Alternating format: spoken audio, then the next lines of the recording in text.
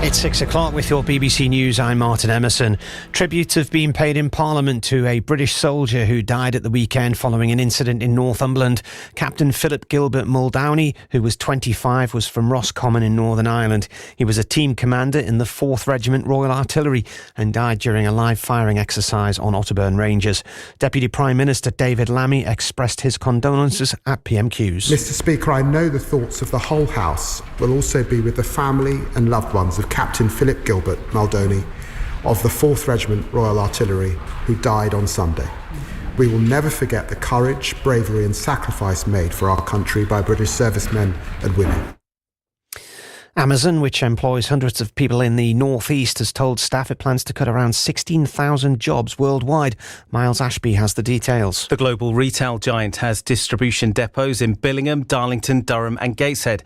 The firm says the cuts are an effort to streamline operations, but they come only 3 months after the firm axed around 14,000 other roles. It's understood the majority of jobs impacted this time will be in the US, but the UK operation will see some losses, although the firm has not said where.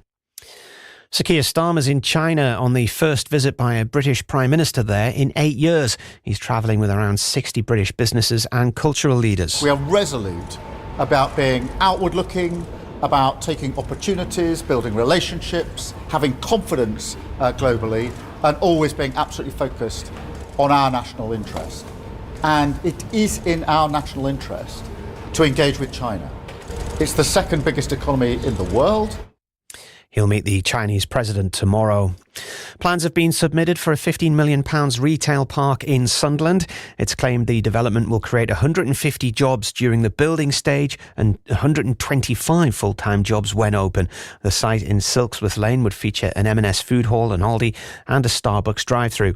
M&S closed its main store in Sunderland city centre in 2024, meaning those still wanting to shop with the firm have to go to the galleries in Washington instead.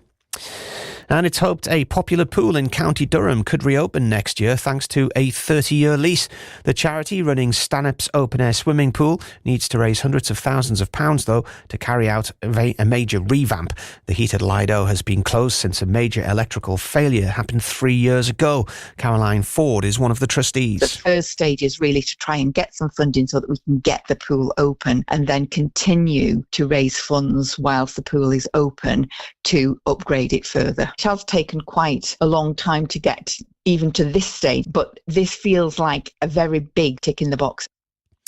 And Branspeth Castle in County Durham features in a new documentary series about stately homes. Saving Country Houses on Moor 4 looks at life behind the scenes at 9 large properties, including Chillingham Castle in Northumberland. It follows the families who live in them and who try to keep them going. Branspeth boasts more than 250 rooms and owner Alison Hobbs says there's plenty of fun to be had living there. Christmas Day gathering was an hour of turn the lights out and play hide and seek. And sardines, you all have to squeeze into the place that the first person's hiding. And you can catch that series on More 4 and the Channel 4 website. And the weather for the northeast tonight will be cloudy with rain moving in from the east. It'll be chilly as well and breezy with lows between 0 and 3 degrees.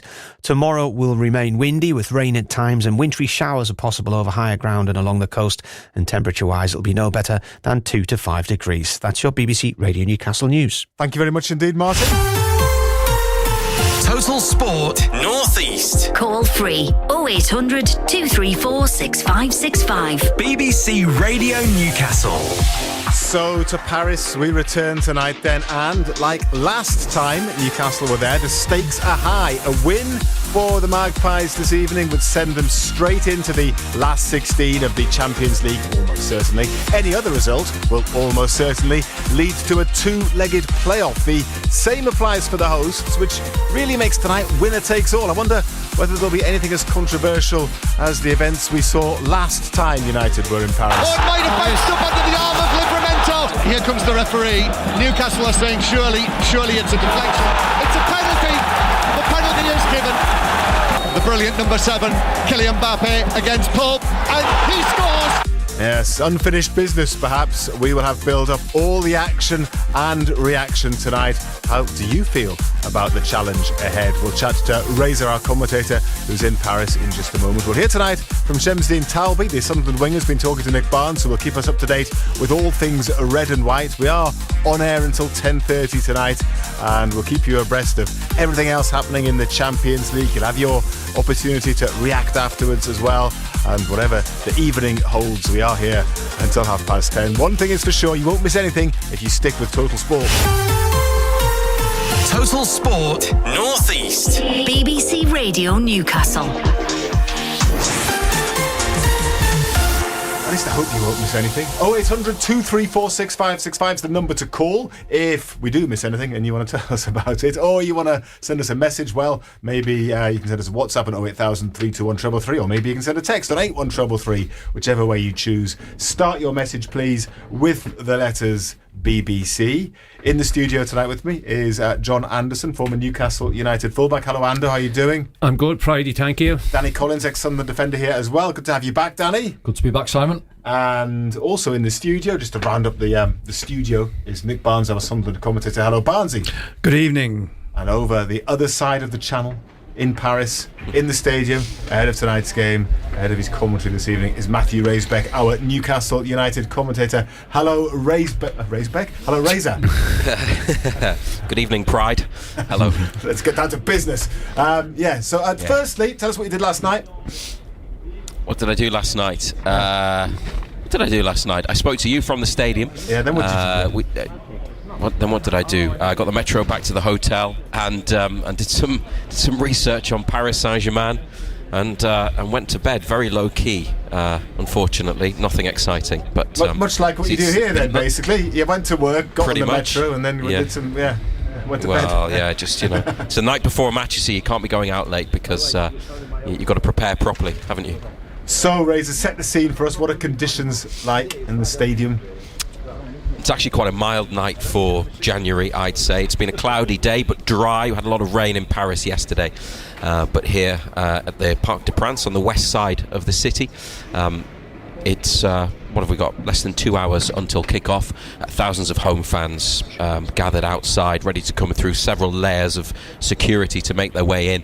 And it's a big night for both teams because although we look at it from Newcastle's perspective, qualified for the knockout stage, but hoping to secure a last 16 spot automatically by finishing the league phase in the top 8.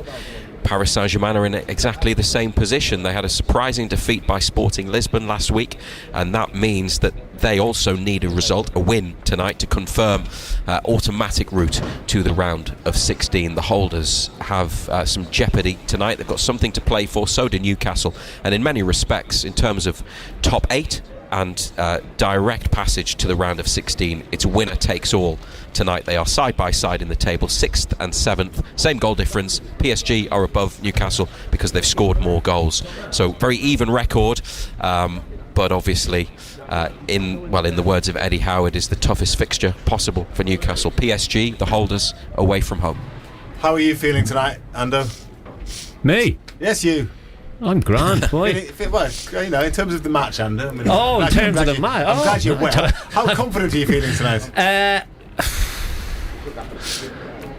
Going to be tough. I think you've got to look at our away form as a whole this season, and it hasn't been great. But I think we owe them one, I suppose, if you want to look at it that way. Really hard done by the last time that we were there, really harsh penalty to give away late on, so we owe them a little bit of revenge, but it won't be easy.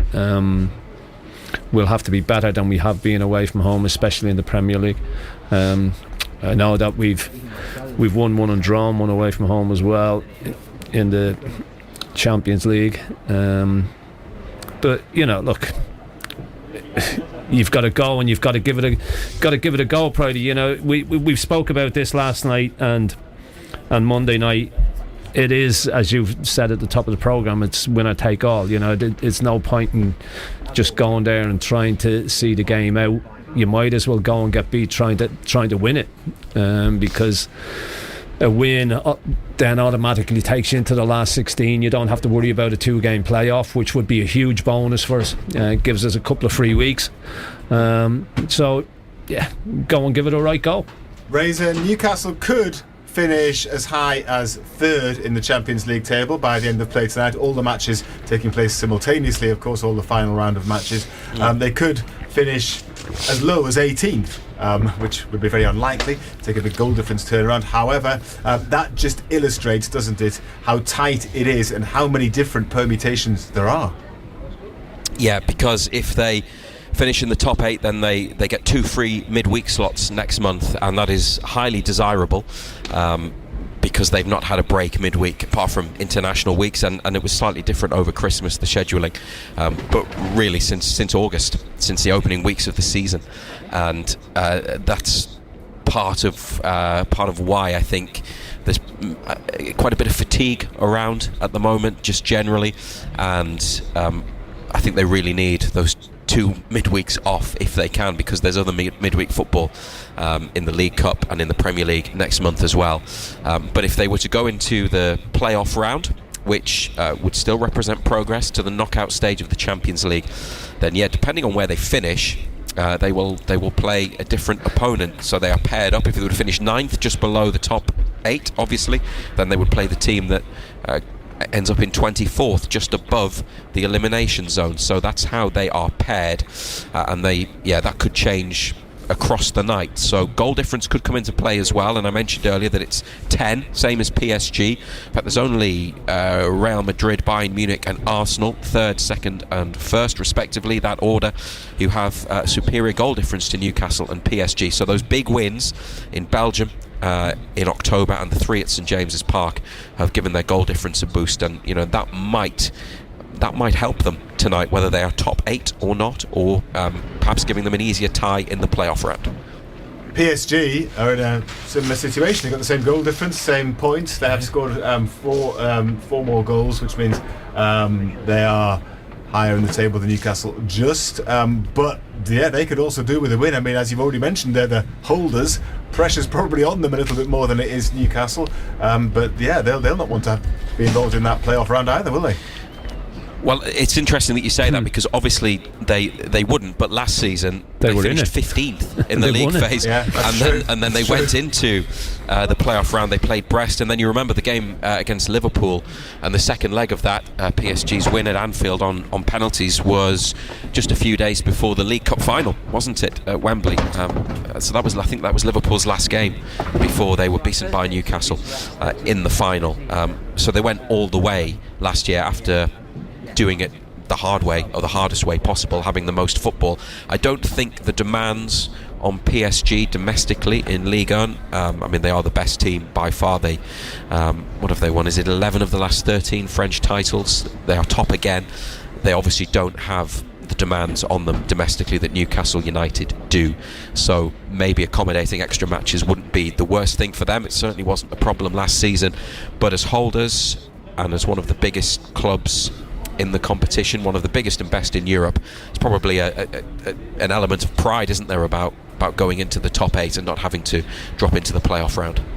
Let's hear a little bit from Eddie Howe. This is the first time Newcastle have reached the knockout round of the Champions League, and Eddie Howe thinks his team, well, they learnt a lot during their last European campaign. Yeah, I think the experiences that we had 2 years ago definitely helped us for this time around. I don't think we had anything to draw back on the first time. It was all new to near enough everybody. We had 1 or 2 players that had Champions League experience, but not enough to I think feel that we were totally ready. I think this year is different, and then you had the other big games that we've had domestically. There was a feeling, I think, from the group that we want to excel, not just participate, and I think that's a totally different attitude to go into the competition with. So I think we've gone in with a higher self-esteem, with a higher thought of ourselves, with a real resolve to try and first just attack the competition and try and get through to the knockout stages. That's been our aim.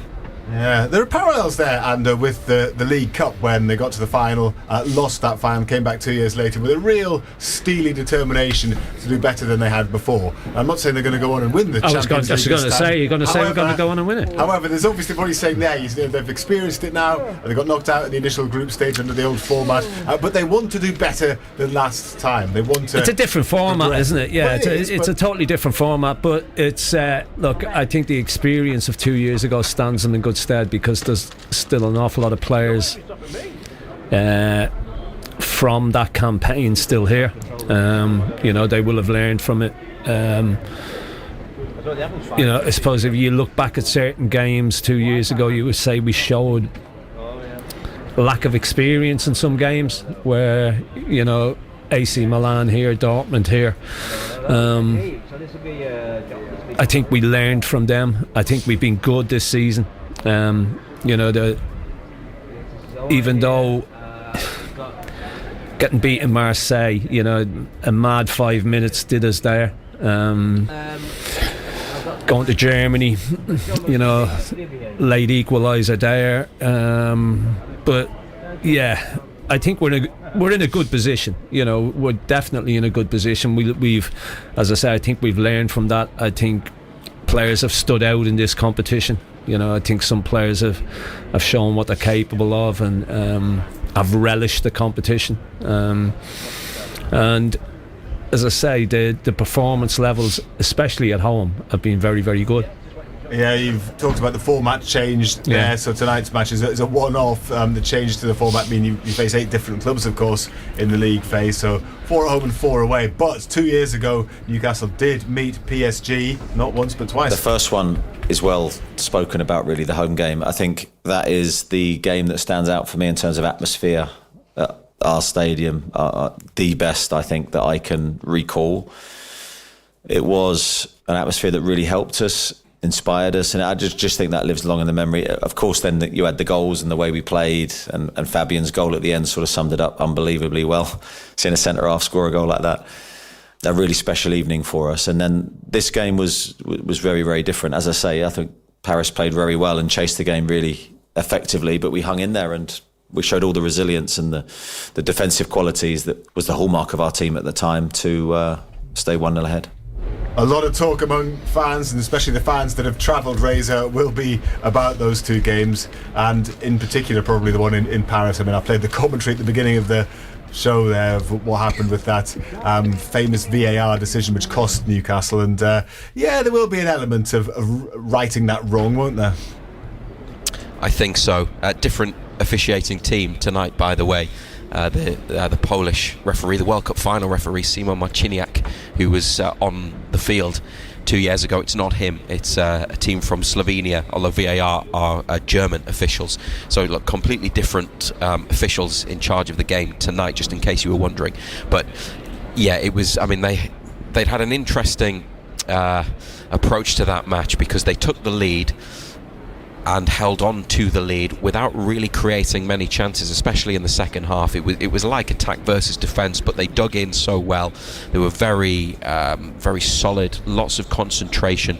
Nick Pope, when PSG did get through, on occasion they did, with all their brilliant attacking players, he made multiple big saves, and you thought they were going to get what would have been a precious victory.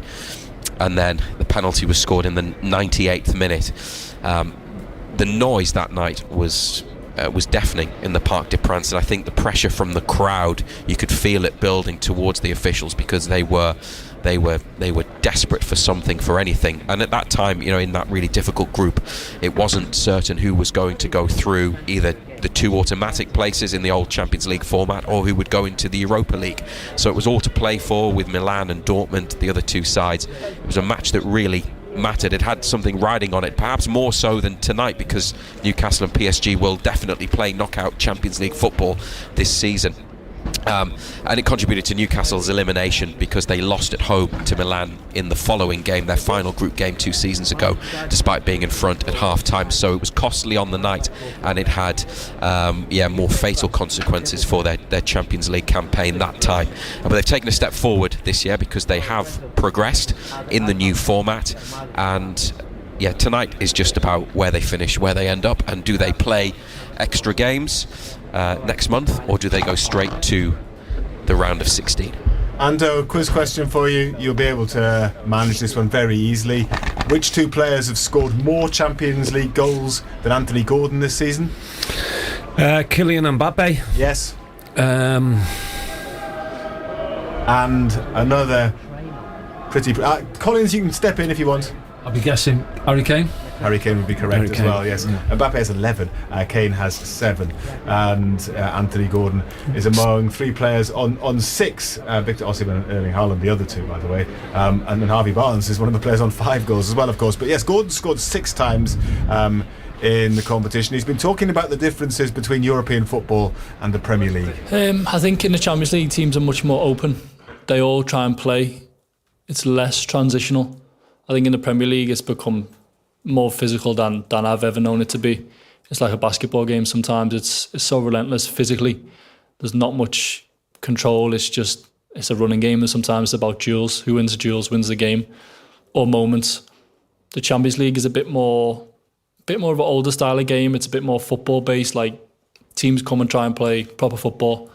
I think in the Premier League now you're seeing a lot more long throw-ins, set pieces. It's become a lot slower and a lot more set piece based, I would say.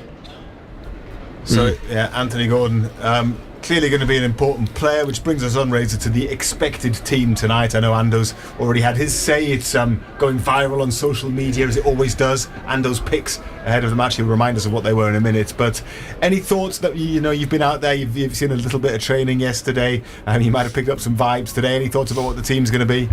Ooh, yeah. Do you know what?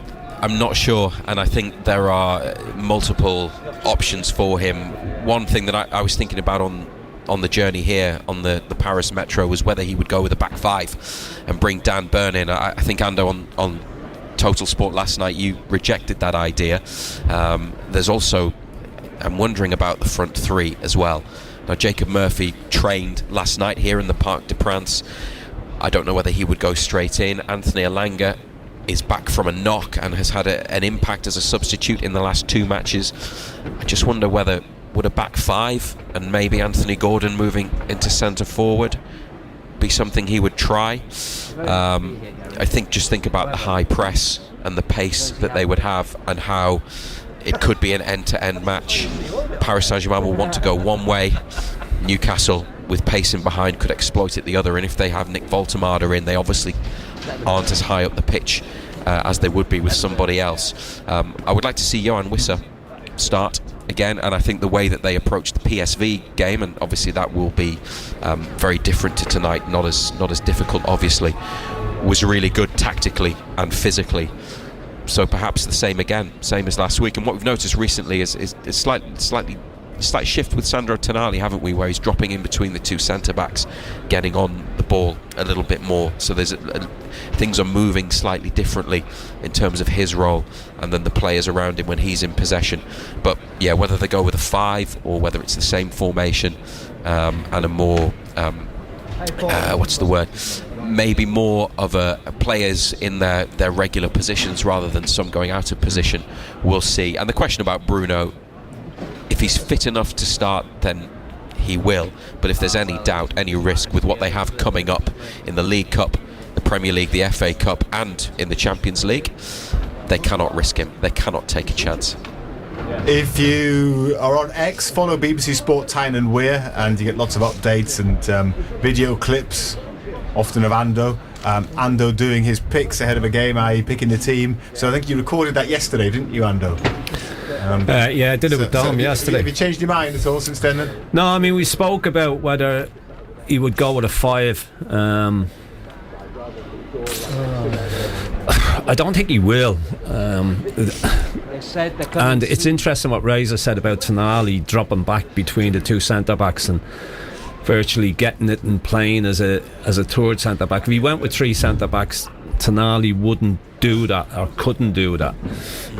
So things would change. I went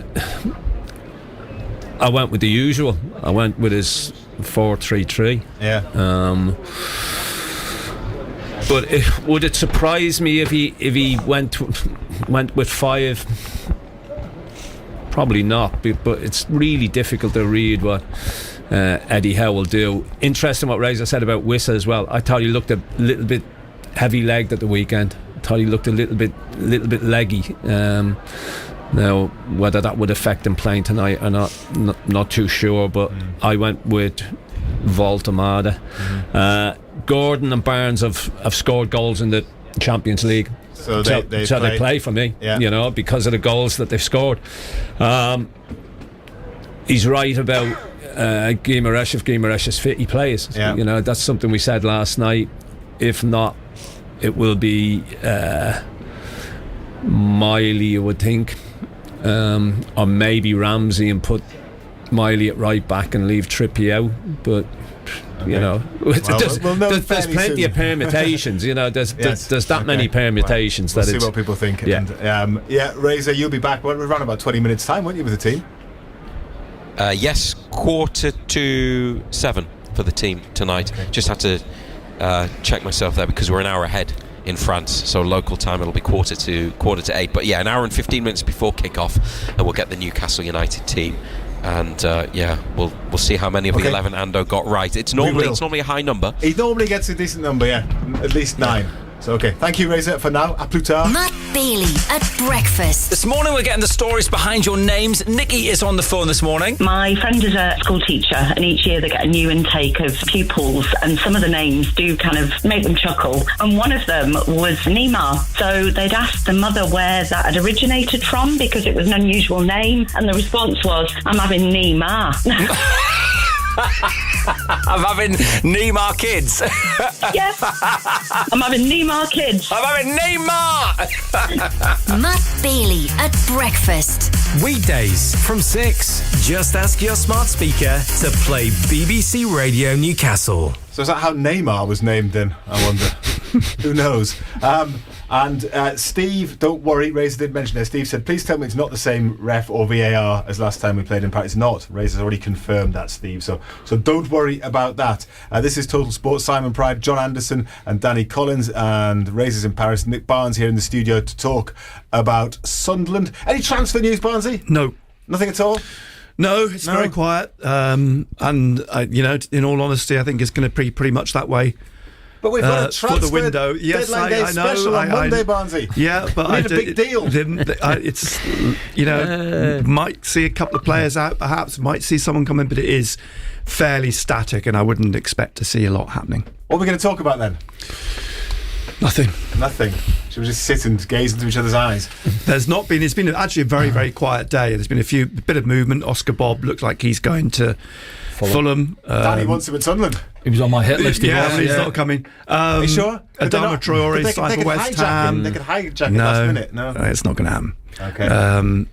And the usual, after all the speculation of the last couple of days of players, Tammy Abrahams and Douglas Luiz and all those seem to be slotting into place now at various clubs. But Sunderland, it is quiet. And Regis Debris did say right at the start there's no urgency, there's no need for them to dip into the market. And they'll be up to something. They will be.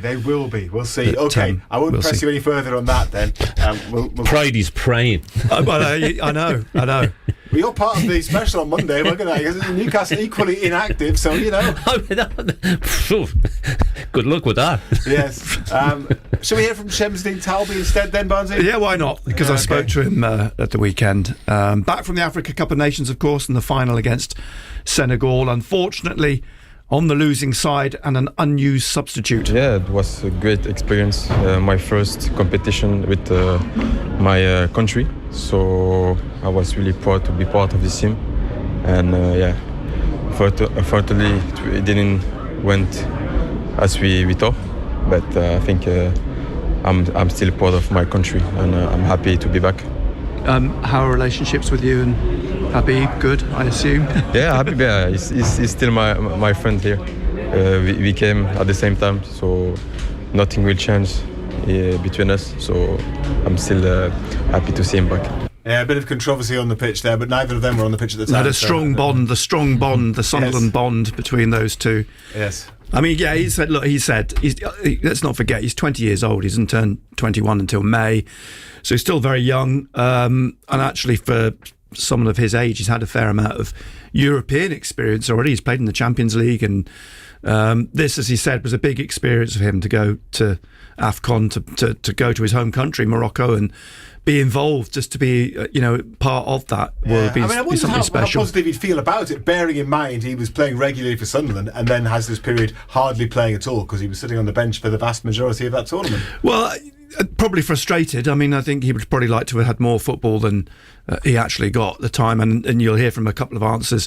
He even mentioned in that clip how happy he is to be back. So I think he's pleased in the sense that he's come back. And he got involved. He was involved on Saturday. He got 45 minutes or plus with football at West Ham.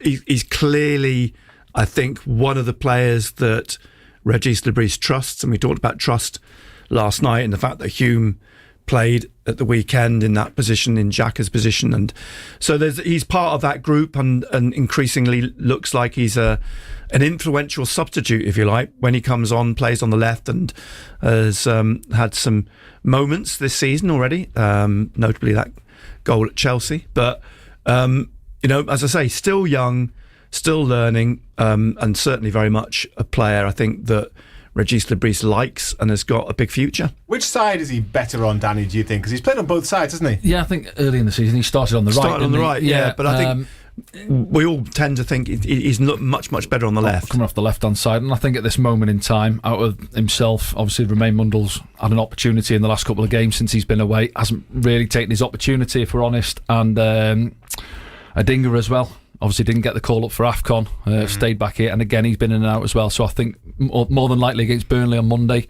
he'll probably go with Talby on that left hand side, and then the headache is maybe what happens on the right hand side. It's interesting because I thought Adingra was actually improving, and then he suddenly dropped, which is unusual. But I think the wings have been a problem for Sunderland this season. They've not got any continuity, if you like, in respect of the wingers. They have with the defence. You know exactly what he's going to do when it turns, who he's going to pick in the back four, or whether it's a five.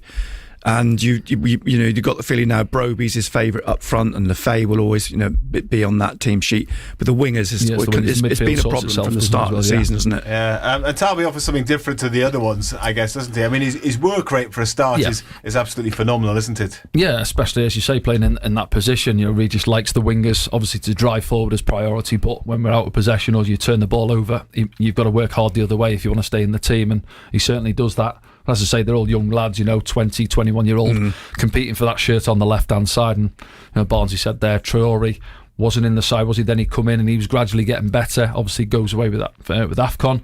Comes back and he's picked up an injury as well. We said it last night. Chrissy Riggs had a little stint out there. Mayender's played out there. Trey Humes obviously played in front of Mukiele. So it's a bit of a lottery as to what's happening on that right hand side at this moment in time. But I think unless we could put either Adingra or Talby out on the right. I was going to say on the weekend on Monday night, and then he's got options, but he just cannot find anybody who can do it consistently. That's been its consistency has been the issue. Yes, Talby seems to have taken the Premier League in his stride. We did wonder when he signed whether he'd had much involvement this season, but he seems to acclimatise quite well. Yeah, first season at this level, the Premier League, and I asked him if the intensity of the league is something he's had to come to terms with. Yeah, for sure, it's the best league in the world, so every moment you a little bit less focus or less intensity, you will pay it for sure. And we need to be together and fight again and again. You're in a strong position still in the Premier League. It looks like you'll still be in the Premier League next season. You're also in the FA Cup. So there's still a second half of the season which has got a lot to offer. I think we still do a great season. Nobody thought we will be as top as we are now. So we are really proud about it, but it's not finished. Championship is not the end, so we need to continue like this. Did he give you that stare? No, he didn't actually. For once, he actually smiled at me, because normally he comes out and looks like he wants to, whatever. But he was in a relatively good mood despite the result. And it's interesting hearing his comments about intensity in the Premier League, having heard Anthony Gordon's comparison, between Premier League and Champions League, and a lot of the players that Sunderland brought in this summer are used to European football. They're used to playing on the continent, and they've played Champions League football and so on.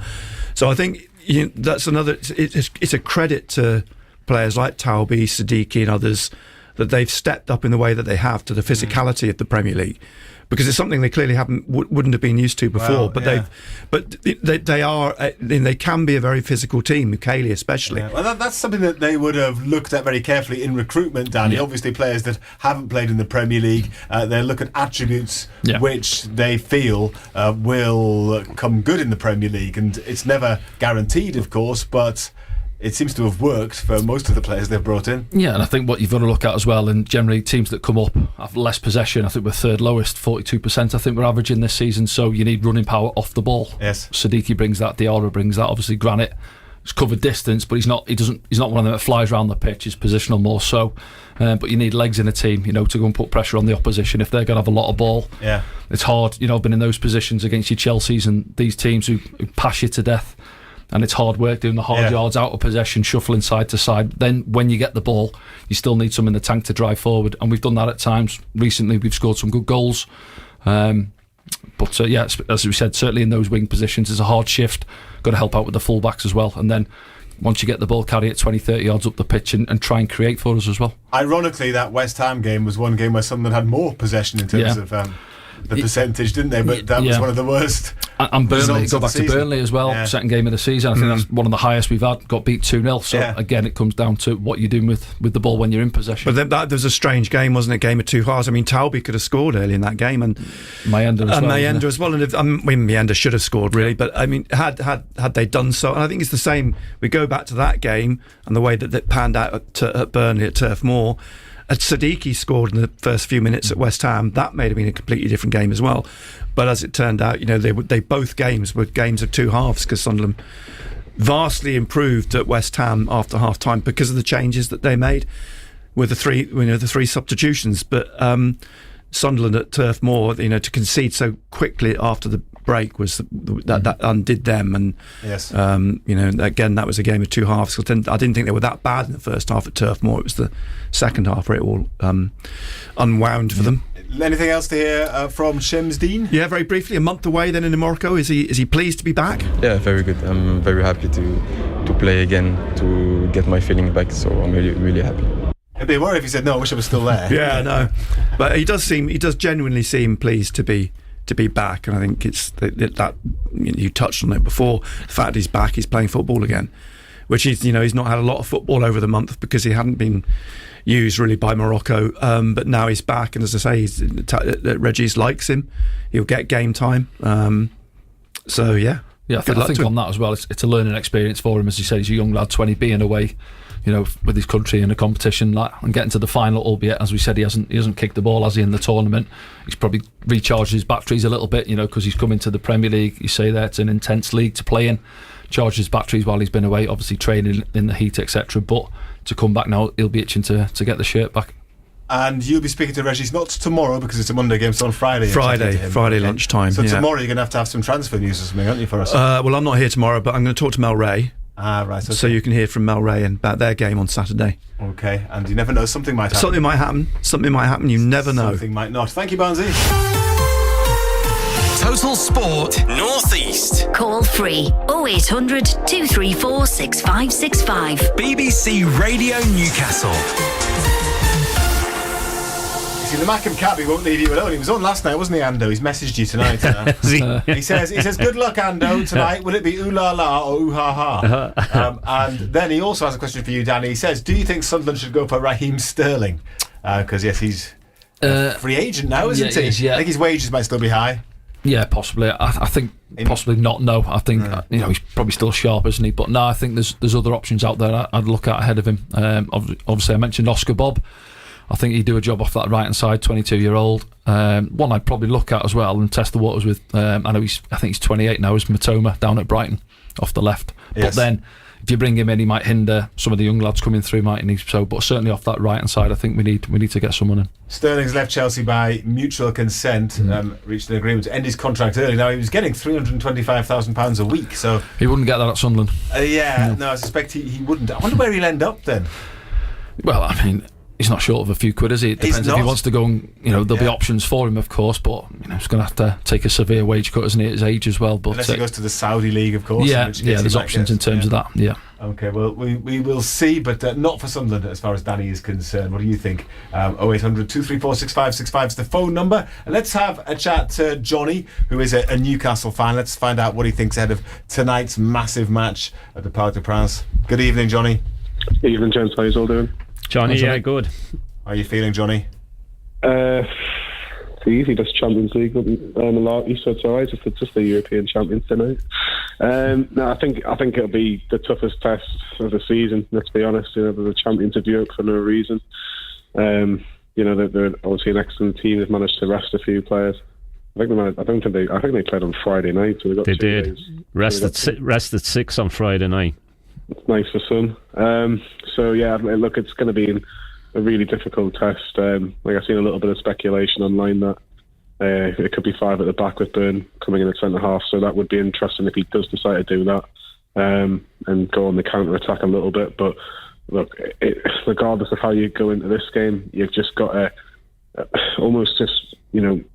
take it almost 10 minutes at a time. Get through the first 10 minutes unscathed. Just try and limit their chances. And defensively on the whole, particularly in the Champions League, apart from a couple of little errors at Marseille, it's been pretty convincing. So it's going to be incredibly difficult. But my biggest worry, I don't know about you, Ando, I just don't know if we're going to get goals. That's the biggest issue in this game, I think. Yeah, it'll be interesting to see which way he goes about it. We spoke about whether he plays 3 centre backs or whether he sticks with his tried and tested last night. It's going to be difficult either way. Whichever way he goes about it is going to be difficult. Look, both sides know what's riding on it. Both sides need to win the game in order to qualify automatically for the last 16. So it's a big game for both sides. How do we go about it? Does he look back to Arsenal last season, both games in that semi-final, when he went with 3 at the back and just hit Arsenal on the break? Does he think he can do the same to this PSG side? Look, I think the one thing that stood out for me in this Champions League is it's nowhere near as physical as the Premier League. I don't think the sides that we've played have been able to live with the physicality that we've had.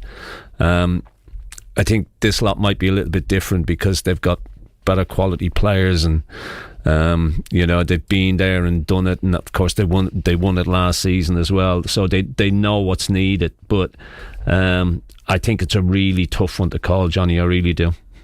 Yeah, I think it's just, again, it's the approach, isn't it? I think I thought the approach against Aston Villa was I'm very rarely criticise the manager, but I think he got it completely wrong on Sunday in terms of how he approached the second half and in terms of his starting 11 as well. I thought Kieran Trippier, he didn't have a great game on Sunday, but I don't think he should have been put in that position to play in 3 games in a week when he's been injured for as long as he has. And in the second half against Aston Villa on Sunday, Emery didn't have to do much to really make it difficult for us. He just basically, go on and break us down. He just played a low block, and it was the same things over and over again in terms of what we've seen. And I just thought you need to be a little bit more creative. Now you're up against a team today in Paris Saint-Germain that have so much creativity, it's frightening. So under normal circumstances, if this wasn't match day 8, you'd be like, yeah, take a draw, move on. But obviously a draw probably isn't going to be enough to stay in that top 8. So you mentioned creativity. Where does the creativity come from? Well, at the minute you look at the players that we've got out there, the only player that obviously we all know Bruno didn't play at the weekend, but Bruno is probably our most creative player. If you take obviously, if Bruno's not available tonight, or if he is available tonight, it's a bonus.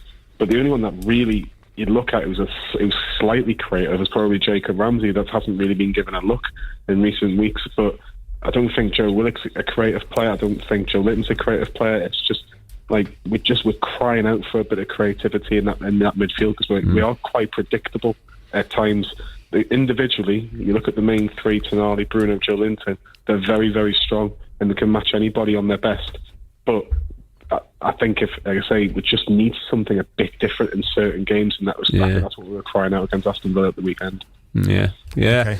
Fair point. Johnny, thank you very much indeed. Cheers, Johnny. Enjoy. Take it easy this evening. Enjoy the match tonight and whatever unfolds. Going to bring you team news in just a few moments' time. Tomorrow, of course, on the breakfast show, Matt Bailey will have reaction to tonight's game, and so hopefully it will be a jubilant Eddie Howe and maybe a player that you hear from on the breakfast show tomorrow morning. But whatever happens, he'll be on top of it all. He's also going to be speaking to North Tyneside Council about the proposed introduction of parking charges to Whitley Bay and all the other news of the day as well. On top of that, you can find out how Matt gets on trying to land a commercial airliner in an emergency. So far, Misha and today Tom successfully landed on the simulator. Will Matt let the side down? I think we know the answer to that, don't we?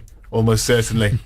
And he's also got another smart speaker you can win as well. So they're back from 6 tomorrow. It is exactly 6:45 now, so an hour and 15 minutes away from kickoff. That means we can get some team news. Newcastle's team tonight. Key question, lots of key questions surrounding it. Razor can put us out of our misery and tell us what that team is. Yes, we can tell you that Newcastle United have made a number of changes, and I think they are playing with a back five this evening. Pope in goal.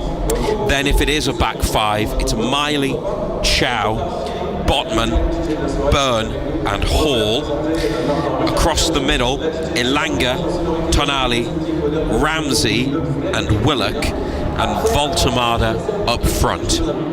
Bruno is on the bench, which is a positive. The substitutes are Ramsdale and Aidan Harris, the academy goalkeeper, is just back from a loan with Coleraine in Northern Ireland. Trippier, Wissa, Gordon, Barnes, Osula, Jacob Murphy back in the squad, Alex Murphy, Bruno and Shahar. So it could be a 4, but it would mean Miley as in midfield and Chow moving to right back. I wouldn't rule that out necessarily.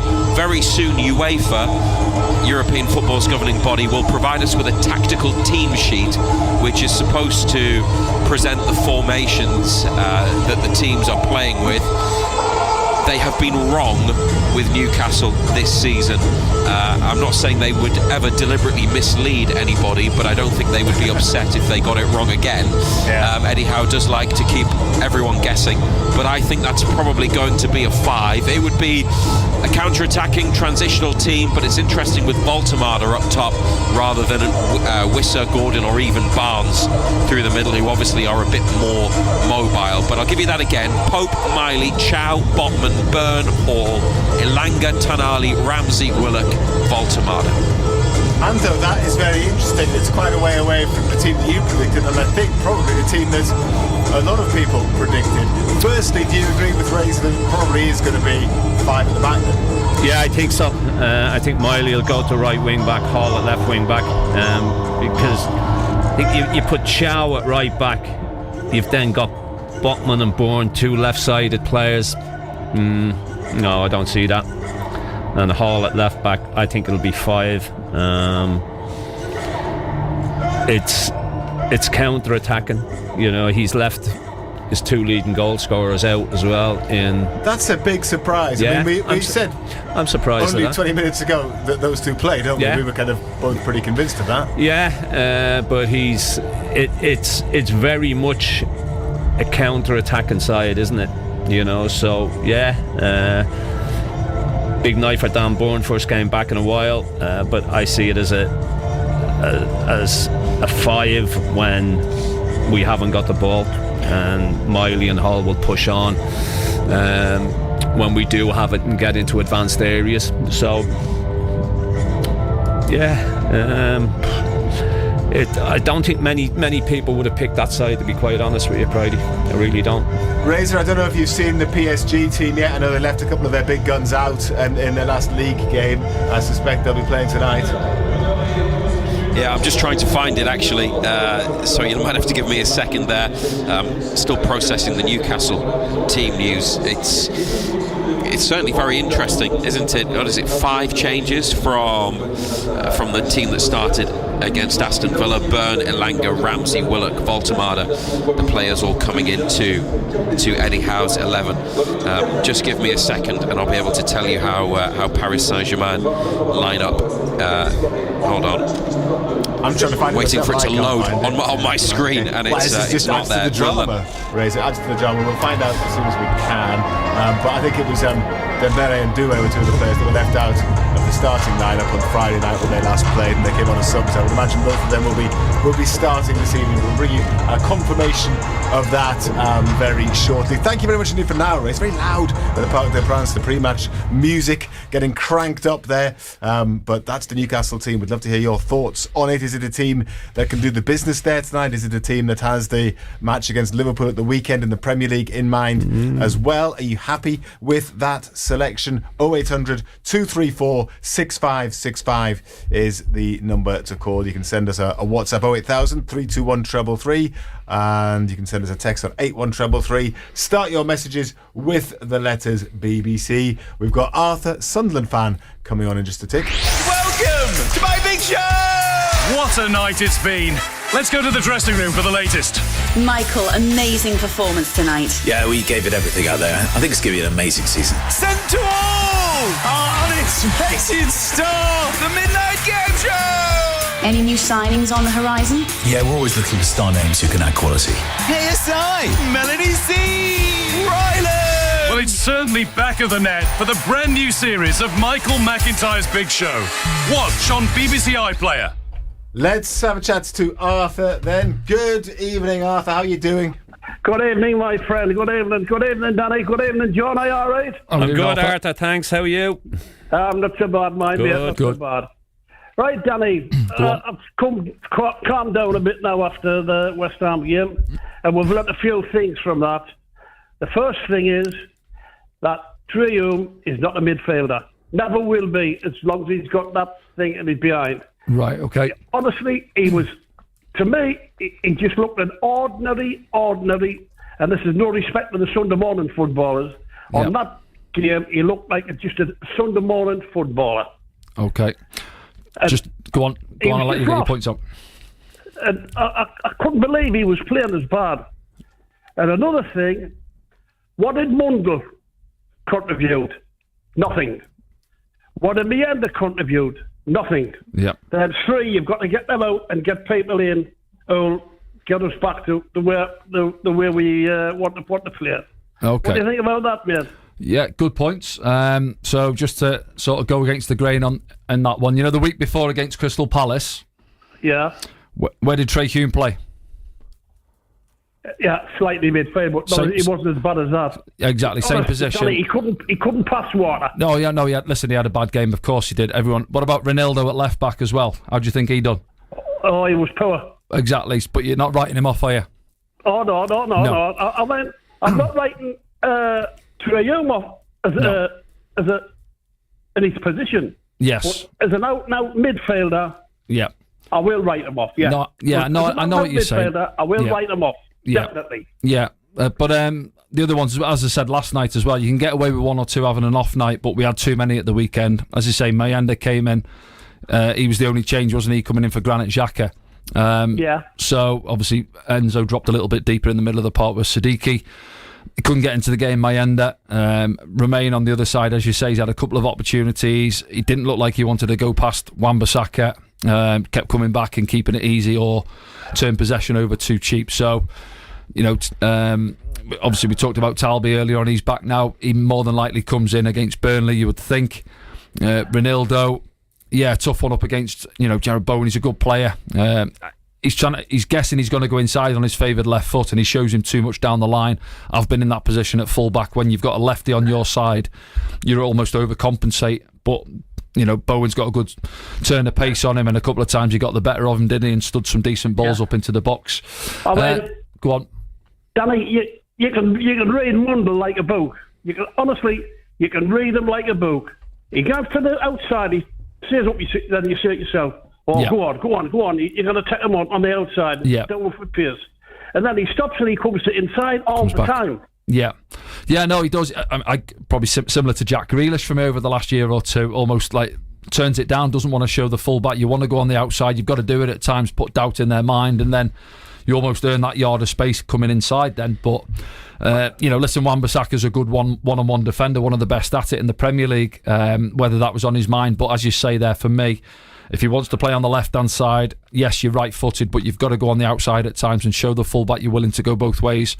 But he never. And obviously come off at the break as well, didn't he? So, yeah, I've said it for a few weeks now, and if we're looking in this window to strengthen, for me, the key positions, I think we're solid enough at the back. Yeah, I know we've conceded 3, but in general, we've got good options at the back. Middle of the park, but pretty decent. It's the wings where we need to strengthen for me, and obviously a supply line. And when you look at what a good decent winger. That's what we want. A good decent winger. And when you get down the wing, get by, and you get that ball in. Put some balls into the box as well. Robbie. Yeah. No, he's spot on. He's a good player. Yeah, I like Robbie. Yeah, well, people have mentioned about, obviously we're looking at striker. We haven't scored enough goals, but I say to go against that one, you'd argue as a striker at the club, well, give me some supply line. If you look at the stats, I'm not sure whether you do, Arthur, or not, but we're second lowest for penalty box entries. The only team lower than us are Burnley, so that'll be a 0-0 on Monday, no doubt. Looking at it, but yeah, so go on. There's all this talk. I've read a couple of papers today. Yeah. There's a bit of interest in Isidore. Would you let Isidore go? It depends, doesn't it? Obviously, he's sort of down the pecking order at this moment in time, isn't he? I think on his day, he's a handful. He scores various types of goals. We've seen that obviously last season. I know it's Championship, but even this season, he's got 4, hasn't he? I think he's on at the minute. Chelsea was his last one. So that's I think it was October, wasn't it, when he scored there. If the money's right, if the club feel that they can get someone in to replace him, who's going to be there or thereabouts, we couldn't let him go and not bring anyone in, because if Brobby gets injured, you're left with Eliza Mayenda. You're asking a 20-odd-year-old lad who's trying to find his way at the Premier League at this level to go up top and do a job for you. So unless they've got somebody lined up to bring in straight away, then no, I wouldn't let him go. Arthur, thank you. We'll have to leave it there, but thank you very much indeed for coming on. Cheers, Arthur. Cheers, Arthur. Cheers, John. I'll see you later, my friend. Take it easy. Thank you for having us on. Thank you. Cheers, thanks, Arthur. Wasn't impressed by Trey Hume at the weekend. It wasn't a great day for Trey, I'm sure he would admit that, but as you pointed out, he has played in that midfield position or gone into those positions in other games, even if he has been at full-back and done okay. So yeah, as I said there wouldn't have been too many coming out of the stadium like when we beat Palace the week before and Trey played in that position, moaning that Trey Hume was playing right midfield. I know it's not his position, he can do a job there, but obviously he's had a bad one at the weekend. Every player turns one of them in now and then, don't they? And it was just one of those days for him, and then obviously people will highlight, well, it's not his position.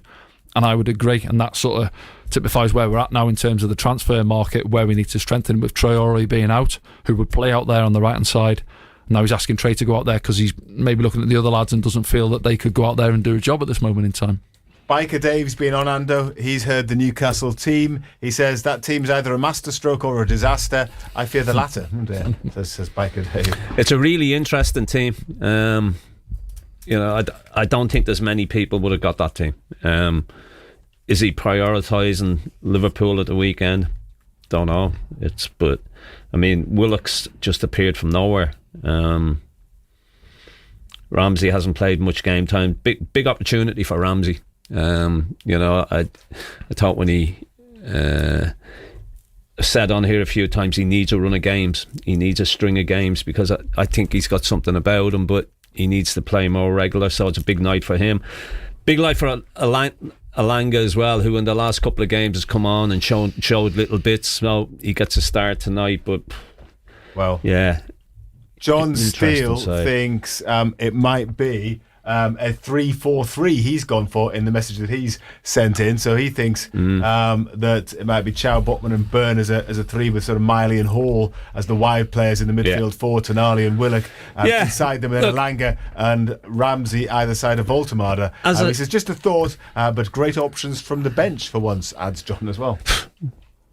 There is good options from the bench, because none of them are starting. Yes. How many of those did you have penned in your 11? Tonali, Voltemada, Chow, Botman, Hall, Miley, Ramsey.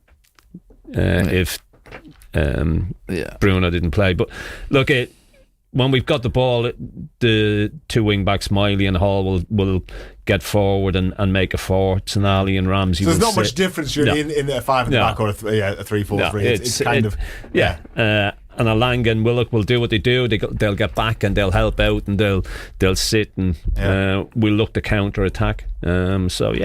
Okay. Thank you for the messages that you've sent. This one says, hello Pridey, hello Ando, hello Danny Collins. I know you like to know where people are listening from. I'm currently flying over the Atlantic from Heathrow to Atlanta on Delta Air. I have Wi-Fi. I've no eye.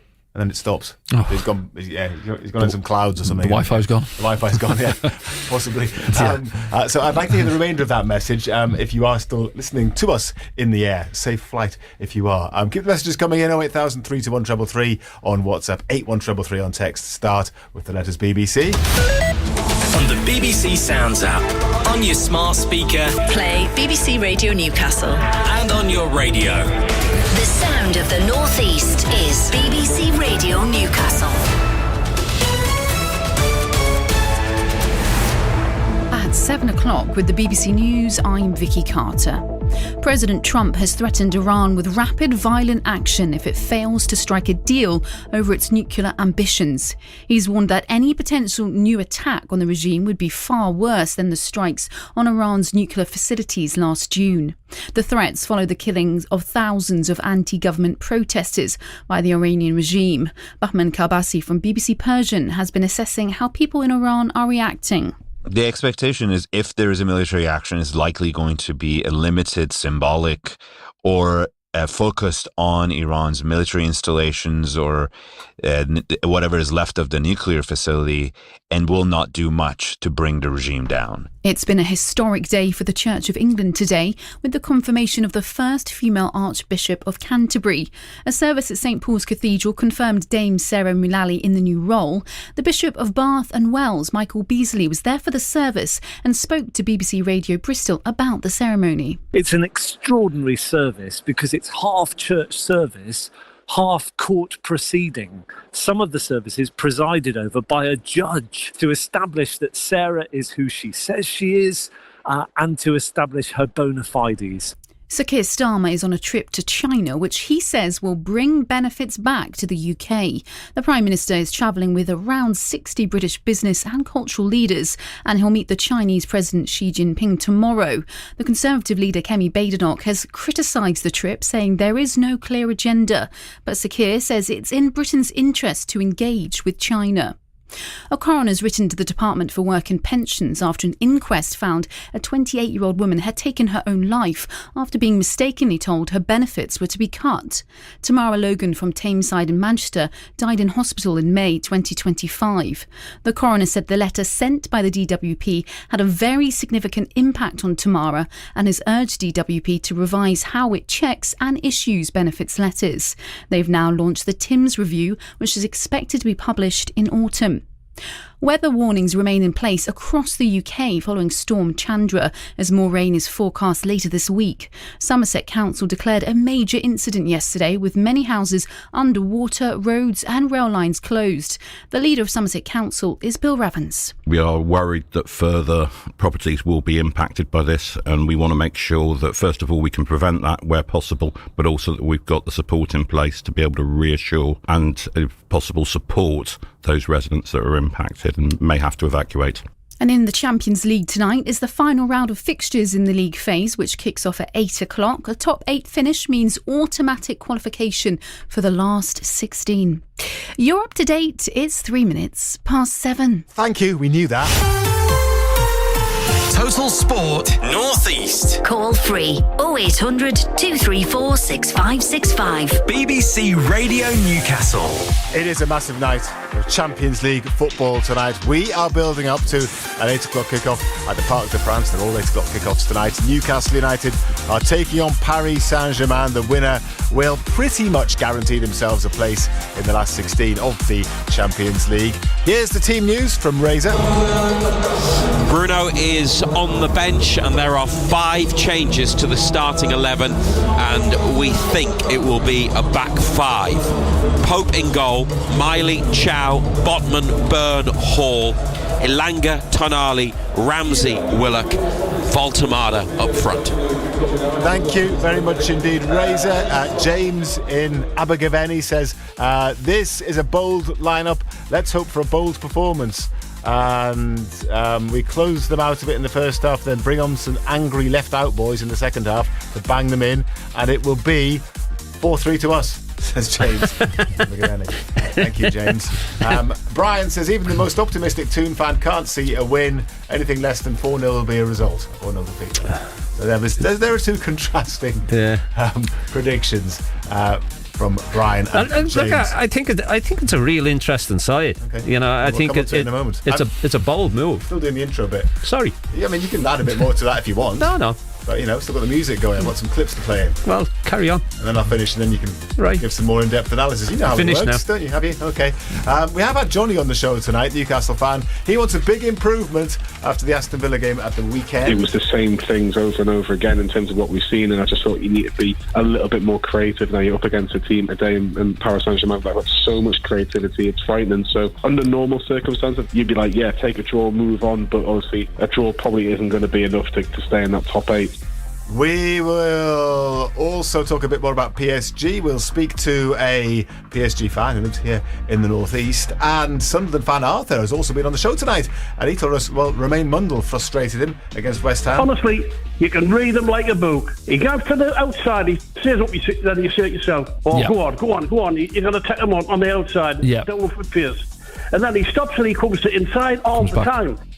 He wasn't happy about Trey Hume either. Arthur having his say on the show this evening. At half-time tonight, you'll hear a bit from Josh Pretty Boy Kelly, the Sunderland boxer, going for a world title at the weekend. So, yeah, you'll hear a bit from him at half-time in the football. We'll keep you up to date with all the other games going on as well. There are plenty of them in the Champions League. Another busy old night of Total Sport tonight. Total Sport North East. BBC Radio Newcastle. And thank you very much indeed for choosing Total Sport. We will guide you through the evening, and we will react afterwards as well. So even if you end up watching the match on telly, make sure that you tune in afterwards, or have Razor's and Ando's commentary on while you're watching on telly, and then you can have your say on BBC Radio Newcastle straight afterwards. Razor, I didn't ask you there about the PSG team. Have you got the PSG team now? Or I put you on the spot again? Oh, you've put me on the spot again. Hang on. Still haven't got it. Okay. Just bear with me. I think I've got it. You might have it. Hang on. No, I have got the PSG team. Here we are. Okay. Yeah, the team. It's interesting. Certainly the goalkeeper has changed. Matvey Safonov, the Russian goalkeeper, who is their second choice, he starts in goal ahead of Lucas Chevalier, and right back Ashraf Hakimi, just back from Africa Cup of Nations with Morocco, Marquinhos and William Pacho at centre back, Nuno Mendes at left back, the 19-year-old Warren Zaire-Emery, who started the 4-1 match at St James's Park a couple of years ago. He's in midfield alongside Vitinha, who is considered one of the world's best midfielders. He was third in the Ballon d'Or voting, Vitinha. João Neves also in the middle of the park. And then the front three, Bradley Barcola, Kvicha Kvaratskhelia and Ousmane Dembele, the Ballon d'Or winner. So, interesting about the goalkeeper. Not the first choice, but the rest of it, yeah, strong. Yes, I think that's a fair way to describe. Thanks for the moment, Ray. I think that's a fair way to describe that team, Ando. Yeah, well, we didn't expect anything less, did we? You know, they're a good side. They're reigning champions. They will want to have 2 more games. They'll want to qualify automatically. So you would have expected them to put a strong side out. But as I was saying, they're probably, you know, I think it's a brave shout what the manager's done. You know, he's reverted to 3 centre backs. Something that worked very, very well last season in the League Cup, especially in those 2 games against Arsenal. And changes that we didn't see. No, we didn't foresee them at all. We'll see how it works out. Yes. Well, let's have a chat to Thibaut, who's on the line now. Thibaut is a Paris Saint-Germain supporter and a Newcastle fan as well. Lives here in the northeast now. He's the perfect person to speak to. He's a member of our International Fans Forum as well. So hopefully we'll be hearing from him during the World Cup this summer as well. Good evening, Thibaut. Evening, Simon. Evening, everyone. Hey, Thibaut. Thanks for coming on, Thibaut. Interesting then, the Newcastle team and the very strong-looking PSG team, Thibaut, as well. How are you seeing it going tonight? I must say I'm very surprised at the lineup for Newcastle.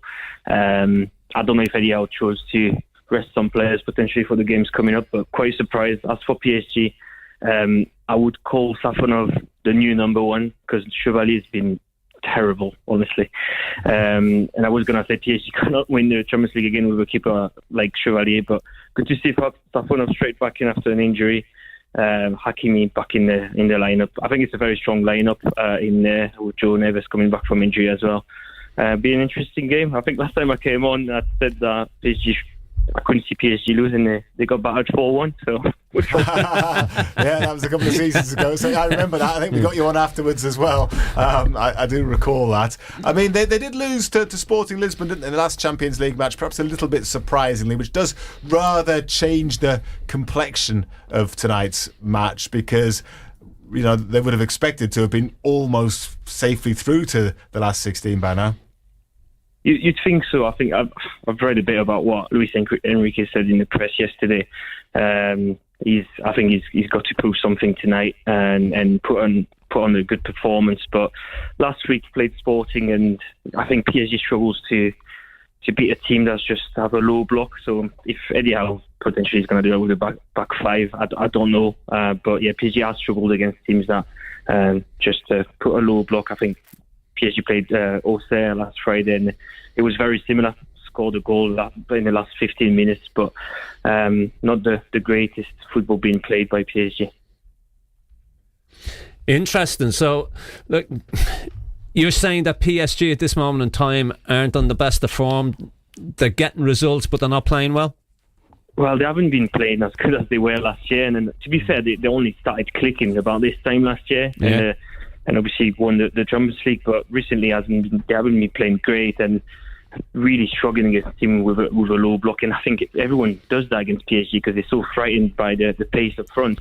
So I think there's still something to play for Newcastle tonight. I'm very surprised that Gordon and Barnes have been on the bench because they would have been good assets to have on the pitch on the counter. Yeah. Desiree Doué is on the bench. I don't know, has he been sub? I know he was sub in the last league game as well. I wasn't sure if he was being rested or not for this one. Has he not been starting matches? He hasn't been playing much. I mean, he's been injured and coming back, and he hasn't been his best. But in terms of ability, we know what he can do. So he might come on and put on a show. He's a great player. Has Enrique changed the style of play at all? I mean, is it, obviously winning the Champions League last season, he probably doesn't want to change too much, but does he like to reinvent the team a little bit in the way that they play, just to keep people guessing and to keep things fresh? He's tried a little bit with the new keeper, Chevalier, coming in because he's much better on the ball than Donnarumma was, but I don't think it's worked quite well. There's been a lot of injuries for PSG because they kind of didn't have a pre-season because they went to the Club World Cup and they played, I think, 10 days after they played against Tottenham in the Super Cup. So it's been quite difficult for the past 6 months for PSG, but hopefully they kick on from now. Very demanding fans, PSG, I guess yourself included probably. Will anything less than winning it again this year go down badly? I can't see PSG winning it this year. I think the stronger team, seeing how Bayern Munich came and played at the Parc des Princes, I think I was very impressed by Bayern.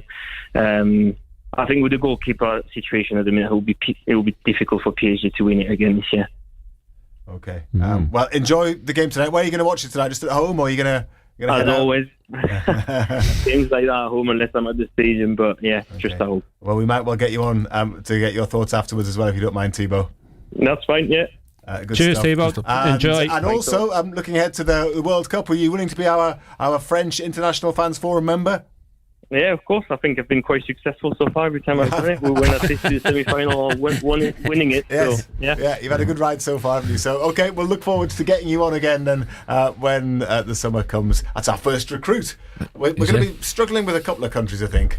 We haven't found anyone from Curacao that's available for international fans that lives in the northeast. I don't know if you know anyone, do you, Danny? I don't know. Can have a look, Friday. We've got a bit of time to hunt one out. Cape Verde Islands, that sort of thing. So we'll have to do our research for that and see what we can come up with. Tonight, we're mainly concentrating on Paris Saint-Germain against Newcastle United. Kicks off in just over 3/4 of an hour's time. Matt Bailey at breakfast. This morning we're getting the stories behind your names. Nikki is on the phone this morning. My friend is a school teacher, and each year they get a new intake of pupils, and some of the names do kind of make them chuckle. And one of them was Neymar. So they'd asked the mother where that had originated from because it was an unusual name, and the response was, "I'm having Neymar." I'm having Neymar kids. Yes, I'm having Neymar kids. I'm having Neymar. Matt Bailey at breakfast. Weekdays from 6. Just ask your smart speaker to play BBC Radio Newcastle. This message from BB in Gateshead says, "Never mind the rest of the team, Big Dan Byrne is back, so it's in the bag," says BB in Gateshead. I mean, it's good to see him back. He's probably back, as quickly as you could possibly expect, bearing in mind the injury that he had. Yeah, he's done well to get back, yeah. I mean, it was a bad one that he had. A big one for him to come back into. It's not as if he's been eased back in, is it? No, and they'll know about his injury. There might be the odd elbow going at the ribs, mightn't there? Well, it's what you do, isn't it? That's what you would do if you were playing against him. Have either of you two ever had that injury? No, ribs, not. Ribs, no, yeah. I've had broken ribs, yeah. Not nice. I bet when you first go back, you're concerned about somebody. Yeah. Oh, yeah. Yeah. Well, I think his lungs will be getting a test in as well tonight, won't they? Be blown up and down that left-hand side in the back three as well. Yeah. This is true. Got the reins on Lewis Hall. Yeah, there's no pace in that front three of PSG, by the way. It's sluggish, aren't they? This one says, "Hi, Pridey. Eddie Howe's either a wizard or not a wizard." Thank you for that. And Richard says, "Simon, what does Joe Willock bring to tonight's match, which 52,000 fans at St James's Park cannot see right now?" asks Richard. I found that one strange, I have to say. He's just come in from nowhere. He's had a couple of cameos off the bench where he hasn't done a great deal. So I have to say, I was surprised when I seen him in the starting 11. And Steve has been on. He's got Voltemada to score first and Newcastle to win 2-1. He's got 85-1 for that. Says he'll have a smile on his face if that happens, certainly. Dom and I have both splashed out, actually. We've both put £2 on, accumulated. We've chosen every result in the Champions League tonight. You're winning at 3 million, are you? We stand to win hundreds of thousands if might not be in tomorrow. If either of us is correct. You might not need to worry about transfer day. I know, indeed. Yeah, you can do that. But I need to get every result right. I suspect that's not necessarily going to happen. I'm not going to tell you what I put for the Paris Saint-Germain Newcastle game. I'm not going to tell you. I'm not going to jinx it by telling you. I've got a couple of long shots in there though as well. Just to boost the price. Anyway, if not, I've lost £2. Michael is on the line. He's a Newcastle fan. How are you doing, Michael?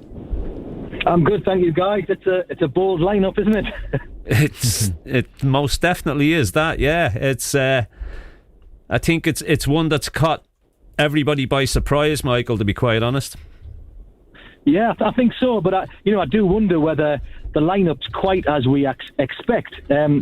My thought is, I wonder whether Elanga might be the right wing back. He's played that a few times when at Forest and in some of the cup games and European games for Man United, and that would allow Miley and Tonali and Ramsey to be holding in midfield with Willock playing like he did in the Marseille game, which I went to away in Marseille, playing as the runner off Voltemada. And I wonder whether that's in Eddie's thinking, because Willock has been very poor for the best part of 2 years now, but he was the best player for us, particularly in that first half against Marseille.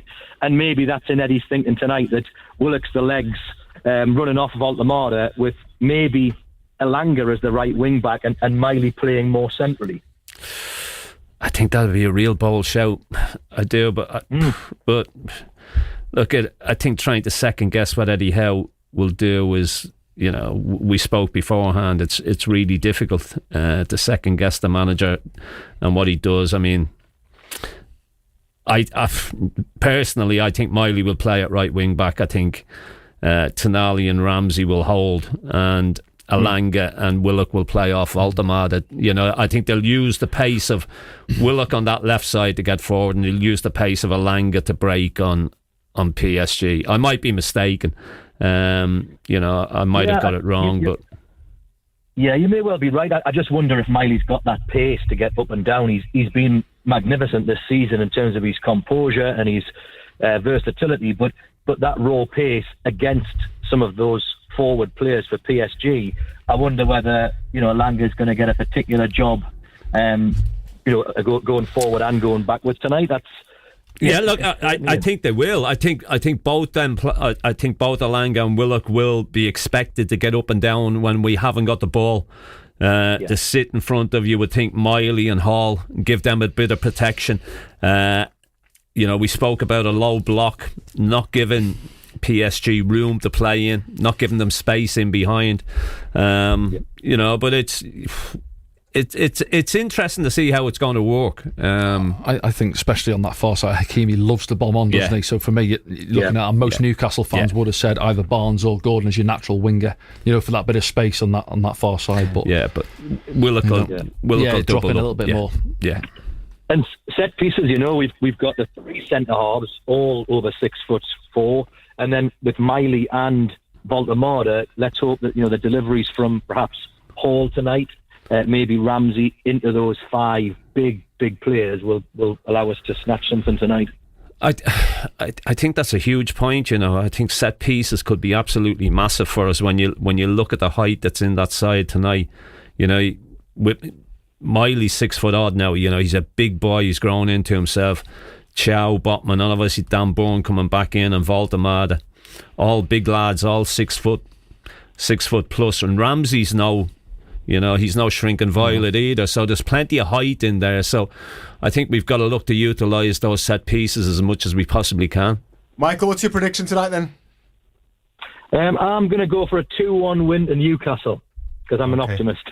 Thank you very much. We've got another Michael on the line now. So let's see what he has to say, having listened to Michael number 1. Hello, Michael number 2. Hold on, I'm Michael number 1, of course. Okay. I'm a positive guy. My glass is always half full, never mind half empty. Oh, by the way, hello Freddie, hello Danny, hello John.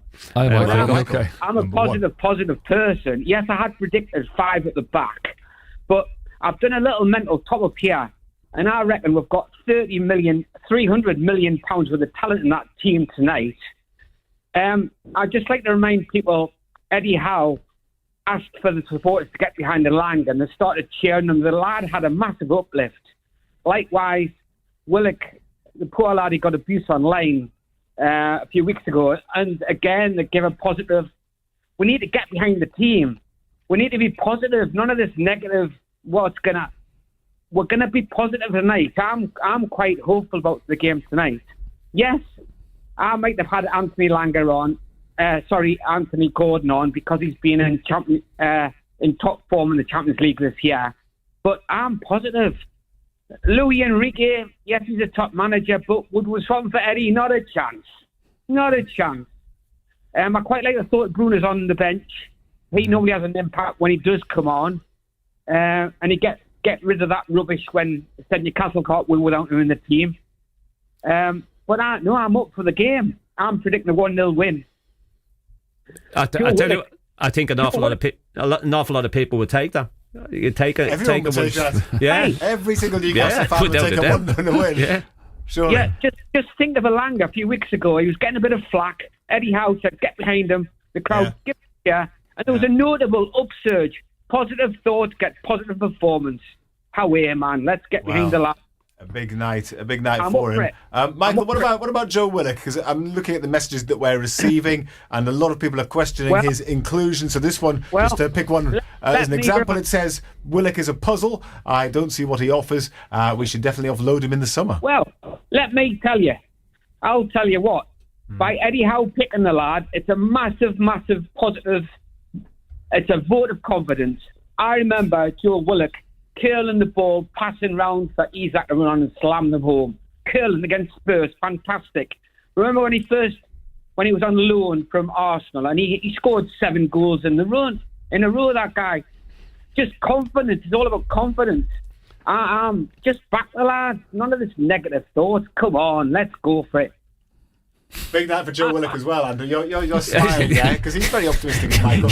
But Joe Willock, if he steps up to the plate, let's see. Before we're still really waiting to see the Joe Willock that we saw quite early in his Newcastle career, aren't we? Yeah. He had a purple patch, didn't he, when he was on loan? Was it 7-8 games he scored consecutively? Johnny's got a point to prove, that lad. He's got a point to prove. It's a big opportunity for him tonight. There's no doubt about that, because his game time has been limited. I don't think many people would have predicted that Joe Willock would have been in the starting 11 tonight, but it's a big chance for him. The same way with Elanga, there's been green shoots with Elanga the last few games. So hopefully it goes well for both of them tonight. You're on about Ramsey not getting minutes. Willock only gets like 5-10 minutes at the end of the game when the game's done and dusted against Villa.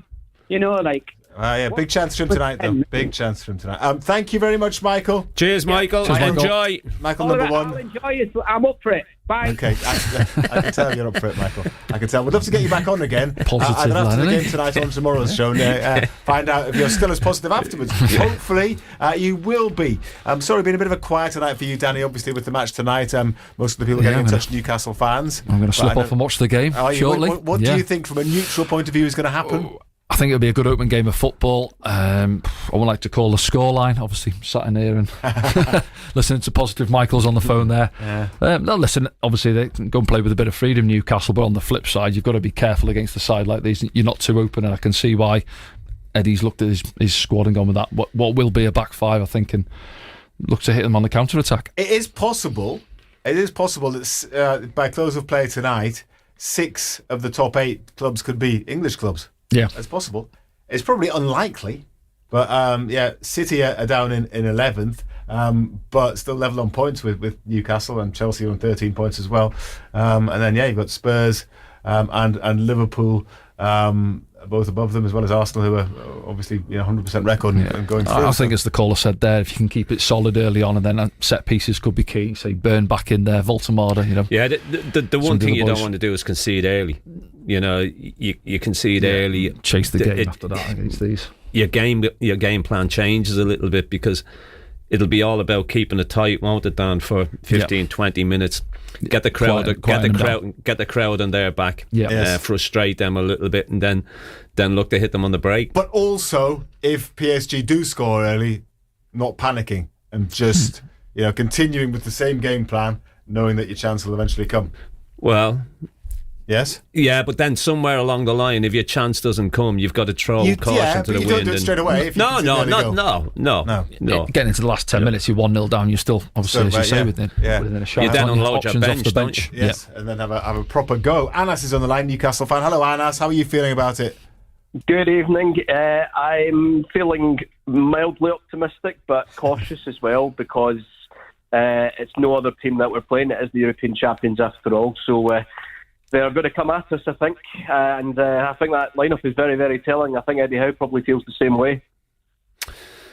Yeah, it's a real interesting lineup. Honest, I don't think anybody's seen that lineup coming.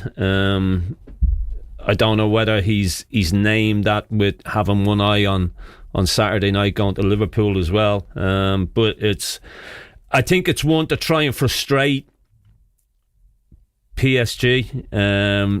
Get the crowd on their back, because if it doesn't go right for them inside 25 minutes or so, the crowd can get a little bit edgy. They can get on top of them, and all of a sudden it can get a little bit nervy for them. So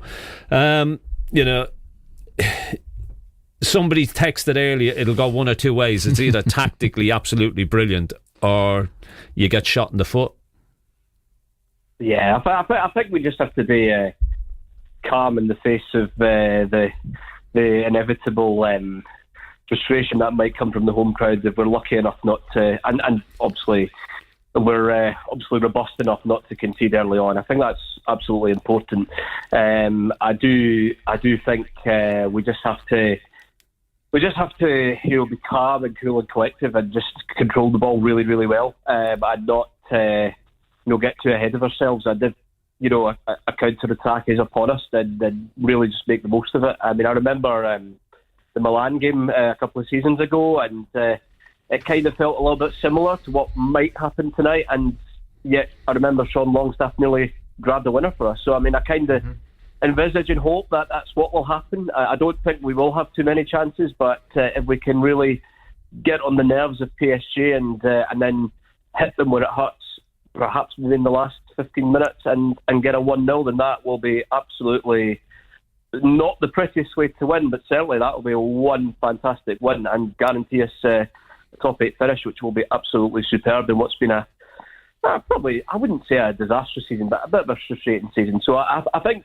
there is a pathway to victory, but it's not going to be a straightforward way to get there.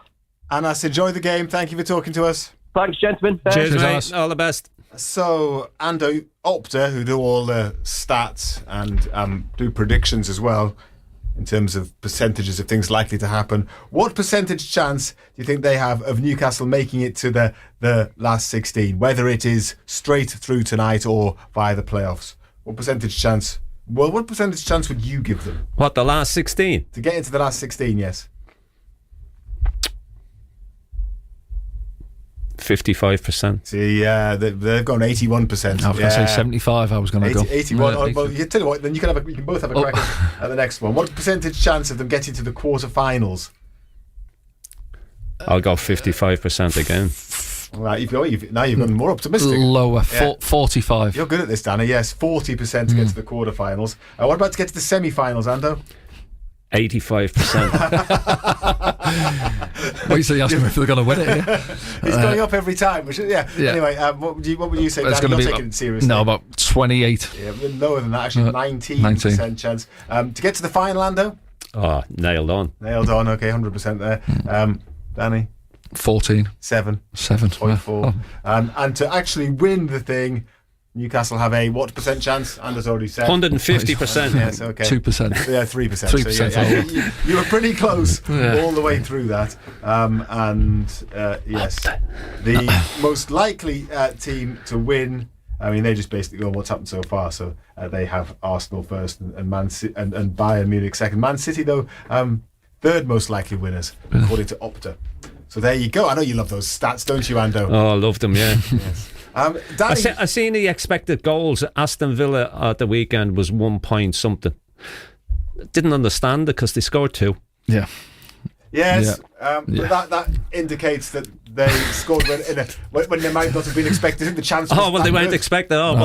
Maybe we should have expected them to. It's a very useful stat, Ando. Yeah. For what? To give an indicator of how many good chances have been created by a team in a game. Rubbish. You're not still having it. You're still not having it. Danny, thank you very much indeed. It's a bit of an early finish for you tonight. Enjoyed it, yeah. So yes, you go and enjoy the game. Yeah, and we'll get you back in the studio sometime. Yeah, all right. Enjoy it, Ando. Cheers, pal. See you soon. And let me remind you that tomorrow morning, Matt Bailey will have reaction to tonight's game, Newcastle's game against PSG. And so Eddie Howe will speak after the match, regardless of the result. Hopefully, you hear from a player as well tomorrow. Hopefully, they'll be talking about getting into that last 16. And he'll also tomorrow be speaking to North Tyneside Council about the proposed introduction of parking charges in Whitley Bay, and you'll hear how he got on in the flight simulator. They've all been trying it, the whole breakfast team this week, and Misha and Tom have both successfully landed an aeroplane on the simulator, a commercial airliner basically, and the question is, will Matt let everybody down? I think he probably might, but I wouldn't want to preempt it. Would you, Ando? No, definitely not. If Opta were doing percentage chances of Matt successfully landing a plane, what percentage would you give him if he'd been successful? I would give him a 50% chance, Matt. Okay. To be fair, I'd have given Misha and Tom a lot less than that, and they ended up landing it. So, and then there's Colette to do it as well, I think. So, what percentage you give Colette? 50%. 50%. Give her 50 as well. Total Sport Northeast. BBC Radio Newcastle. 8 o'clock then, Parc des Princes, Newcastle United's game against Paris Saint-Germain. The winner pretty much guaranteeing themselves a place in the last 16 of the Champions League. Razor can remind us of the team news. 5 changes for Newcastle United, and we think they'll have a back 5 tonight. Pope in goal, Miley, Chow, Botman, Byrne, Hall, Ilanga, Tonali, Ramsey, Willock, Voltemada up front, and Bruno is on the bench. Thank you very much indeed, Razor. Sounds like the atmosphere is livening up nicely. Razor will be taking you through to kick off very shortly. Elsewhere in the Champions League tonight, all the games kick off simultaneously at 8 o'clock. Arsenal, who play Kairat, already have booked a top 2 finish. Liverpool are playing Karabag, knowing a win will guarantee them automatic qualification. Tottenham are 5th, and a win away to Eintracht Frankfurt would see them through automatically as well. And Man City, they've got a bit of work to do. They're 11th in the table, but they are at home to Galatasaray. They did a couple of other results to go their way, as well as winning themselves. And Chelsea currently in the 8th spot. They're in Italy. Tough one for them, really, taking on Napoli. Elsewhere, Sunderland have played down reports forward Eliza Mayenda could be allowed to move to Paris FC. That's a story that's been floating around. Elsewhere, 6'6" Kiwi Max Hicks is the Newcastle Red Bulls' latest recruit for next season. The 26-year-old can play at lock or in the back row. He spent the last couple of seasons playing for the French side Perpignan. At the Australian Open tennis in Melbourne, defending champion Yannick Sinner is through to the semi-finals. He beat Ben Shelton and he'll face Novak Djokovic. Djokovic was trailing by 2-0 in his quarter-final, but his opponent Lorenzo Musetti retired with an injury, so he's got through. The England cricket test captain Ben Stokes will be part of the England Lions coaching staff for their white ball series against Pakistan Shaheens next month. Durham batter Ben McKinney and spin bowler Nathan Souter are part of the T20 squad. McKinney is joined by pace bowler Matthew Potts for the 50-over matches. The former world heavyweight boxing champion Tyson Fury is once again coming out of retirement. I mean, you never really believe him, do you, Vando, when he's retired? No. But he will face Russia's Aslanbek Makhmudov in the UK on April the 11th. He hasn't fought since his rematch with the unified champion Alexander Usyk. That could be a quick one. In December 2024. He could. What would be the percentage chance of a first round knockout? Who? Never heard of him. I bet he has heard of you. Yeah. This message says, tonight would be a massive achievement for Eddie Howe if Newcastle get through and are into the last 16. He's taken some stick recently, but he deserves every credit if Newcastle make it through to the last 16 of the world's premier club competition. Which would be fair enough, wouldn't it? Without a doubt, yeah. Yeah, it'd be absolutely amazing achievement, especially going to the last year's winners, going into their backyard and doing it there. You'd have to give him huge credit. And the main thrust, I haven't got time to read all the other messages out now, the main thrust of them are a sort of mixture of people concerned about the team, Willock and Elanga's inclusion seemingly baffling quite a few people, but there's a big thread of optimism coming through as well. People are just saying, look, go and give it a go, because even if they get hammered, they're going to still be in the playoffs. Yeah, look, we said earlier on, it's you just go and you give it your best shot. It's huge opportunity for us to qualify automatically for the last 16. It's an interesting side. It's a interesting setup as well. And really looking forward to see how we cope with it and how we do with it, because when we've done it in the past, and I know that the players that played were different, but it worked really, really well for us, and hopefully the outcome will be exactly the same for us tonight. Not long to go now to kick off. Keep the messages coming in throughout the match. I can read some of them at half time. We'll have time to react at full time as well. 08000 321 333 on WhatsApp, 81333 on text. But kick off just over 20 minutes away, and Reza along with Ando will take you up to kick off after this. Scott Meakin, BBC Radio Newcastle. So recently on the show I caught up with comedian John Bishop, who's looking forward to getting back on the road. So we're having a bit of time this year, and then I'm doing some normal gigs, club gigs to build up, because I've got a big year this year. I turned 60 this year, so so's me. I do turn 60, so does me wife. She's officially the oldest woman I've ever slept with. Every time. She'll be made up if she hears that. Scott Meakin, weekday afternoons from 2, BBC Radio Newcastle. Total Sport North East. The Champions League. Matthew Raisbeck and John Anderson. BBC Radio Newcastle. Thank you to Simon Pride. Good evening again from the Parc des Princes, the home of Paris Saint-Germain, the Champions League holders, Newcastle United's opponents. Match day 8, the final set of fixtures in the league phase of the expanded competition.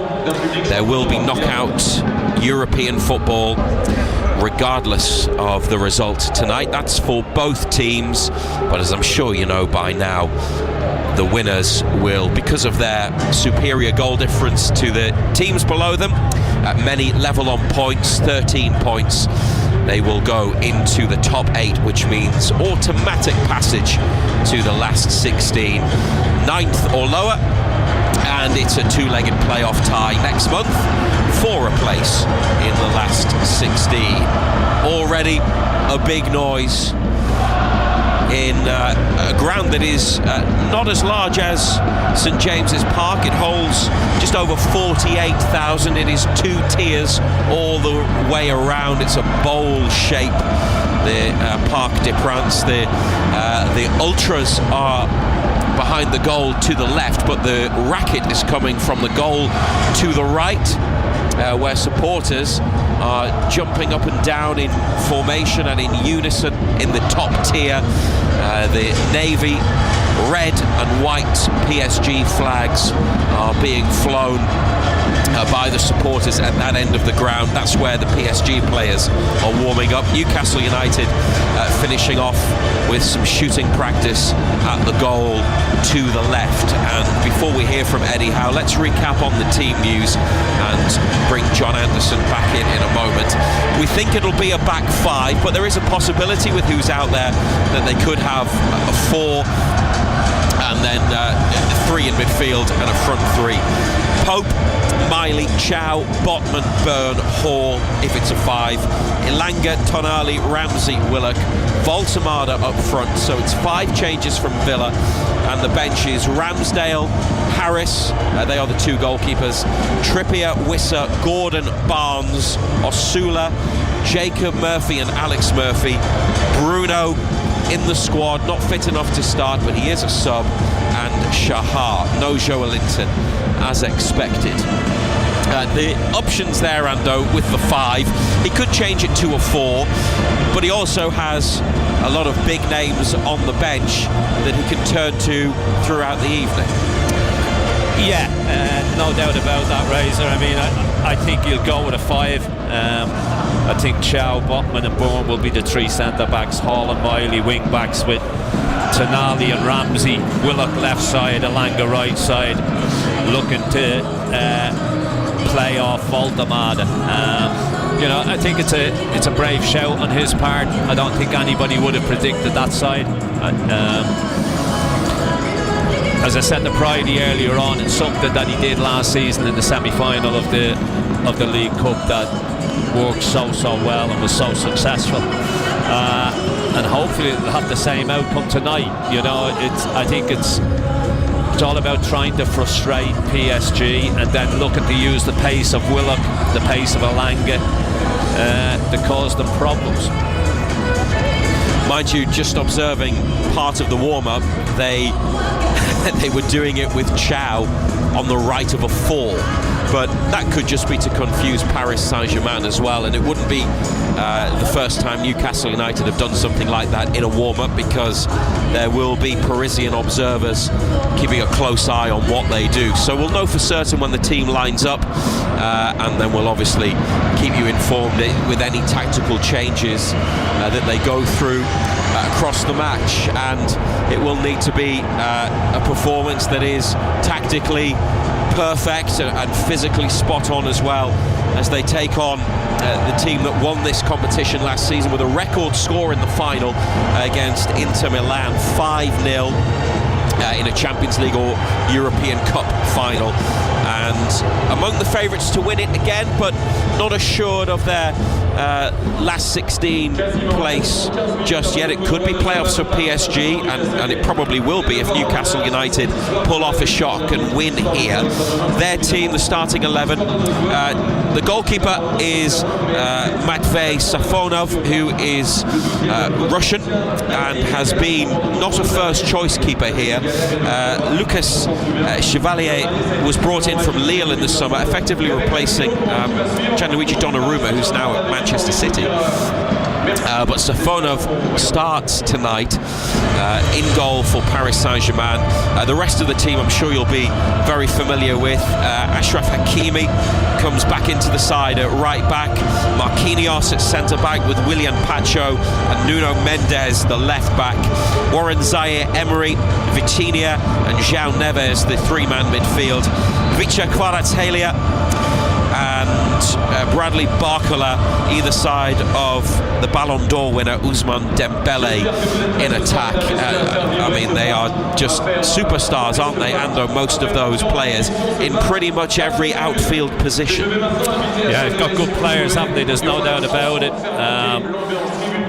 It hasn't really worked for them this season. You know, yes, they are top of their own domestic division, but they're not running away with it the way that they usually do.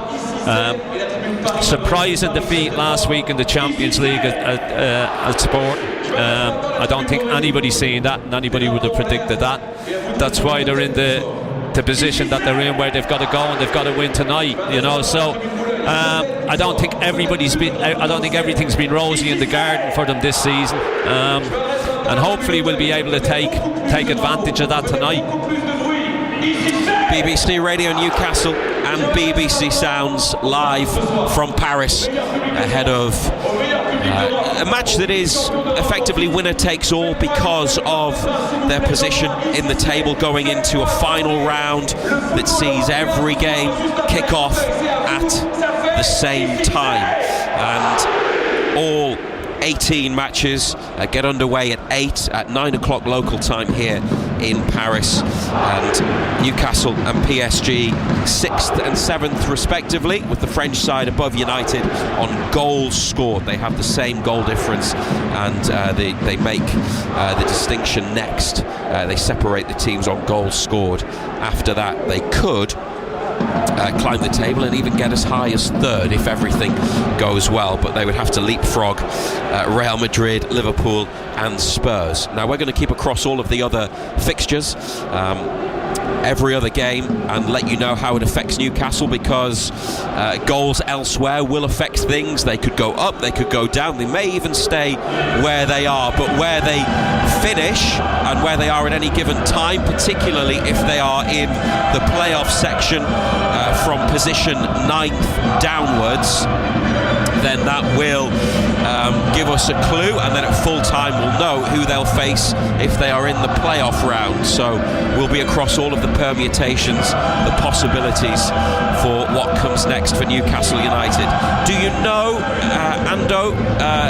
Do you enjoy the new format? And last season was the first year that it had been played out. It was implemented ahead of last season. The final day last year had Manchester City in a bit of peril, but they got through to the playoff round. A lot of clubs still don't know their fate. I mean, it's only Arsenal and Bayern Munich who are definitely in the last 16. 4 clubs, Frankfurt, Kairat Almaty, Slavia Prague and Villarreal, are out. Everybody else is competing for something. Yeah, it's an interesting one, isn't it? You know, as you say, there's only Arsenal, Bayern Munich. You know, everybody else is still playing for places. There's an awful lot up for grab tonight, Razor. You know, it's great to be in the position that we're in. I think when we started off in this campaign in the Champions League, we would have taken this coming into the last game of this phase of the competition. So, you know, we've got a chance. You know, we've got a real chance. But it's just that it's a strange competition now, isn't it? When you see some of the sides that are in it, you think, should they, with the quality that they've got, should they really be in the Champions League? But it is what it is. We know that they've done it because of the finance situation and everything else. But look, from our point of view, we're in a good position, and hopefully come 10 o'clock tonight we'll be in a better one. 6 English teams as well, and you mentioned the finances. Every win in the league phase is worth almost £2 million, and Newcastle got nearly 16 million for qualifying. A draw gets you more than $500,000, so the incentives per match as well, and then the further you go, the more money that you will make. It is lucrative, and even more so now in this expanded format. The teams have gone inside, the lights have gone down low at the Parc des Princes, and there is a PSG pre-match video playing on the giant screens, and you get the light displays across Europe. This will only whip up those home supporters even more. There are 2,000 or so Geordies in the northwest corner of the stadium, on the far side of the ground to my right.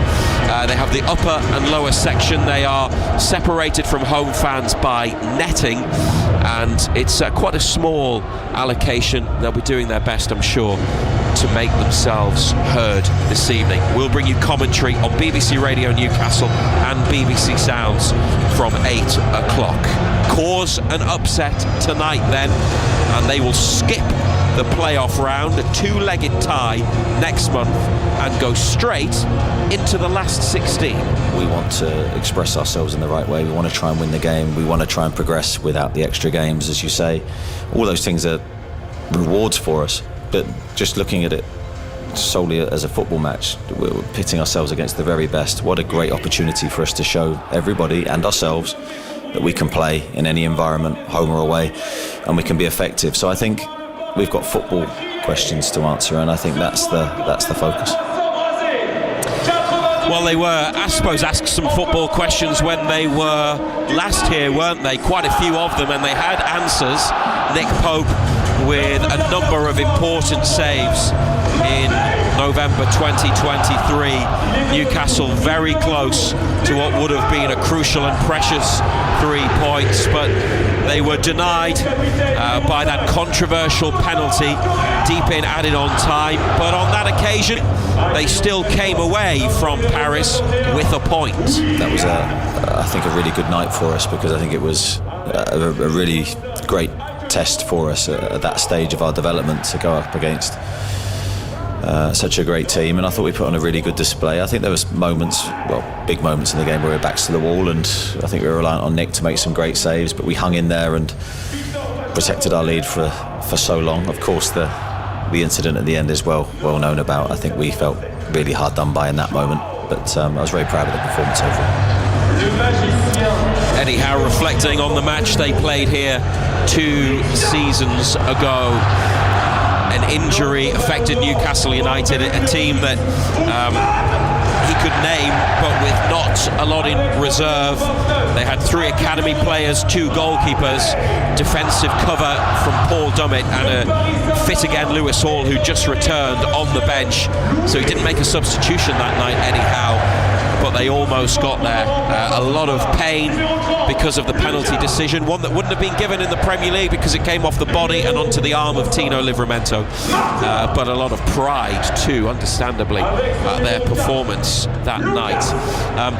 Thinking about, Ando, the game 2 seasons ago, it was backs to the wall, wasn't it? They got into a lead. They did have a couple of chances in the first half, but after they went 1-0 up after Isak's tap-in, they were pretty much in defensive mode, weren't they, for the rest of the night?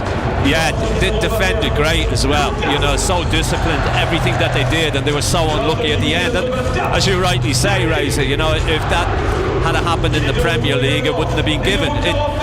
It just amazes you that rules differ between different leagues, doesn't it? And especially when it comes to European football as well.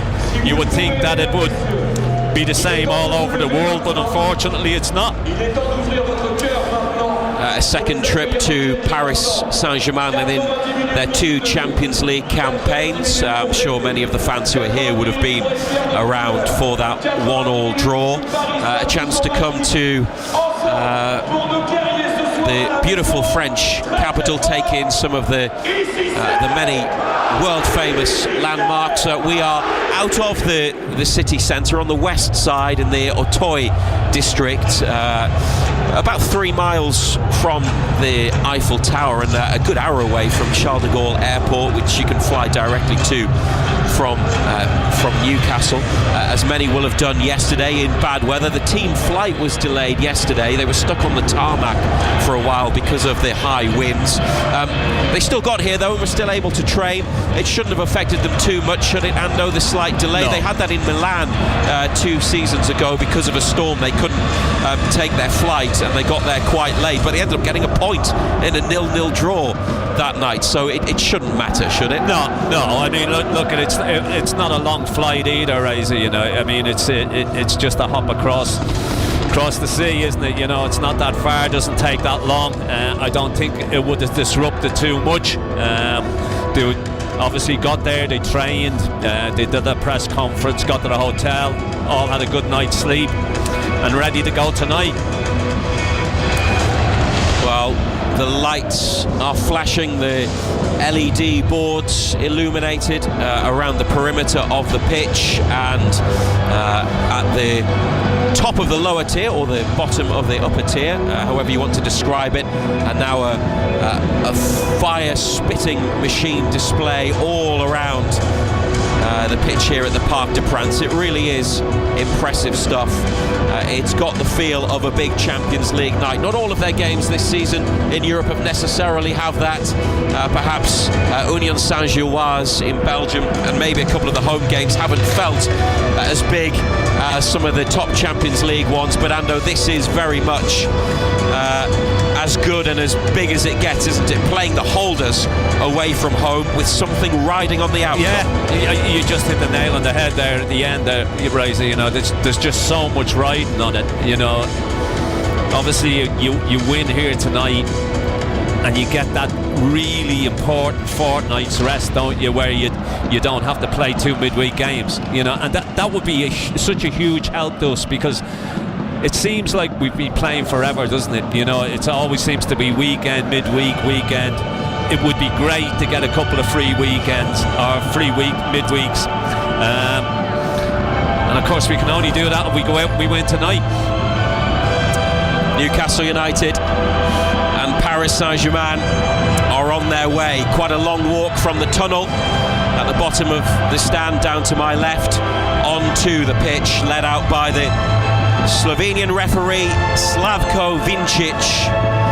It's a European adventure that will continue whatever happens here, but for the final time in a league phase that started with Barcelona and ends tonight with the holders Paris Saint-Germain.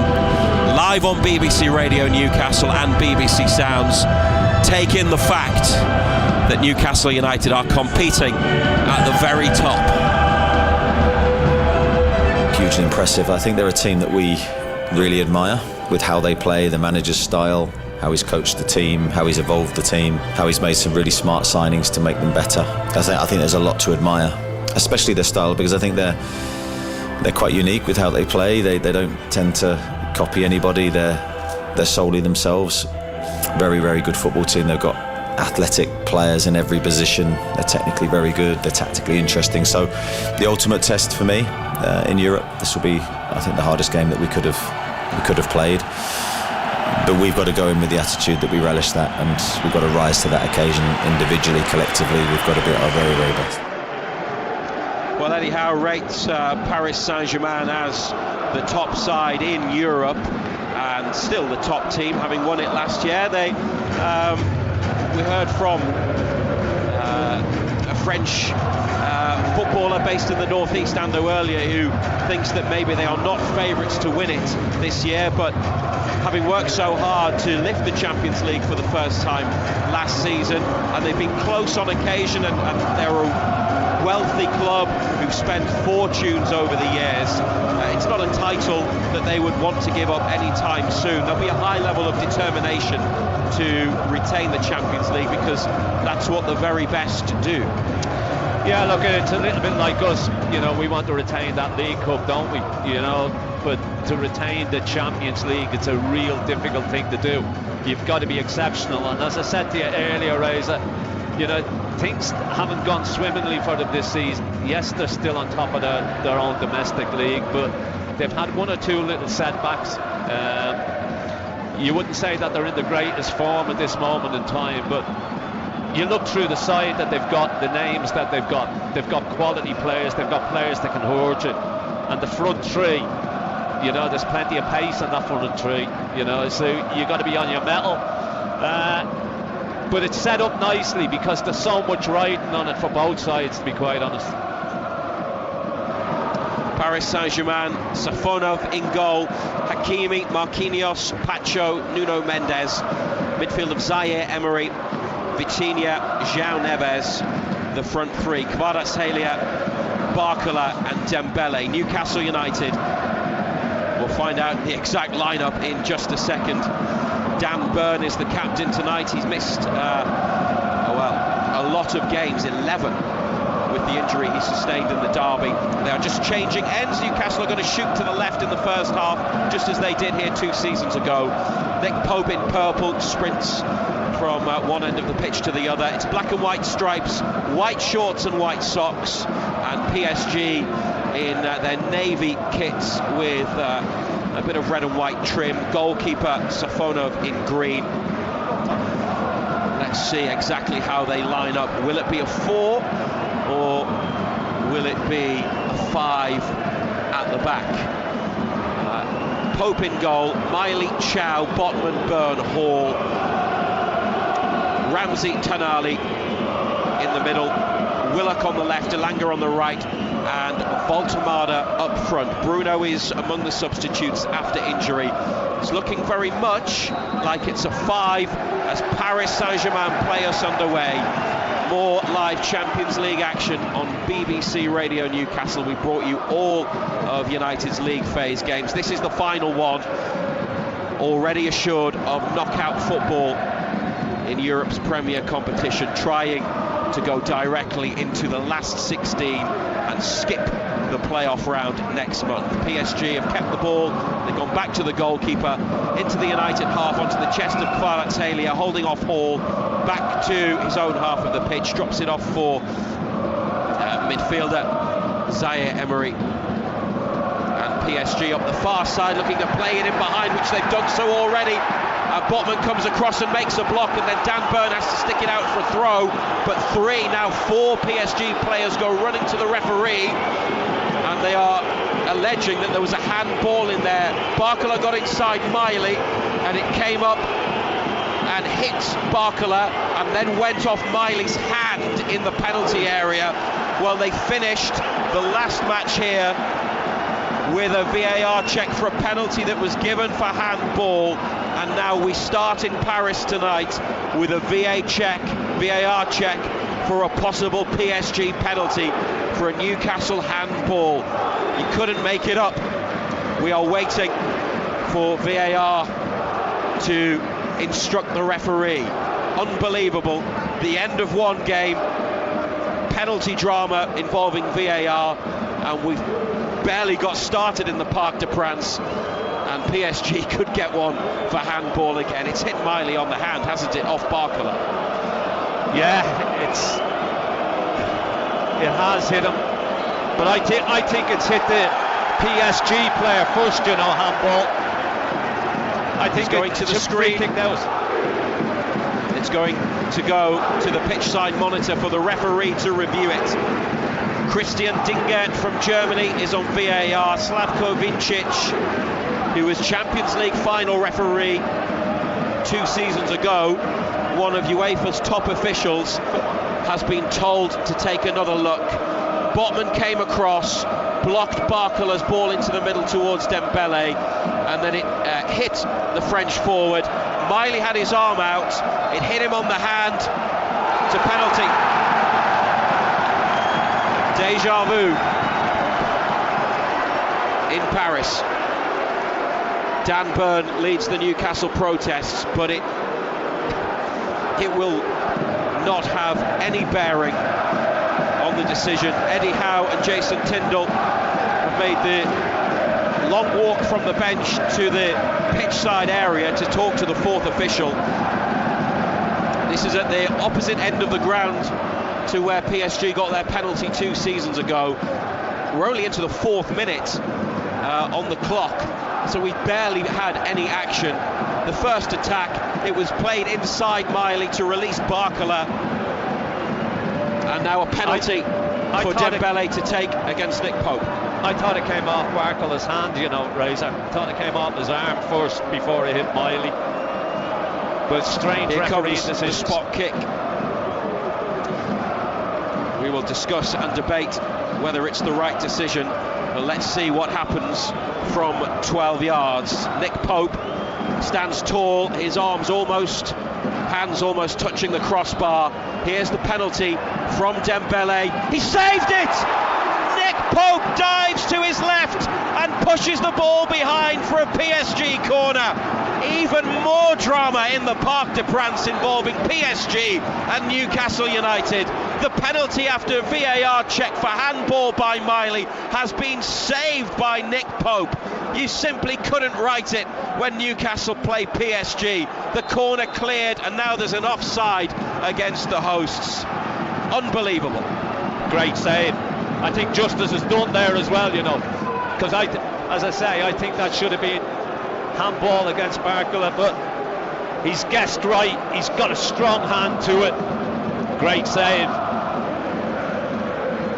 Could be his night. Could be Newcastle United's night. Paris Saint-Germain 0, Newcastle United 0. In the 5th minute, Nick Pope, who couldn't stop the Mbappe penalty, which he blasted into the net last time, has saved that penalty brilliantly. Now at the other end, Voltemade heading on. Elanga made a run from nowhere out to the left corner with a sort of speed that only Elanga seems to possess. Free kick's being given to Paris Saint-Germain. I think it was a foul by Voltemade near to the edge of the area. Fell by Elanga, Razor, on Hakimi.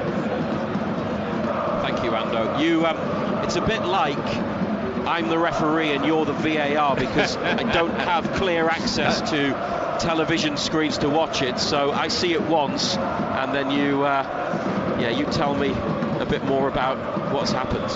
You with your position in the BBC Newcastle studio, and here live from the commentary box in the Parc des Princes, where it's 0-0. And if you just joined us in the last 2 minutes, Nick Pope has already saved a penalty. PSG are on another attack. Elanga's won it back for Tonali, who has overrun it in midfield on the far side. And it's PSG with João Neves, but then cleared by Jacob Ramsey, making his 2nd Champions League start for Newcastle. Also started the game against Benfica at home. PSG have it back on the halfway line, left of centre. And now Marquinhos, a long-serving captain, the Brazilian, at centre-back. Oh, and they've got space in the middle here. Picked up by Zaire Emery and carried by the 19-year-old over to the left wing. He had a good 20, maybe 30 yards of room in central midfield. Newcastle here lining up with a 5 at the back, although Lewis Hall does have a bit of licence to push up as will Lewis Miley, so at times it could be a 3. High press from Ramsey in the middle as PSG go back to the edge of their penalty area, and Marquinhos. They've not had a spell of possession yet, United, but they forced Paris Saint-Germain back into their penalty area. Marquinhos has played it long, straight onto the chest of Hall, but it's lost, and they've given it to Dembele, and Kvaratskhelia up this near right-hand side, edge of the area. Vitinha takes a touch and rolls it into the bottom corner. He's one of the best midfielders in the world, and he showed all of his quality there, Vitinha, as he stroked that past Nick Pope into the bottom corner. Pope has already saved a penalty, but he couldn't keep out that effort from the edge of the box. Paris Saint-Germain have their lead in the 8th minute. It's 1-0. Well, it's a good finish, isn't it? Good feet by him as well. Just shifts it to his right-hand side. Little side foot, little bit of bend on it. Unfortunately, on this occasion, Pope can't get a hand to it. He's completely free at the edge of the area. He makes a run through the middle, gets in the D. Hall comes across him but slips, and that's a very precise finish into the bottom corner from Vitinha. Lifted it up and it came back down, so when it went into the net, I think it bounced on the line. Great strike, and they have to come from behind. Newcastle United 1-0 down against Paris Saint-Germain. Good finish.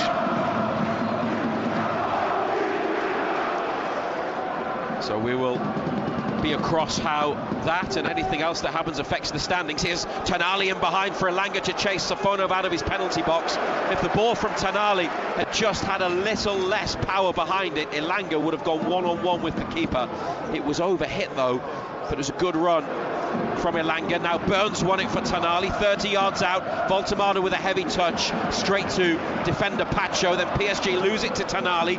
Newcastle chasing an immediate response. Hall in the penalty box, heading for the goal line. He's got 3 on him. Hall digs out a cross that is caught by the keeper by his near post. Yeah, good response, wasn't it? Just ran out of room, young Hall. They just crowded him out, couldn't dig a decent cross out. Easy take for the keeper in the end.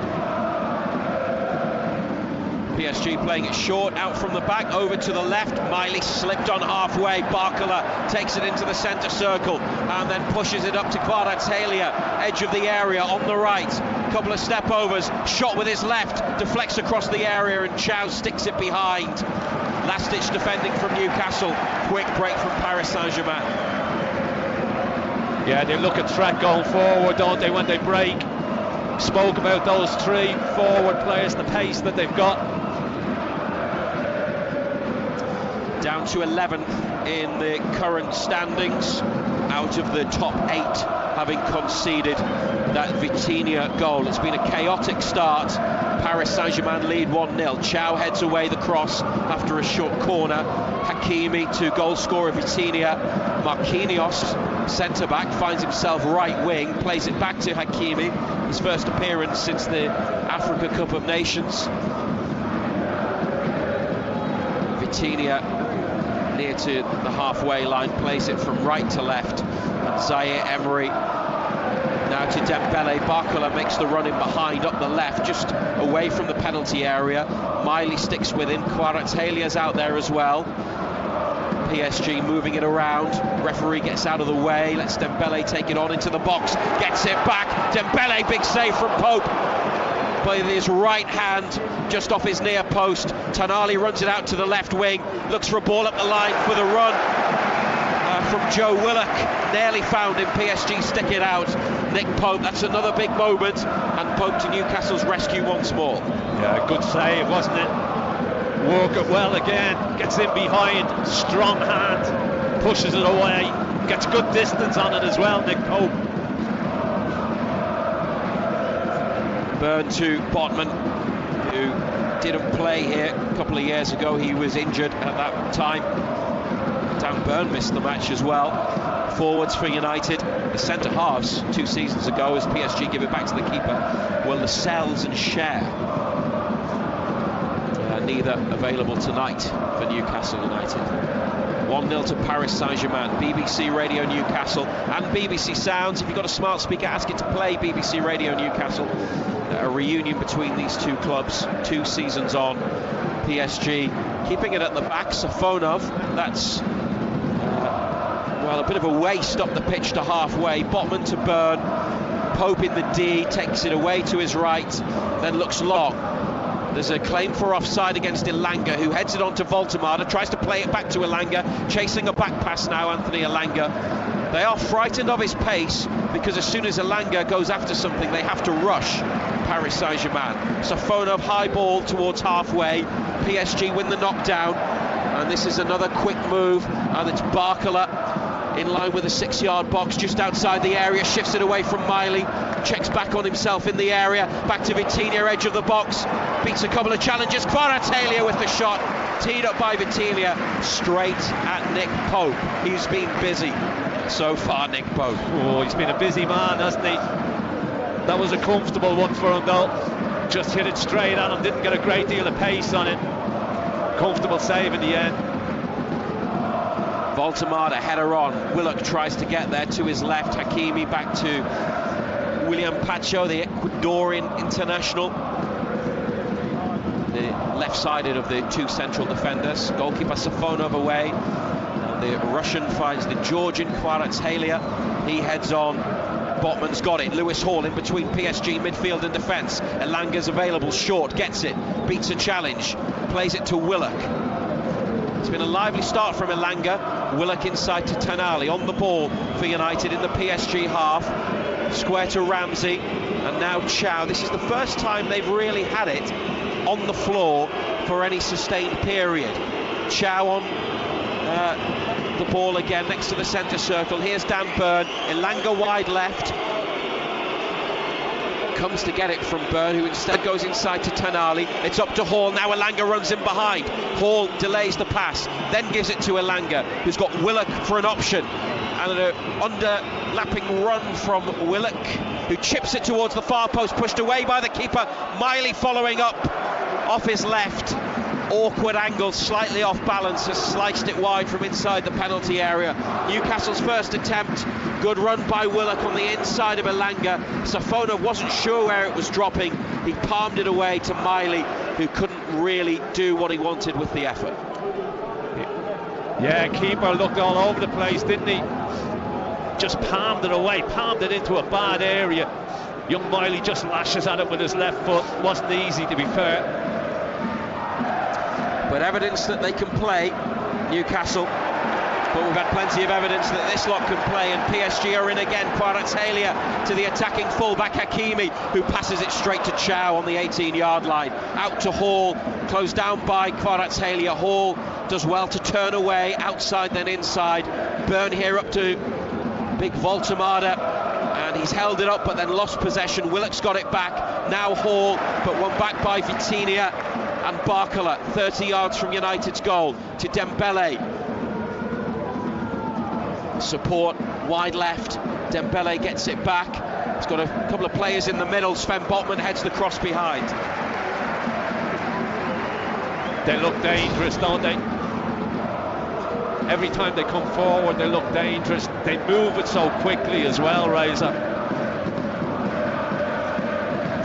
A lot of the Champions League games have not had the intensity or the pace of football and movement that you see in the Premier League, but this is next level stuff from Paris Saint-Germain. Kvaratskhelia outswinging corner, Dan Byrne header away, Willock up, Elanga climbs to head on, Ramsey gets there, he's got runners, Ramsey, oh, it's blocked on halfway. Who else but Vitinha, the goal scorer, who is very much a standard setter and a main man for Paris Saint-Germain. If that ball had just been right, and I know it's ifs, but that's twice where the final ball for Newcastle to get him behind, once Tonali to Elanga, and there Ando. Willock, he would have just been able to run, he'd have had half the pitch to go into completely free, but it was cut out on halfway. Yeah, it just needed lifting over the top, didn't it?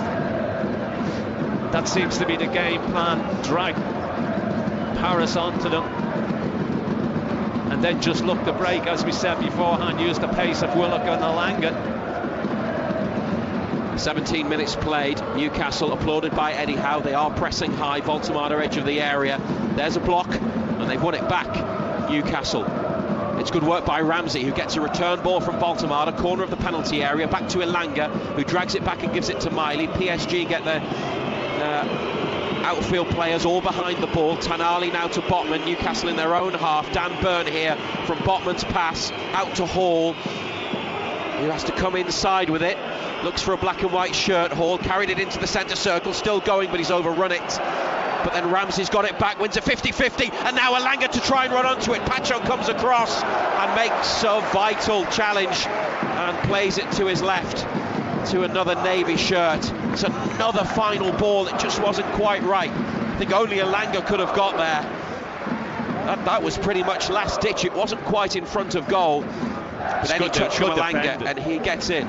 They're playing on the break and trying to play one pass in behind, aren't they? Yeah, it was good defending though. He read the situation, he got himself across, didn't panic.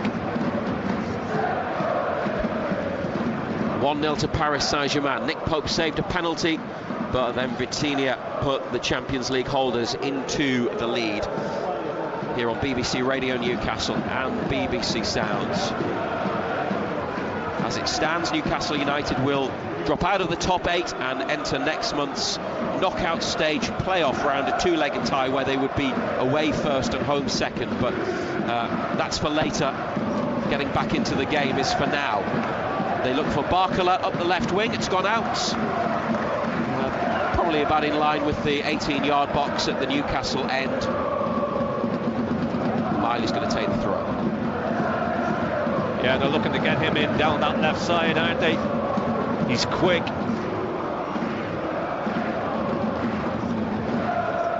Up to Voltemada. Now Elanga gets it in the middle. Willock makes the run up to halfway, so he was still in his own half and therefore not offside. Elanga's just been awarded a free kick after a challenge on him near the back of the centre circle, but Kvaratskhelia has stayed down and is rolling around. PSG players are signalling to the bench that he needs some medical attention. Another opportunity to play in behind, but Elanga was just closed down before he could, I think, get his head up and then play the pass. I think he's made a bright start, Anthony Elanga. He's been yellow carded. They're giving it the way of PSG. Oh, that's a shocking decision. It's a terrible decision. There's no way in the world it's a yellow card. Well, it's not a free kick, never mind a yellow card. I was certain the referee pointed in the direction of the PSG goal for a Newcastle free kick. Kvaratskhelia got his boot caught between Elanga's legs. It's not a scissors challenge from Elanga or any kind of deliberate act. I've just seen it again. Kvaratskhelia is sitting up and is receiving some treatment. Baltimore and Tanali come to the touchline and are talking to Eddie Howe. That's the referee, Slavko He's Vincic. just poked the ball away. Elanga's just poked the ball away. He's won the ball, poked it away. The boy has gone over. Well, what is it about officials and this fixture not endearing themselves to Newcastle United? Simon Marciniak, the World Cup final referee 2 years ago, and well, not 2 years ago, 4 years ago now, but the 2 years ago Champions League final referee Vincic from Slovenia. Also did the Europa League final when Rangers lost to Frankfurt a couple of seasons back, giving a penalty after a VAR review which you don't think should have stood. And now this free kick. Kvaratskhelia hurts himself in the challenge. There is a stretcher ready pitch side, but Kvaratskhelia is on his feet. It's Paris Saint-Germain 1, Newcastle United 0. Nick Pope saved the penalty after the VAR check, but Vitinha in the 8th minute, after the penalty had been saved, a couple of minutes later, put PSG in front. Kvaratskhelia is being helped off, so he might not come back on. I think they're going to make a substitution while PSG sort that out. Let's head back to the BBC Radio Newcastle studio.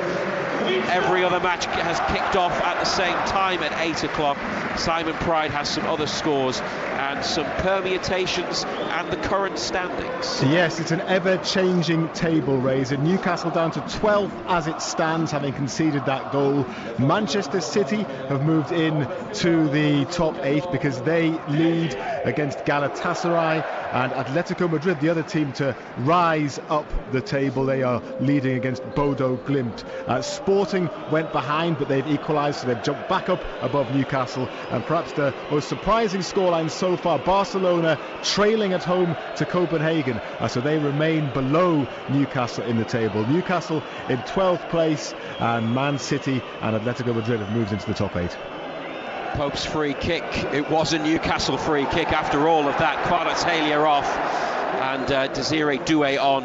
The free kick headed away from just inside the PSG area, and now they're launching another attack up the left-hand side. Thank you to Pridey for the latest scores. We'll head back to the studio and get more detail on all the other games across the course of the night here on BBC Radio Newcastle and BBC Sounds. Possession in front of halfway for PSG. By the way, just looking at the table, to add to what Pridey said, if our understanding of how the draw is made for the playoff round, Newcastle will be going to Azerbaijan to play Karabakh as it stands. Here are PSG and Dembele. There's a challenge from Chow. He was just stronger, and he's cleared it to Voltemada. Good work by Nick Voltemada. Tonali takes it up the right wing, being pursued by Zaire-Emery. Tonali tries to go around him, but that's a good recovery challenge. Great recovery challenge.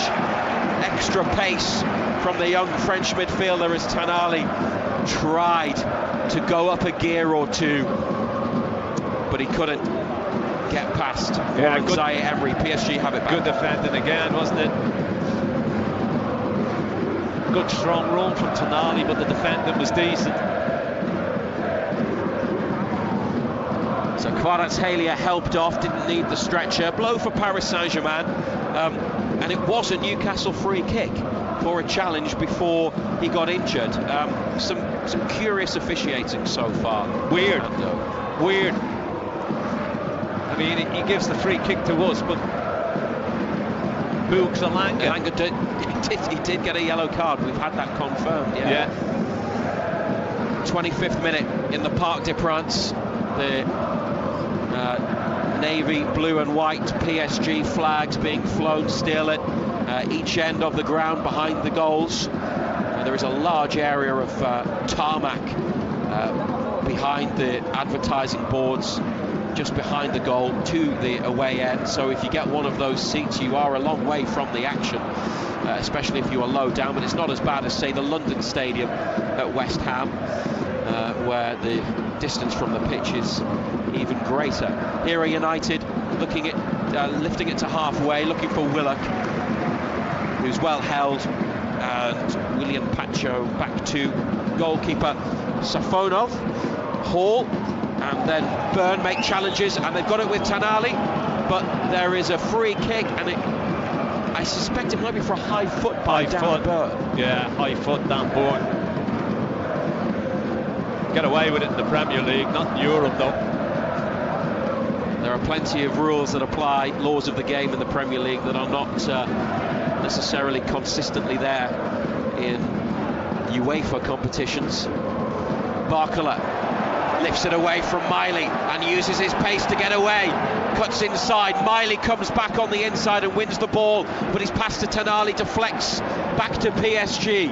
He got done the first time, but he recovered. Newcastle, though, are still defending. Vitinha, 25 yards out, thought about a shot, plays it to the right to Hakimi. And here is the Portuguese midfielder João Neves. And they slow it down but keep possession in Newcastle's half. Vitinha back to the centre circle to Pacho. He's got his left wrist strapped, plays it out to Nuno Mendes. At left back, Lewis Hall's got it for United, knocks it away, but out of play it comes. Good 40 yards from the goal. PSG take a quick throw. Describe Newcastle's performance and approach to this match so far, and with 5 changes and a very different looking system. It's what we thought it would be, you know, trying to suck PSG on and then looking to use the pace of Willock and Elanga to get in behind. they've had one or two little moments, but PSG have been good.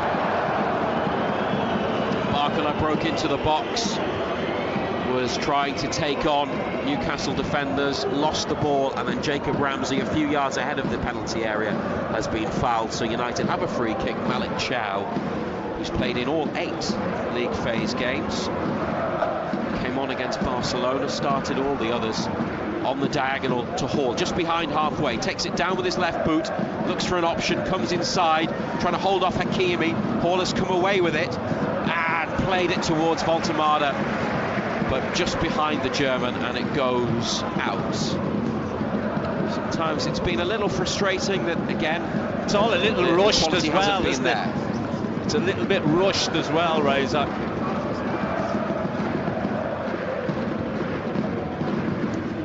PSG, edge of the penalty area. Elanga closes down Nuno Mendes. He's popped inside to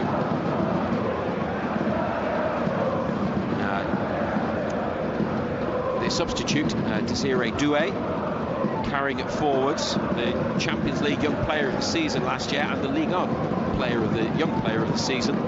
Great year for him personally.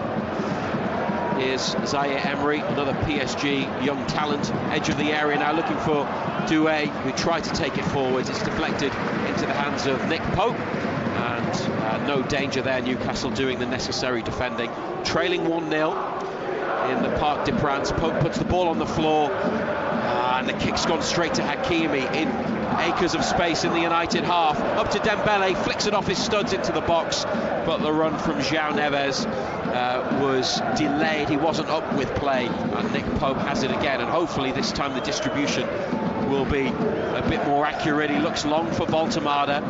It's won by PSG. Voltemada gets in the way. PSG get it back, then Tonali has it, and there's a run forwards, a good run, plenty of desire from Willock, but he's pushed over Hakimi. He says it was shoulder to shoulder. Eddie Howe puts his hands behind his head and then rubs his right hand across his mouth. He can't believe the decision. Jason Tyndall's off the bench, and they've both gone to the 4th official. Hakimi, they think, bought that, but probably with this referee it was always going to be given. Free kick for PSG at right back. Yeah, you're not going to get away with that in Europe though. He's just leaned into him, length with his shoulder. Hakimi's gone down, he's always going to get a free kick. They have to come from behind. United, actually their 4 European wins this season have all been 2-0. They've kept a clean sheet. Union Saint-Gilloise, Benfica, Athletic Bilbao and PSV Eindhoven. Only 3 away wins in 14 matches in all competitions. Here's Voltemada, edge of the area, good feet by Voltemada. Willock left side of the box, gets away from a challenge. Willock with a cross hung up, Elanga trying to get there, can't divert it goalwards. It's gone away from the posts. And PSG with Zaire Emery, now to Nuno Mendes, clear.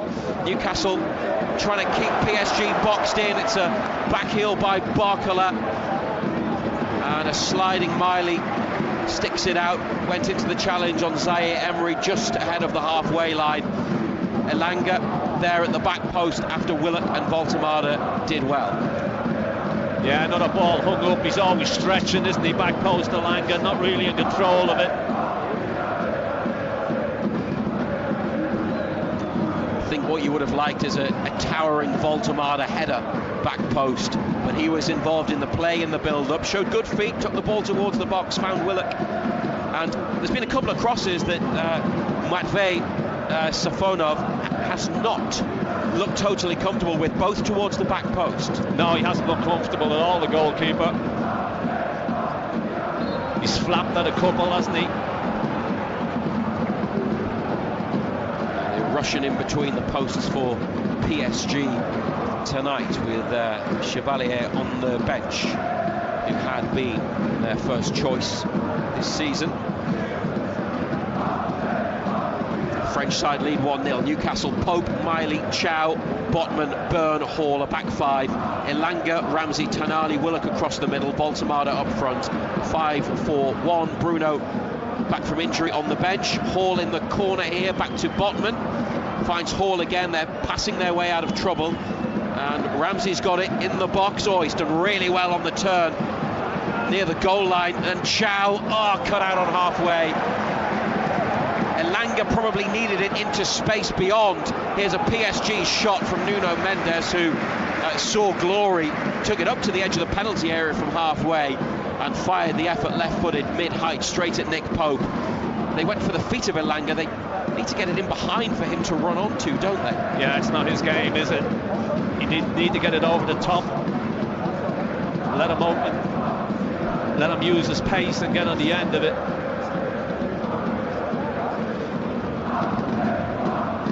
Still only 1-0 after the wild start with the penalty awarded after a VAR check, but saved by Nick Pope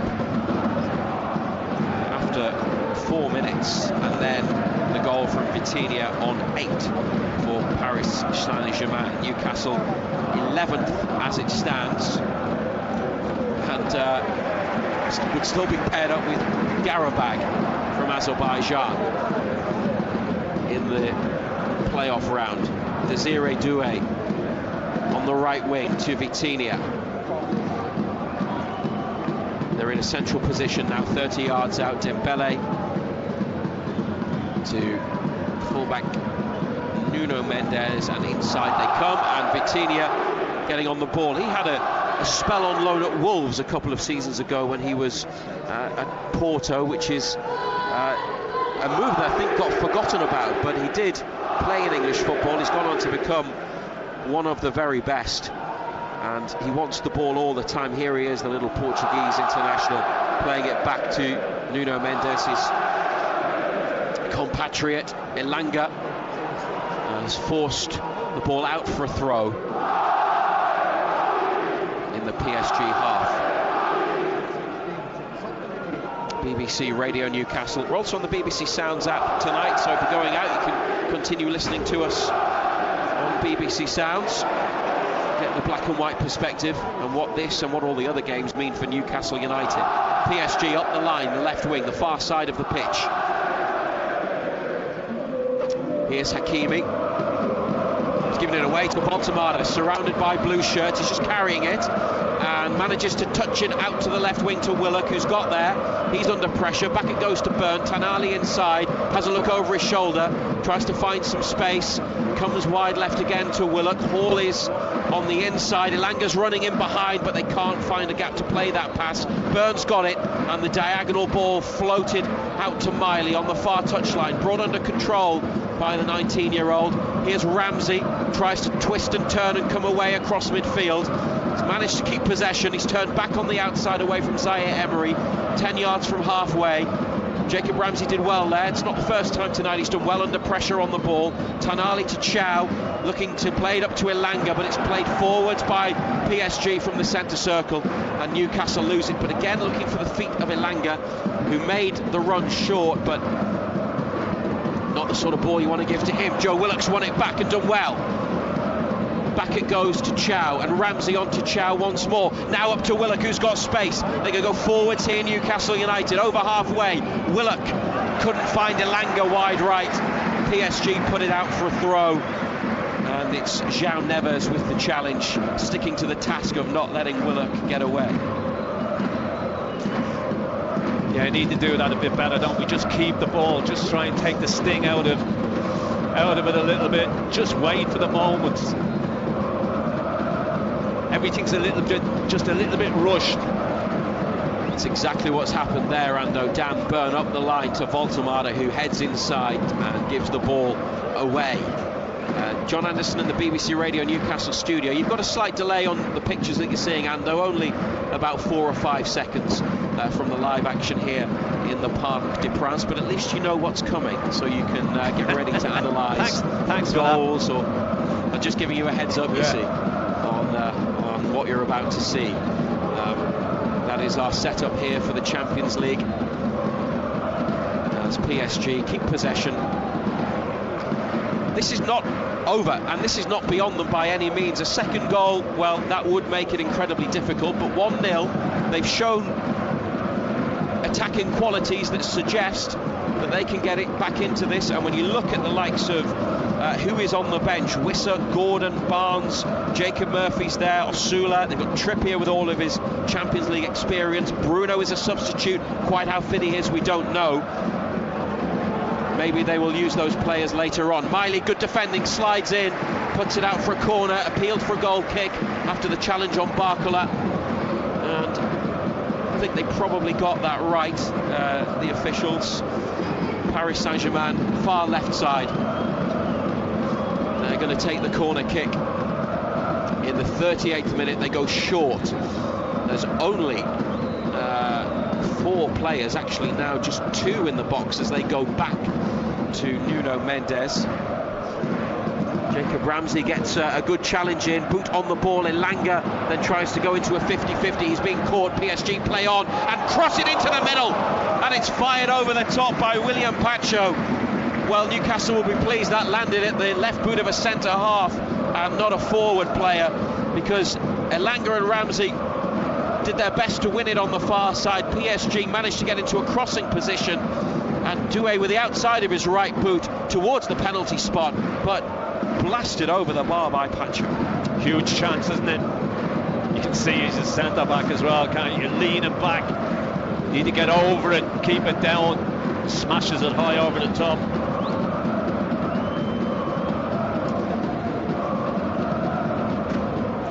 Long ball towards Voltemada, headed away by PSG. Tonali on Voltemada, that's a good touch, brought down for Willock. Oh, his through ball was blocked, looking for Elanga, but Voltemada's got it again. Here go Newcastle United, he's used it nicely, got his head up and saw Miley. And the whistles from the home fans as United through. Tonali play it to Elanga, close to the edge of the area, back in midfield now, and Byrne first time up to Elanga, corner of the box. Hall for support on the wide left position. Inside they go to Willock.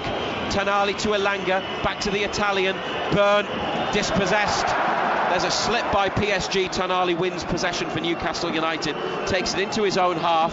Nick Pope's available, and he has to go back to the goalkeeper, followed all the way by Hakimi. Byrne over halfway, heads on. Voltemada on his chest and lifts it out to the left. Elanga's there, no offside. Willock runs infield. Elanga tries to take on his man, and the challenge from Hakimi went off Elanga, and it's now out for a Paris Saint-Germain throw. And Anthony Elanga again being a nuisance, and Voltemada likewise involved in a lot of the play and holding it up as best he can, but that attack doesn't amount to anything. Let's take another check on the other scores and the live league table. Simon Pride in the BBC Radio Newcastle studio. News of a couple of equalisers. Because Newcastle have got a throw in the PSG half. They make a mess of the ball out from the back, and Dan Burns got it here, plays it forwards to Lewis Miley. We'll go back to Pridey in a second. Willock on the half turn, left side of central midfield. This is Elanga now fronting up. Hakimi beats him for pace. Elanga's cross from the left, too high for Voltemada and for Miley, but Newcastle keep it in on the far right hand side. This is Ramsey, and Malik Chow pushed on the right touchline. Ramsey again through a gap in midfield for Dan Byrne. Elanga still out on the left. Hall goes on the outside. Elanga in two minds what to do. Hall is still with him. Elanga gives it to him. They've gone wider with the ball. Still kept it, Newcastle. Back to Byrne. Good possession in the PSG half. Here goes Willock for Tonali, for Voltemada, laid off to Ramsey. Oh, and Ramsey just pushes it wide away from Miley. He keeps it in on the line near the corner flag. PSG come across and make a challenge. Newcastle get a throw. Ramsey was closed down quickly, didn't have the time that he maybe initially thought that he would. Couldn't get the shot off. Had to rush a pass out to Miley, and they've got a throw, and they're going to keep the pressure on here. We'll get Ando's analysis on this in a second, and then some other scores. Lewis Hall picks up a white towel from the advertising board, far side. Assistant referee next to him. It's a run up towards the touchline and a long throw. Every PSG player back, helped on by Byrne. Voltemada tries to head it.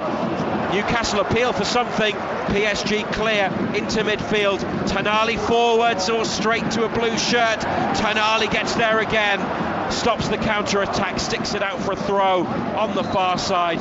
There are two balls on the pitch, but there is also the referee telling PSG to wait. And now they can take the throw, and and restart the match, and Vitinha's got it middle of their half of the field. That was exciting, Ando, but they couldn't test the goalkeeper. Hang on, as Barcola at the other end from Vitinha's pass, Dembele deep outside the area to João Neves. 1-0 to Paris Saint-Germain. 42 minutes on the clock. Marquinhos, Newcastle block a through ball at the edge of the area. Barcola straight to Botman, cleared away as far as Vitinha, scorer of the only goal after 8 minutes. BBC Radio Newcastle and BBC Sounds live in the Parc des Princes.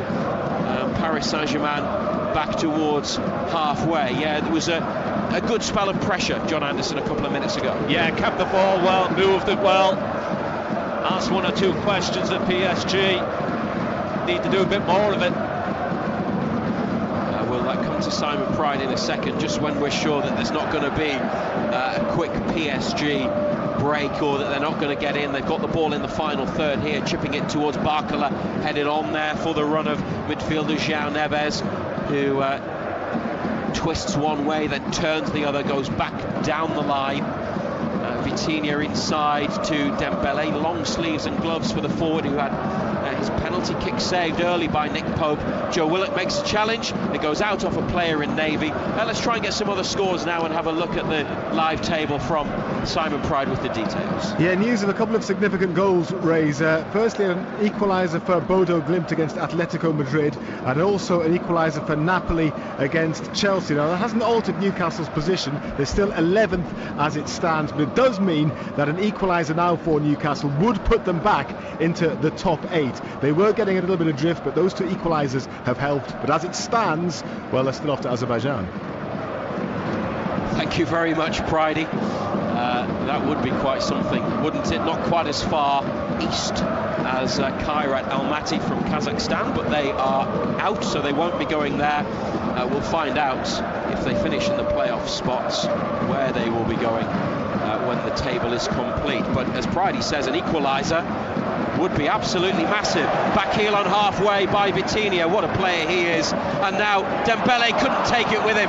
Edge of the area, he's lost it to Lewis Miley. It was a first touch that he'll be disappointed with, and Ramsey brings it up to halfway for Willock. Newcastle, as we head towards half-time, Willock skips inside away from João Neves and looks for Elanga. Flag stays down, Elanga in the box, chips in a cross which is easily cleared. Tonali, good control on his chest, and now Ramsey.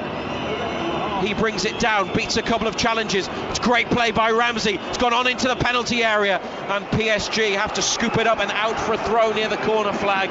You probably can't hear them, but the Newcastle supporters in the far right corner respond amongst the whistles and jeers of the Parisian locals. And Lewis Hall with another towel, this time on the near side, from the blue tarmac just off the pitch.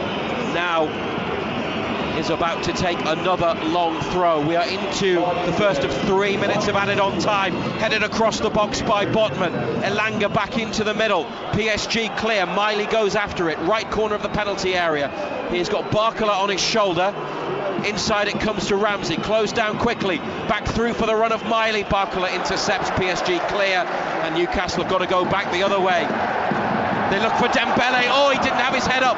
Tonali intercepts. And this is Willock. It's Newcastle who arguably look the more likely as we head towards half-time, chasing an equaliser on BBC Radio Newcastle and BBC Sounds. Hall now right side of central midfield from Chow's pass wide to Miley. Hall goes up the line. They play it back to Chow, and they've still got time in this added-on period. Voltemada comes short, holds it up, holds off Pacho.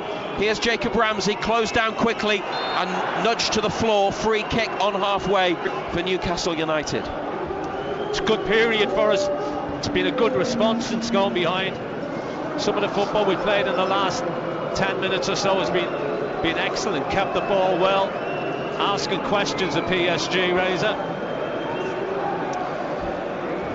This might be the last offering in the first half in added on time. Tonali, a couple of yards up from the centre spot.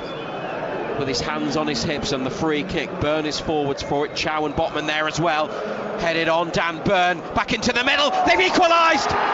Dan Byrne with a header inside, and it's Joe Willock in the Parc des Princes to bring Newcastle United level against the holders.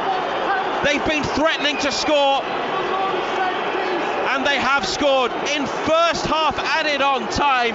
Joe Willock in for only his second Champions League start of the season, with a header from Byrne's nod back into the middle. And that equaliser, as it stands, takes them back into the top 8. It could be crucial to their future in the Champions League and a place in the last 16. And Joe Willock, who's had an up and down time of it lately, has scored a goal that could be monumental for Newcastle United. Almost at half time, it's Paris Saint-Germain 1, Newcastle United 1. It's a great header, fabulous header. Dan Byrne does what he does, wins all those balls played in, heads it back into an area, he just arrives late. Not stopping that, gets plenty of power on it. It's what they've deserved in the last 10 minutes as well, because the reaction's been first class. There is the half-time whistle. After the goal went in, the cameras went to Matvei Safonov and then to Lucas Chevalier, the goalkeeper on the bench, dropped tonight. And Safonov beaten by the header from Willock, who put it towards the right-hand side of the goal. High fives for Newcastle's players from some of the substitutes and staff as they make their way off at the Parc des Princes. They've got an equaliser, Ando, which is absolutely brilliant given the way the first half started, with the penalty, the VAR check, saved by Pope, then going behind. But now they are very definitely back in this, and it's all to play for. Yeah, they've been the better side the last 15 minutes. Some of the football they've played has been great. They've kept the ball. They had to weather a storm. They did that. The penalty save from Nick Pope, and then they score almost immediately afterwards. PSG. We've had to weather one or two things, but as I say, the reaction's been first class. Well, time to take a breath and reflect on that 45 minutes. It is never dull when Newcastle United come up against Paris Saint-Germain, whether it's at St James's Park or in the French capital. What drama we've had tonight already. Penalty, VAR, Nick Pope with a save from Dembele's spot kick. The Vitinha goal. Newcastle with moments and a much changed team, an unlikely starting 11 in many respects. Some squad players in. Eddie Howe said yesterday he had to trust the squad tonight. He's put faith in a lot of players, and they have collectively delivered, and Joe Willock individually has certainly stepped up. He has scored a Champions League goal, a header in Paris to level the scores just before half-time. Simon Pride will be back in a second with John Anderson to look at all the other Champions League matches. They all kicked off at 8. Every game on the final match round starts at the same time. It could be dramatic. Newcastle United have seen plenty of drama here in the Parc des Princes, and that goal is taking them back into the top 8 and directly into the last 16 as it stands. Half-time, Paris Saint-Germain 1, Newcastle United 1. Matt Bailey at breakfast. This morning we're getting the stories behind your names. Nikki is on the phone this morning. My friend is a school teacher, and each year they get a new intake of pupils, and some of the names do kind of make them chuckle. And one of them was Neymar. So they'd asked the mother where that had originated from, because it was an unusual name, and the response was, "I'm having Neymar." I'm having Neymar kids. Yes. I'm having Neymar kids. I'm having Neymar. Matt Bailey at breakfast. Weekdays from 6. Just ask your smart speaker to play BBC Radio Newcastle. And this is Simon Pride back in the studio alongside John Anderson, back with Razor for second half commentary of Paris Saint-Germain against Newcastle very soon. 1-1 the score at half time. That late equaliser in the first half from Joe Willock, meaning that Newcastle United have moved back in, for the time being at least, to the top 8 of the Champions League table. I'll take you through the other scores in just a moment, but let's just get some more thoughts from John Anderson. As you said, Ando, it was probably coming, that equaliser, because the game had just turned a little bit and Newcastle had remained composed, having gone behind, and they merited that equaliser, didn't they? Yeah, they did indeed. I mean, the reaction is from going behind, it was first class. I thought they were a better side in the last 15 minutes. Had to weather it early on. Not sure about the penalty decision again. It was a strange one, wasn't it? Yeah, I don't think that's given in the Premier League, but we're playing in Europe, and we've seen it here before. But it was a bit of deja vu, wasn't it? I think justice was done. Yeah, great save. Great save. But then they scored a good goal, and you think, could be a long evening. But the reaction has been first class, and deserve to be level at half time, Pridey. You know, the reaction, as I say, especially the last 15 minutes, some of the stuff they've played has been excellent. Lads who've come in, you know, we questioned the team selection, what the way he would go about it, what he would do, but lads who've come in have been first class, they've been great.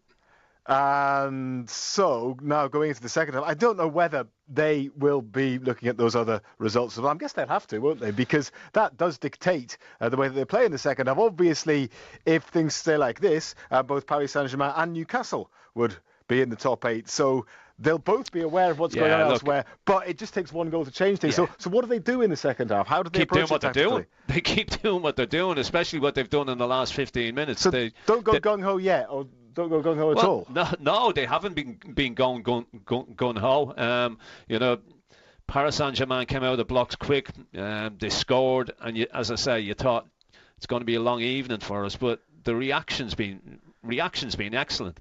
They've just got to keep doing what they're doing. Look, we don't know what's going to happen in other games. You would expect there to be more goals in the second half in other games as well. But, you know, we've just got to go and play our own game, worry about ourselves. Okay. And a lot of talk pre-match about Joe Willock when we found out he was in the starting lineup. Well, he's popped up with a goal. How do you feel that he's played? Yeah, he's been busy looking to use his pace and Elanga's pace to get in behind. Do you think he's better in that position? Do you think that's playing a bit further forward, Joe Willock? Possibly, yeah. Especially when you play the way that we've played tonight. You know, it's a great header as well. Reminded me a little bit of Brian Robson when he was at Manchester United. You know, he used to arrive late into the box and score goals like that. Fabulous header. Dan Bourne, he wins the first ball, just gets it into an area where you want runners coming, and that's exactly where Joe Willock arrives. You know, he late run into the box, really difficult to defend against, smashing header. And Anthony Elanga on the other side, busy. What have you made of him? Yeah, he's been busy. He's chased, he's harried. Looked to get in behind as well. You can see the game plan to use the pace of him and to use the pace of Willock. Once or twice that final ball's just let us down. But look, I think we'll take a lot of confidence from the fact that we've scored in added time right on the stroke of half time. And it will have deflated PSG as well. John, thank you. Go and get ready for the second half. All kinds of drama may await in this second half, bearing in mind everything else that's happening in all the other games. I'll take you through those games now. Ajax 0, Olympiacos 0. Ajax still with an outside chance of getting in to the playoffs, having had a dreadful start to the campaign, but it's 0-0 against the Greek side at half-time. Arsenal lead Kairat by 3-1. Arsenal already safe at the top of the table, and they're looking like they're going to make it a 100% record, winning 8 out of 8, and goals from Gyökeres, Havertz and Martinelli in the first half. There was a Jorginho penalty on 7 minutes for Kairat to equalise, but it's 3-1 to Arsenal at half-time.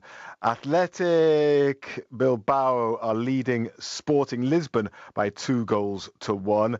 Sporting equalised, having gone behind, but Athletic retook the lead. So that's pushed Sporting down the table. They're one of the teams around Newcastle, one of their rivals, trying to get in to those top 8 places. So we need to keep an eye on them. Atletico Madrid likewise, and they took the lead against Bodo Glimt on 15 minutes. Soloth, the Norwegian, against his compatriots. But added an equaliser for the team from the Arctic Circle on 34 minutes. So it's 1-1 there. Again, that's good news for Newcastle. That's helped them to get back into that top 8. Bit of a surprise in Barcelona. They're losing 1-0 against Copenhagen. So again, Barcelona would have expected to have won that match and secured their place in the top 8. As things stand, they are well out of it. But, another 45 minutes to go. Anything can happen. But another good scoreline for Newcastle. Bayer Leverkusen lead Villarreal by 2-0. And Benfica are 2-1 up against Real Madrid. It's Dortmund 0, Inter Milan 0. So a goal for Inter Milan again would change things there. Club Bruges are leading Marseille by 2-0. Spurs haven't been able to break the deadlock against Eintracht Frankfurt, so that one is still goalless. And Liverpool lead Karabag by 2-0 at Anfield. Man City likewise ahead, so they're into the top 8 now. They lead Galatasaray by 2-0. It's Monaco 0, Juventus 0. Chelsea, as I mentioned, now 2-1 down against Napoli, having taken the lead there through Enzo Fernandez from the penalty spot. But now they're losing. It's PSV 0, Bayern Munich 0, Pafos 1, Slavia Prague 1, and Union Saint-Gilloise 0, Atalanta 0. So what that means in terms of the table, well, Arsenal and Bayern Munich still clear. Liverpool just behind them. Manchester City, as things stand, up to 4th place on 16 points because, Real Madrid are losing there on 15 points. Spurs are drawing. They're also on 15 points. And then in 7th place are Paris Saint-Germain on 14 points, alongside Newcastle in 8th position. Paris Saint-Germain and Newcastle both having goal differences of plus 10. But then 2 more teams on 14, Atletico Madrid and Atalanta. So obviously goals for either of those 2 sides would change things again. Inter Milan on 13 points. They are drawing. Chelsea, who were trailing, on 13. Barcelona also trailing, and you would fancy them to get something against Copenhagen, wouldn't you, in the second half. 1 goal for Barcelona. I would put them on 14 points, but they would still be behind Newcastle on goal difference if that was the case. So they do need to score a couple. Sporting Lisbon also on 13, and Juventus now on to 13 as well. So that's how it looks at the top of the Champions League table. It is all to play for in that second half. So we'll keep you up to date with everything else which is going on, and we will continue to do so right throughout the course of the second half. Do not worry, you won't miss anything here. Couple more bits of football news in the transfer market. Fulham have agreed a £27 million deal with Manchester City to sign the winger Oscar Bob, who's fallen down the pecking order there at Manchester City following Antoine Semenyo's arrival. And West Ham have agreed to sell their Brazil forward Lucas Paquetá to Flamengo for a fee of around £35.5 million. And Raheem Sterling has come to an arrangement with Chelsea to leave there, so he is now available to be picked up, but he's got wages of around about £350,000 a week. If he wants to maintain those, it would rather limit the options of clubs that he has to go to. Elsewhere, Gateshead have sold their first choice goalkeeper Tiernan Brooks to the League One side Charlton Athletic for an undisclosed fee. The 23-year-old played more than 50 times for Gateshead over an 18-month spell. So that's you up to date with everything else football-wise. Let's just bring you a little bit of boxing now. The Sunderland boxer Josh Kelly is deep into his preparation for his world title fight this weekend. He's up against the Russian Bahram Murtazaliev, the current holder of the IBF super welterweight title, and that fight will be at the Arena in Newcastle on Saturday night. It'll be a massive occasion, and Kelly has been telling Alistair Gill just how big a moment it would be for him to finally win a global belt. I've dreamt this since I was a kid.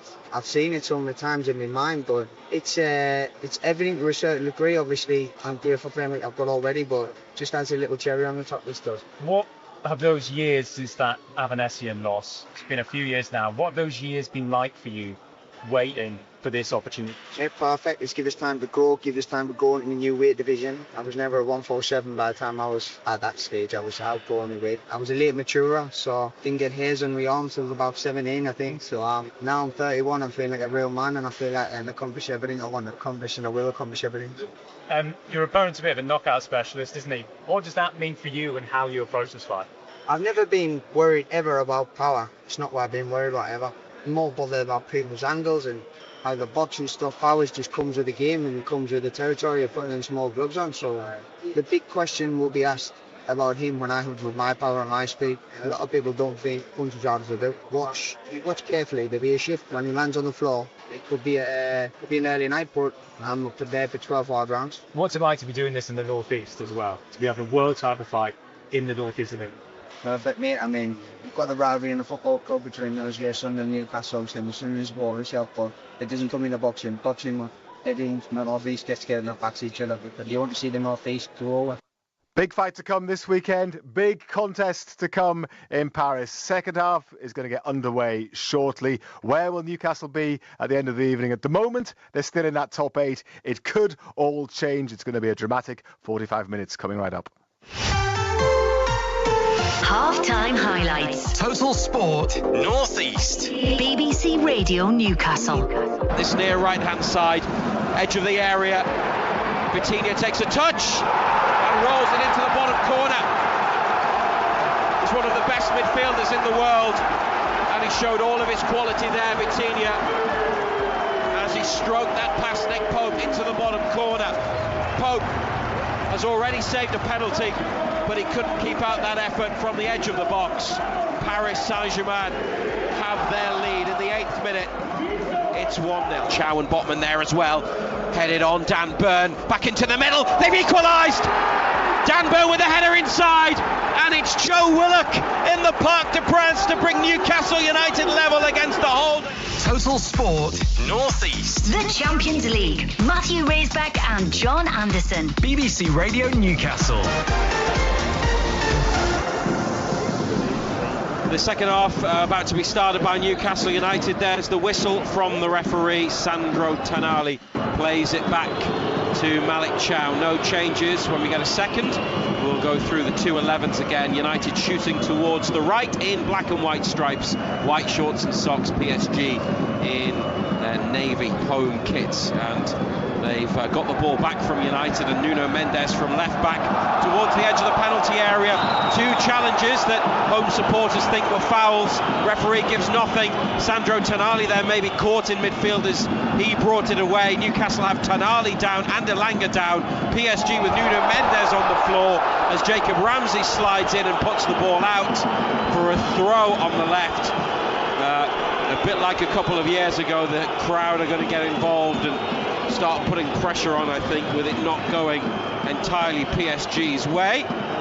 They want a free kick, and they are trying to force a free kick, but it's a throw. They've thrown the ball, tossed the ball back into the middle of the pitch where the initial challenge took place, and the referee sent them back out wide, almost trying to referee the match themselves. Never a free kick. He went looking for it. He's just dangled the leg and he's just thrown himself. Every time they do that, they expect to get free kicks. Referee did well. Well, yeah, it is going to be a throw. They're waiting for Nuno Mendes to get up. Newcastle 1-1 in the Parc des Princes. Pope in goal. Miley, Chow, Botman, Burn, Hall, the back 5. Elanga, Ramsey, Tonali, Willock in midfield. Voltemada up front. The bench includes Captain Bruno. Paris Saint-Germain, Safonov in goal. Hakimi, Marquinhos, Pacho, Nuno Mendes. Zaire Emery, Vitinha, João Neves. Doué, who came on for the injured Kvaratskhelia early on. Barcola and Dembele. Those are the 2-11s. And you listen to BBC Radio Newcastle. We brought you every Champions League match in the league phase live that Newcastle United have played. We're also on the BBC Sounds app tonight, or ask your smart speaker to play BBC Radio Newcastle if you want to listen to us that way. PSG with the ball, whipped across their half of the pitch from right to left by Marquinhos and Vitinha, who opened the scoring before Willock equalised. Plays it from the centre of midfield to the right, gets it again. Voltemade, the only United player ahead of the ball. And now it goes back to Marquinhos next to the centre circle. They are just sitting in a bit, United. There's a line of 5 just in front of the box, then 4 in midfield. They've got it back, and Willock drops his shoulder and comes inside. Look at the run and the speed from Elanga through the middle. Just couldn't take Willock's pass. Oh, so close to linking up and getting Elanga in. He made a darting run up the middle of the pitch, and the ball to find him was just ahead of where he needed it to be, and PSG get it back edge of the area. That was a good break by Newcastle, and they were almost in. 1-1. Yeah, it was a good break. It's what they're looking to do, suck PSG on and then just break with balls like that through the middle to use the pace of Elanga. He wasn't that far off getting in on it, was he? Along the edge of the penalty area by PSG, up to Barcola, 23-year-old French international. Inside he comes with his long legs and gliding across the turf, lays it off, and they've got it on the right wing now as Barcola goes up to the edge of the area near to Dembele, who's in the D, and the ball is with Doué. Barcola again on to Doué. Dembele on the 18-yard line, left it goes to Nuno Mendes, tries to take on Miley, who stops him, wins possession, clears it up the line, and Elanga gets onto the pass, and Elanga tried to come inside and has been dispossessed. Doué's cross blocked by Chow, who then doesn't clear and collides with Doué, but no appeals from PSG. Newcastle in the corner. They've had a few chances to get rid of it. They might need to take one of them. Jacob Ramsey again doing well under pressure to Miley in the penalty area, and that's very well played. Very measured from Miley across his own box, and you've got to get that right, and he floated it over to Hall on the left. This is Willock now, facing his own goal. Turns to go up the line. Inside but away from Hall on halfway, and PSG get it back. Oh, but then they've lost it to Willock. That's a mistake by Pacho. Willock through for the run of Voltemade in the area, held up by a defender. Voltemade turns, Hall, and it won't run for Elanga, but it's come back to Voltemade. Now Tonali, Ramsey on the turn in the area. Ramsey's shot spilled by Safonov, but he gathers the rebound. Oh, goodness me. PSG were a mess at the back, and Newcastle through Willock and Voltemade, and eventually Ramsey got into great positions, but they couldn't capitalise, and it remains one apiece. Nervous wreck at the back, aren't they, PSG? They look really, really nervy. It's been a good start to the second half again, boys. Barcola playing it back, and then Chow winning it for United. Might go to Nick Pope, he does. Edge of the area, right side, high and long from Pope. I think Voltemade was coming back from offside. It's brought down by Pacho, and he gives it to his goalkeeper, Safonov. Edge of the area, that's long. Big Dan Burn heads it down for Lewis Hall. Burn carries on his run up the line. Hall comes back and then turns to face forwards again. Inside to Tonali. Nothing on up ahead, so they have to go backwards. Botman to Pope. Chow comes out to the right. Elanga wants it played to his feet. It's floated towards Voltemade, who heads up and then heads on, and Elanga tries to chase onto it, but Marquinhos from the back of the centre circle hooks it back to Safonov, and Vitinha comes to get it off the goalkeeper. If they keep giving it away out from the back, then probably Vitinha's the player they want on it, because he tends not to waste the ball. Chow pushes up on Zaire Emery, and then PSG play it to the right and then into the middle, and Tonali recovers possession. And this has been a really strong start to the second half from Newcastle United. 52 minutes played, 1-1, a chance to go in front. But Paris Saint-Germain now from Botman's clearance, play it forwards. Botman slides in for another challenge on the edge of the area, and he has caught Doué and hurt himself. There's no foul, but the match has been stopped. Nick Pope has the ball. Whistle's gone from the referee. Botman gave it away there and slid in, got the ball, but caught Doué on the follow through. Risky ball, wasn't it? Stay down. Yeah, he plays that risky ball. I wonder if he landed on him badly. Yeah, if that's where the contact was. Sven Botman is still down. The Newcastle physio is ready with the bag, but I think he's going to continue. One apiece in the Parc des Princes. Let's get some other score updates and find out how the table looks now from Simon Pride. Just one score to give you, Razor, but it's an ominous one because Barcelona have equalised against Copenhagen, so they're now level on points with Newcastle again. But of course, if they score again, they would knock the Magpies out of that top 8. So that's certainly one to look out for. But as things stand, Newcastle still in 8th place, and Spurs have scored as well. They needed Frankfurt, so they're up to 4th now. Blimey. Newcastle, the goal difference of 10 could well make all the difference in the final places. 1-1 here, and it could send them straight to the last 16. A win confirms top 8 spot really because of goal difference for either of these two teams. Lewis Hall's won a throw on the far side. Sven Botman is participating in the game again and seems to be all right after that challenge. I don't think Newcastle could finish any lower than 15th, which would mean that if they were in the playoff round, they would be seeded and at home second. There's a ball up from the back to Willock, who scored the equaliser at the end of the first half and looks more like the Joe Willock of old. He's helped it out to Miley and got it back. Voltemada in the middle and Elanga as well, but Marquinhos just beat Elanga in the air with the header. Then Miley gets it in the corner and turns and goes back to Ramsey. They are not convincing defensively, Paris Saint-Germain. Miley for Ramsey. I think the home fans know it as well. There's nervousness in the Parc des Princes. Newcastle go back towards halfway. Ramsey turns. He wants to play forwards. It's Elanga inside. Nice feet from Elanga to Voltemada, holding it up 5 yards from the penalty area. Ramsey looking for Elanga, but it's deflected away. It's up to Dembele, who beats Byrne in the challenge. And what about this run from Hakimi up from right back into the penalty area? Achraf Hakimi cuts inside, and he's got an opportunity to lay it off, but he goes for the shot, which is blocked. On the follow-up, Paris Saint-Germain blocked by Lewis Hall, and then Botman heads clear, but there's a foul on Tenali, who has landed badly in the box. Free kick for the Magpies. Slavko Vincic, the Slovenian referee, blew his whistle immediately. That pace and attacking intent from Hakimi from fullback was quite remarkable, and there was a clear push from Doué to send Tenali down to the floor. That's why the free kick was given. Yeah, clear-cut free kick.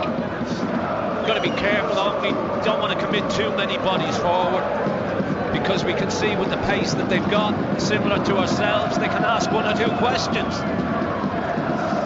BBC Radio Newcastle and BBC Sounds. Matthew Raisbeck live in the Parc des Princes. John Anderson in our studio, giving his analysis, as always, the former Magpies and Ireland defender. And Nick Voltemada up front tonight. Might well be the target of this Nick Pope free kick on the edge of the penalty area as Wissa, Gordon and Barnes warm up. Voltemada, it's a bouncing ball and he tries to keep it in and prevent it going for a throw, but it's out of play. About 25 yards up from the corner flag, Paris Saint-Germain right hand side. Newcastle shooting towards the goal to the right. That's the end where the away fans are, in the corner. Ball in midfield now collected by Ramsey, and Hall wins a free kick just behind halfway. Quick one by Hall. Flag stays down, they're in. Joe Willock one-on-one. Willock has rolled it under the goalkeeper and scored, but now the flag goes up. A very late offside flag against Willock after Hall's free kick. Joe Willock's already scored once tonight. He thought he had a second, but the offside decision will be checked by VAR.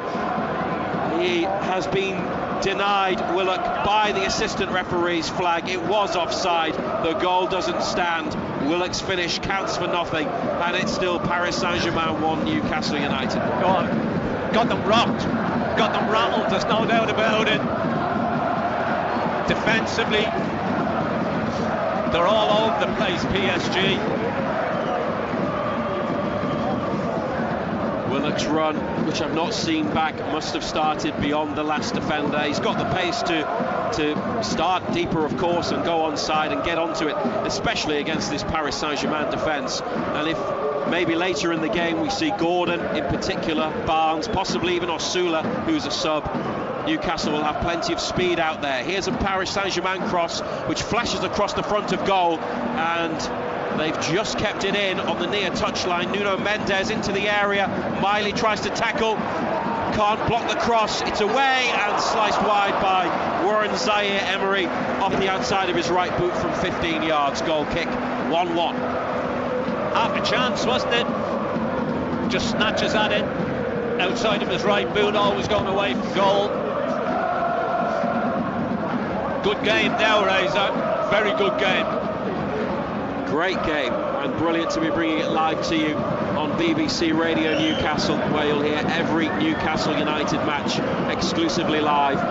You can listen to us tonight through the BBC Sounds app as well. And if you want to watch the Champions League action, and I'm sure you'll want to see this, here's Elanga now trying to race onto a Voltemada through ball that is slid back to the goalkeeper by Hakimi.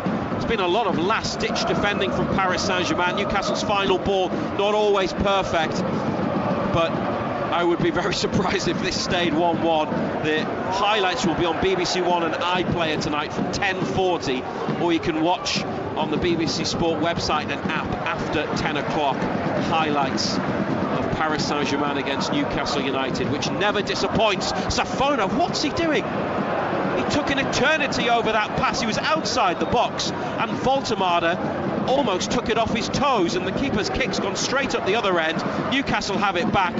Up Botman up to Voltemada. The layoff has been intercepted. And here are Paris Saint-Germain with Barcola into the area. This could be a problem. Bradley Barcola onto his left and then over the top. That's a wild swing at the ball when it needed just a caress and just needed to be rolled into the corner. Well, it's a chance, isn't it? As you say, he just lashes at it again. Great carrying of the ball, though, wasn't it? Quick feet, cuts back in on his left foot and just lashes it high over the top of the crossbar. 1-1 in the Parc des Princes. Eddie Howe discussing with Jason Tindall Newcastle's tactics, maybe their next move, as Voltemada heads on. Elanga backs in and then wins a header down to Voltemada. Miley, who's quite advanced in the sort of current tactical setup, gets the ball now from Botman on the touchline, looking for Ramsey, who's turned. Could have been a foul. Play on, says the referee, as Willock does well near halfway. Tanali crowded out, and Pacho back to Safonov. Remember, Voltemada won a penalty by closing down the goalkeeper Mark Flecken in Leverkusen before Christmas. Here's Joe Willock winning it back after Lewis Hall made a challenge, but the whistle's gone for a Paris Saint-Germain free kick that Newcastle feel is soft. It is soft. It is a free kick. Yeah, it is soft. Any contact at all.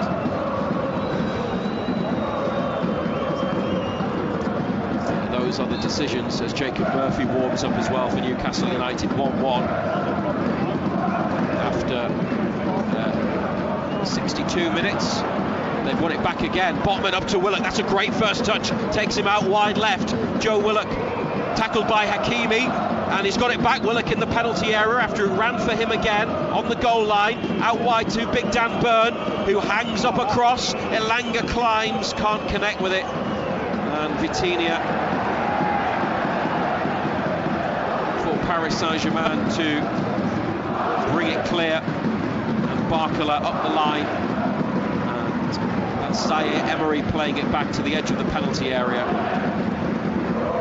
Not at all sure about Matvei Safonov in goal. Doesn't look assured as a presence. May give Newcastle chances. beaten once by the Joe Willock header in first half added on time. 1-1 is the latest score in the Parc des Princes. Paris Saint-Germain at the edge of the United area. Hall has pinched the ball. Byrne with half a clearance. Now a deep cross from the right. Nobody in the middle could get there. Paris Saint-Germain keep it in on the near left touchline, close to the corner. Nuno Mendes back to Zaire Emery. And Vitinha turns, plays it to Pacho. It's a square ball to Marquinhos. There's João Neves. Marquinhos lifts it in. Zaire Emery's header back. Botman straight to Miley and up to Elanga. Oh, trying to find Voltemade. He's given it away. Elanga. Vitinha outside the area. Nick Pope pats it down and then picks the ball up, and nobody following in for PSG. 1-1 here. Let's see where Newcastle are on the table and get some other scores from Simon Pride. They've dropped out of the top 8 because Barcelona have scored again, so they lead Copenhagen by 2-1. They shoot up to 5th in the table, dropping Newcastle down to 9th. So unless Copenhagen equalise, Newcastle will have to score again, otherwise it will be the playoffs. And currently, as it stands, it would be Bodo Glimt in the playoffs, Razor. Dembele in the penalty area, curler towards the far corner, too high for the goal, and Nick Pope was always confident that was sailing over the top. So it could have been, and it might still be, Azerbaijan. It could be the Arctic Circle, but Marseille have just dropped to 24th, so it could be a return to the south of France. Newcastle, as Pridey says, out of the top 8 because of scores elsewhere. Reinforcements are coming. Harvey Barnes with 5 Champions League goals, and Anthony Gordon 6 in 7 Champions League appearances this season. They are coming on in a moment as they look to try to win this. That's their clear objective. It's been a good display, a different type of performance, a different system. They've had to show different qualities, but they are deservedly level. They could be in front. And the holders, Paris Saint-Germain, haven't necessarily played like the brilliant team that we know they can be. Luis Enrique, the manager, is applauding his players as Newcastle give it away. Eddie Howe now goes up to the edge of the technical area, and there are some instructions here as it comes to the halfway line. And Desiree Doué, 2 in the final against Inter at the end of last season. Inside to midfield, Marquinhos. Now back to Pacho. It's just going to be a double change for now. Wissa continues to warm up. You'd imagine Elanga would be one of the players going off. I certainly hope Joe Willock stays on, because this has been Joe Willock doing the sort of things he did a couple of years ago when he was fully fit and playing regularly. Scored the goal, he's grown into the match, and he's been a real threat in the second half and had one ruled out for offside. It remains 1-1 in the 66th minute.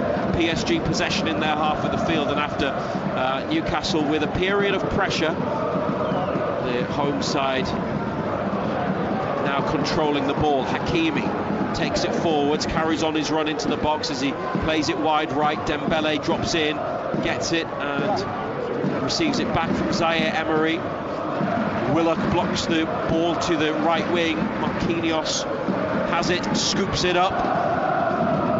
Lewis Hall there with João Neves, and Tonali covering on the inside on the goal line. Back to Hall, up it goes to Willock, backing into his man.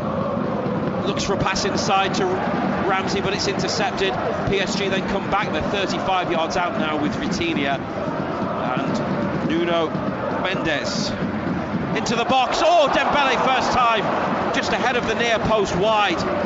That will be put down as a chance. He connected with it on the volley, but couldn't direct it towards goal.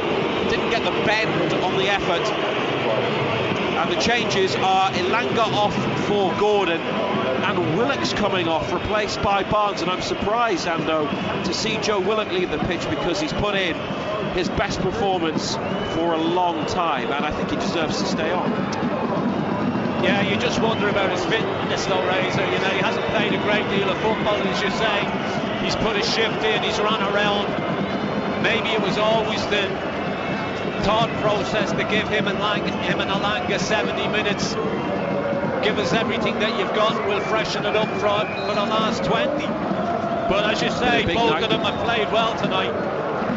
It's been a big night for Willock in particular. First goal since the Birmingham FA Cup tie almost a year ago. The equaliser, could have had a second, but he was offside. And Voltemade stays as the centre forward, and now with Gordon and Barnes either side of him, but also with their roles a bit deeper as part of a 5-4-1. But when they attack, it will obviously look a little bit different, with Miley and Hall pushing on, and so it can become a 3-4-3. Newcastle with a throw. Gordon, middle of the PSG half, wins another on the far left-hand side. Paris Saint-Germain will be making a change as well. We're going to see Gonzalo Ramos, I think. He gets ready next to the bench. Pope in the D, that's a diagonal ball. Hakimi's header straight to Gordon. Hall making a run and Barnes in behind. Gordon, through ball cleared by Pacho. Paris Saint-Germain header in midfield. Dan Burns got it. And then Zaire Emery on. Chow wins it. Tanali into a challenge and out of play by João Neves. Newcastle throw just past the halfway line on the right. Here's the PSG change. The numbers board is presented. Bradley Barcola goes off, and Gonzalo Ramos, 8 goals this season, 2 in the Champions League, and against Barcelona away in a 2-1 win and a 4-0 win over Atalanta here. They're opening 2 matches actually. He's on, and Dembele's gone wide right, and Doué is wide left. They no longer have Mbappe, but they have great attacking players. Pope now, after a Chow forward pass was blocked, comes and catches the ball next to the edge of the penalty area. 1-1 on BBC Radio Newcastle. And the ball reaches the middle of the Paris Saint-Germain half. Hakimi to Safonov. Waits for players to close down, then lifts it long. Ramos heads on, nobody behind him. Dembele was still occupying his wide right position. Byrne gets onto the ball. His first appearance for about 7 weeks, Dan Byrne, following the broken rib and punctured lung. And, he's come through the match okay. Back to Pope, and a long ball forwards here. Barnes trying to get there. Pacho with a header. And Zaire Emery, surrounded by black and white shirts, to Nuno Mendes up the line. Chow's won it from Doué. Might be holding on to him here, could be a foul. Referees played the advantage. Miley's got it. Nowhere for Newcastle to go. Back to Ramsey, and Miley on halfway. Forced inside and backwards. Ramsey again. Over to Byrne. It's a risky pass. Byrne's flicked it out to the right. Hakimi held up by Gordon, and it's now on halfway. They were running out of space and struggling for options, Newcastle. Paris Saint-Germain forcing them into giving the ball away. 20 minutes remaining. Doué to Zaire Emery, and inside to Vitinha. They are not a big side physically. Lots of small players who move quickly and very good at playing the ball around. Here's Vitinha, chief among them. But Gonzalo Ramos is a bit more of a presence in the box. They look for him with the cross, and it's headed away, and a goal kick is given. It was behind off Hakimi in the middle of the area from that deep cross. Paris Saint-Germain 1, Newcastle United 1 on BBC Radio Newcastle at the BBC Centre. Really finely balanced, isn't it? You wouldn't like to call it, that's for sure. But you just feel that chances are going to come at both ends. Two can take those chances. Well, Newcastle with Gordon, Voltemade and Barnes out there, and there's a PSG header that Barnes is trying to get to. Miley's reached it on the right, a drop of the shoulder up the line from Miley, and for Barnes to chase into the box, but it's just beaten him and gone behind. They could look to Wissa on the bench. He's on his feet now, Johan Wissa, but he's still got a training jacket and bib on. They're sending Jacob Murphy out to warm up as well. And they're going to stay on the edge of the area, a really high press, and there's 7 outfield players up the pitch as the goalkeeper plays it to the right, and Hakimi wins a throw off Hall.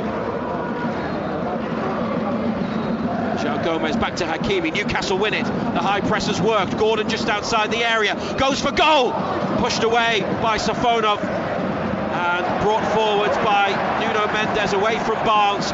Miley pushes the ball away from PSG, but then it is collected by Doué and inside to the centre circle to Vitinha. Newcastle get back very quickly as PSG pile forwards. Hakimi, 25 yards from goal. This is Vitinha. Tonali in his way, plays it with the outside of his right boot, short, 5 yards on the outside, gets it again, back to the halfway line. 1-1, Wissa now jogging up the touchline. Doué to take on Miley, 1-1 here like it was 2 seasons ago, with penalty handball drama as well. Paris Saint-Germain with Dembele on the right, back it comes, edge of the area for João Neves, and now a deep cross from Nuno Mendes away by Byrne. Voltemada gets to it, back to Tonali, and Gordon making a run, now a foot race, Gordon and Pacho and Hakimi, and Gordon's won it, a step over, and he's taken the ball inside and found Barnes. Voltemada to the right, Ramsey in the middle, Jacob Ramsey into the penalty area, deflected up and behind, corner kick, what a break by United. Gordon brilliant, Ramsey there on the end of the ball from Barnes. Voltemada could have been played in. Jacob Ramsey close to a first Newcastle goal, but it's big defending from Paris Saint-Germain from the captain Marquinhos. He's played well tonight, Ramsey. He's got him out the pitch, he's carried it, he's looked to pass it forward.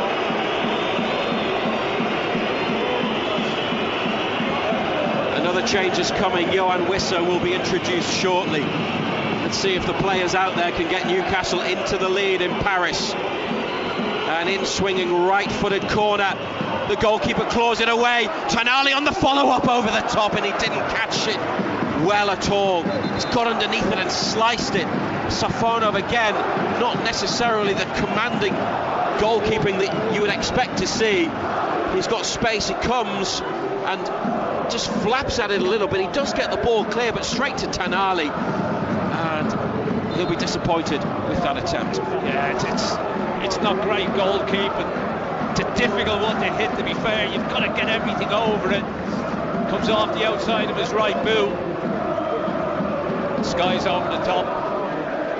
Safonov goes long, Gonzalo Ramos heads on away from Botman, but Chow is behind him covering. Tonali in midfield, up to Voltemada, runners right and left, Voltemada through the centre, Nick Voltemada, it's a blocked effort from 20 yards, Miley in the right corner, Newcastle again well on top, and look like they can get themselves ahead on the night and get back into the top 8 of the Champions League. Tonali level with the last defender, through the legs of his man for Barnes, back to Tonali, nobody in the middle, Gordon makes a run, Safonov again has missed it. Gordon made a run to the edge of the area, Hall was coming in round the back, a late run. Newcastle combine on the left, Hall and Byrne, and the cross from Hall is cleared. He had black and whites in the middle, couldn't pick them out, it was behind his teammates.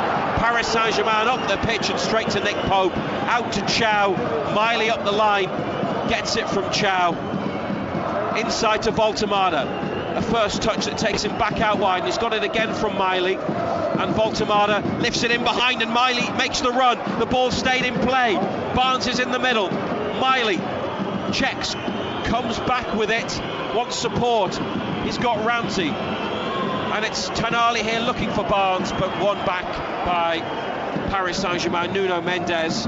Vitinha under pressure, back to the goalkeeper, keep giving it to him. Safonov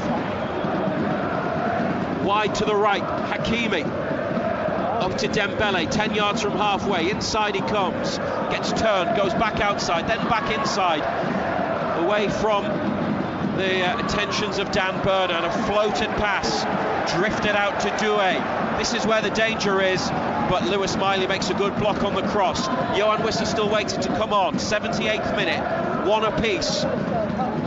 It's breathless in many ways in the Parc des Princes.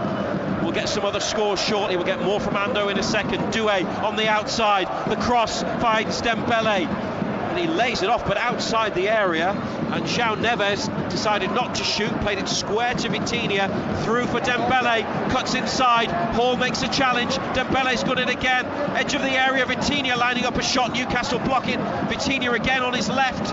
Doesn't hit it. Zaire Emery to the left corner of the box. Doué headed away by Chow. It bounces on the far side of the penalty area, comes down to Hakimi. Now Dembele on the 18-yard line, lined up for Vitinha, just over.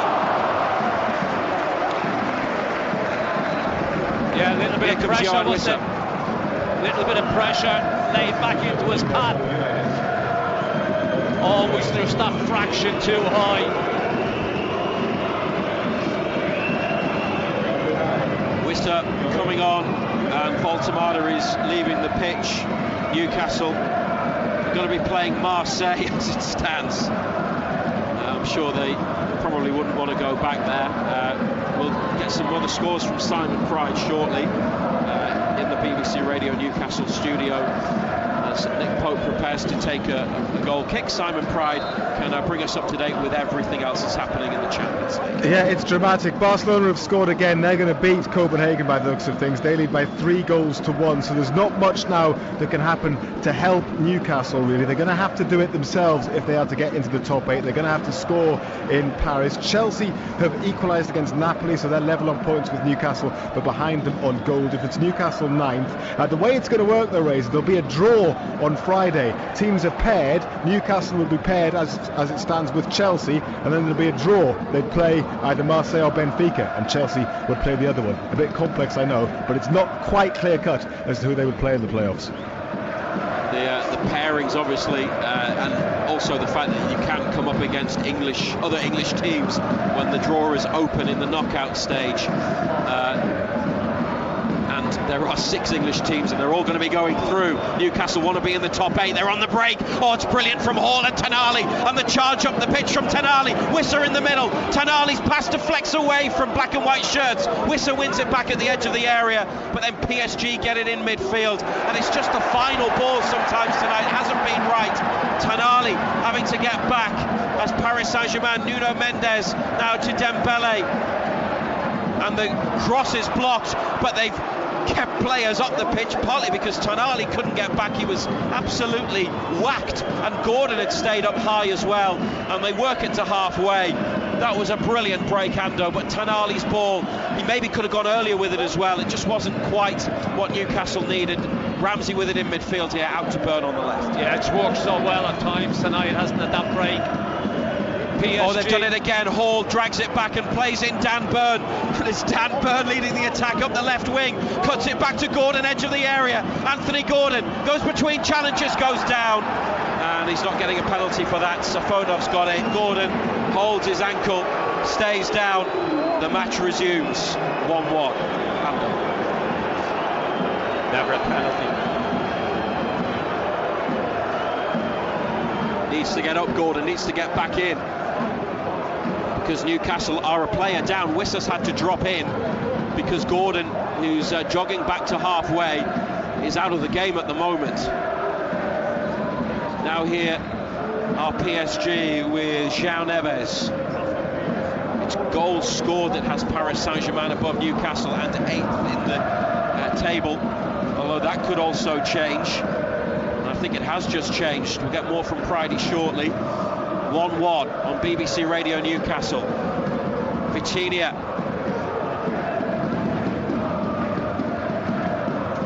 They've played so well tonight. Just haven't made the most of some of their attacking situations. Hakimi on for the run of João Neves. It's cut back to Vitinha, and it's away from Gonzalo Ramos in the middle and cleared by Lewis Miley. This is now Desiree Doué. Lifted in from the left, right-footed curling cross, headed away by Newcastle. Wissa trying to hold it up but can't get there. Marquinhos and Hakimi, it's broken down, that move. He's played it straight behind when trying to get it to Dembele. Let's get more on the other action from Simon Pride. Well, Inter Milan have scored against Borussia Dortmund. They go into 8th. That means that Paris Saint-Germain, as well as Newcastle, now drop out of the top 8. So this last few minutes, basically, it could be two teams having a shootout. If either of them score, they'll go back into that top 8. But as it stands, Newcastle 10th, PSG 9th, Inter Milan into the top 8. It's exciting, isn't it? The Champions League final match day. All the games kick off at the same time, and you have this climax where positions change and teams learn their fate.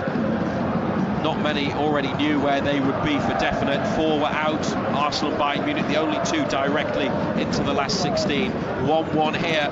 Newcastle and Paris Saint-Germain with plenty to play for. There's going to be some more changes from the holders, the French champions.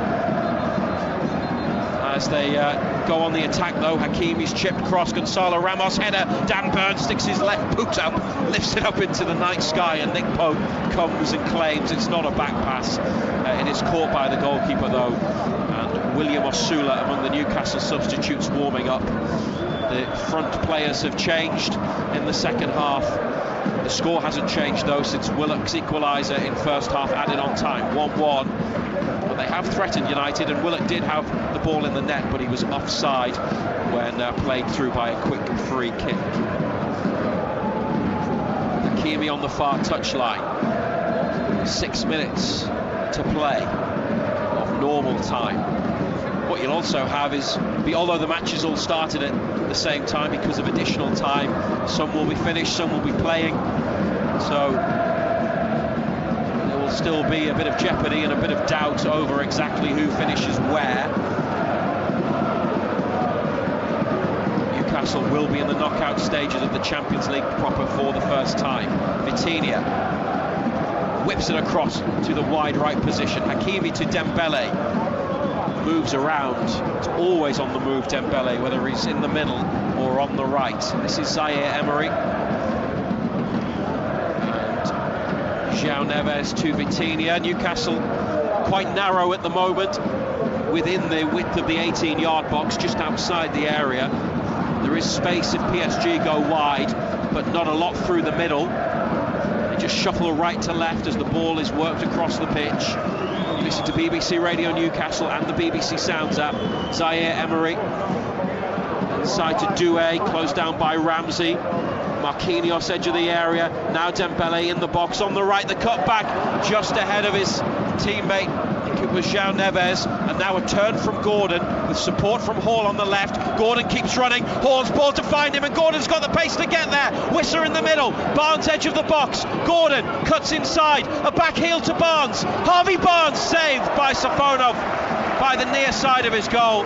Barnes took it on. Gordon unselfishly rolled him in. And the PSG goalkeeper, who's not necessarily had the best night, has made another save there as Newcastle go on another counter-attack, but don't make PSG pay. The ball's at the other end. Zaire Emery into the area. Dembele wins a corner off Botman on the left. Oh, it's a great break again, wasn't it? Brilliant.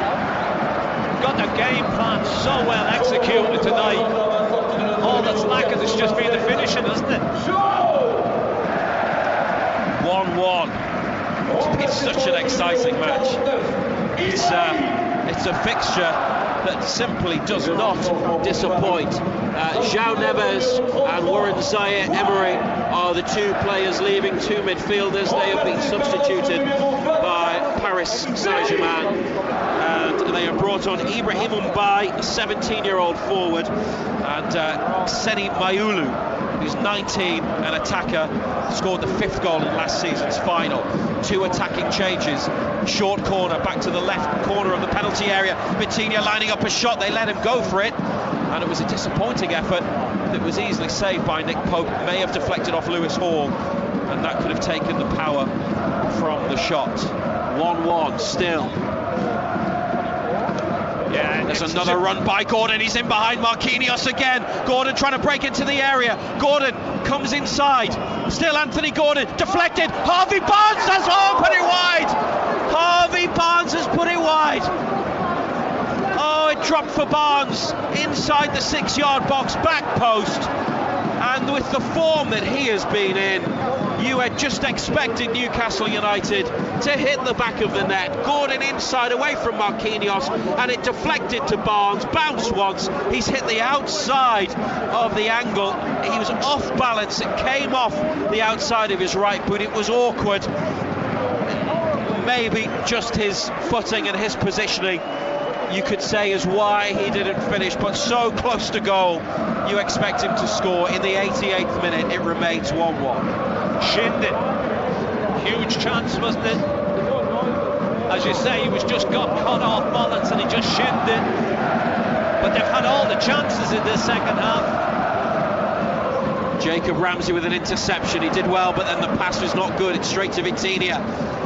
What they don't want to do is concede late like they did 2 seasons ago. Dembele plays in Hakimi, Dan Burn across to deflect the ball which goes up and Botman away, and now Lewis Hall runs away with it on the far side, runs into traffic. Newcastle lose possession, Dembele gets it back. Now Paris Saint-Germain with Mbaye, blocked cross, Wissa in the D, has held it well and come away out to the right wing.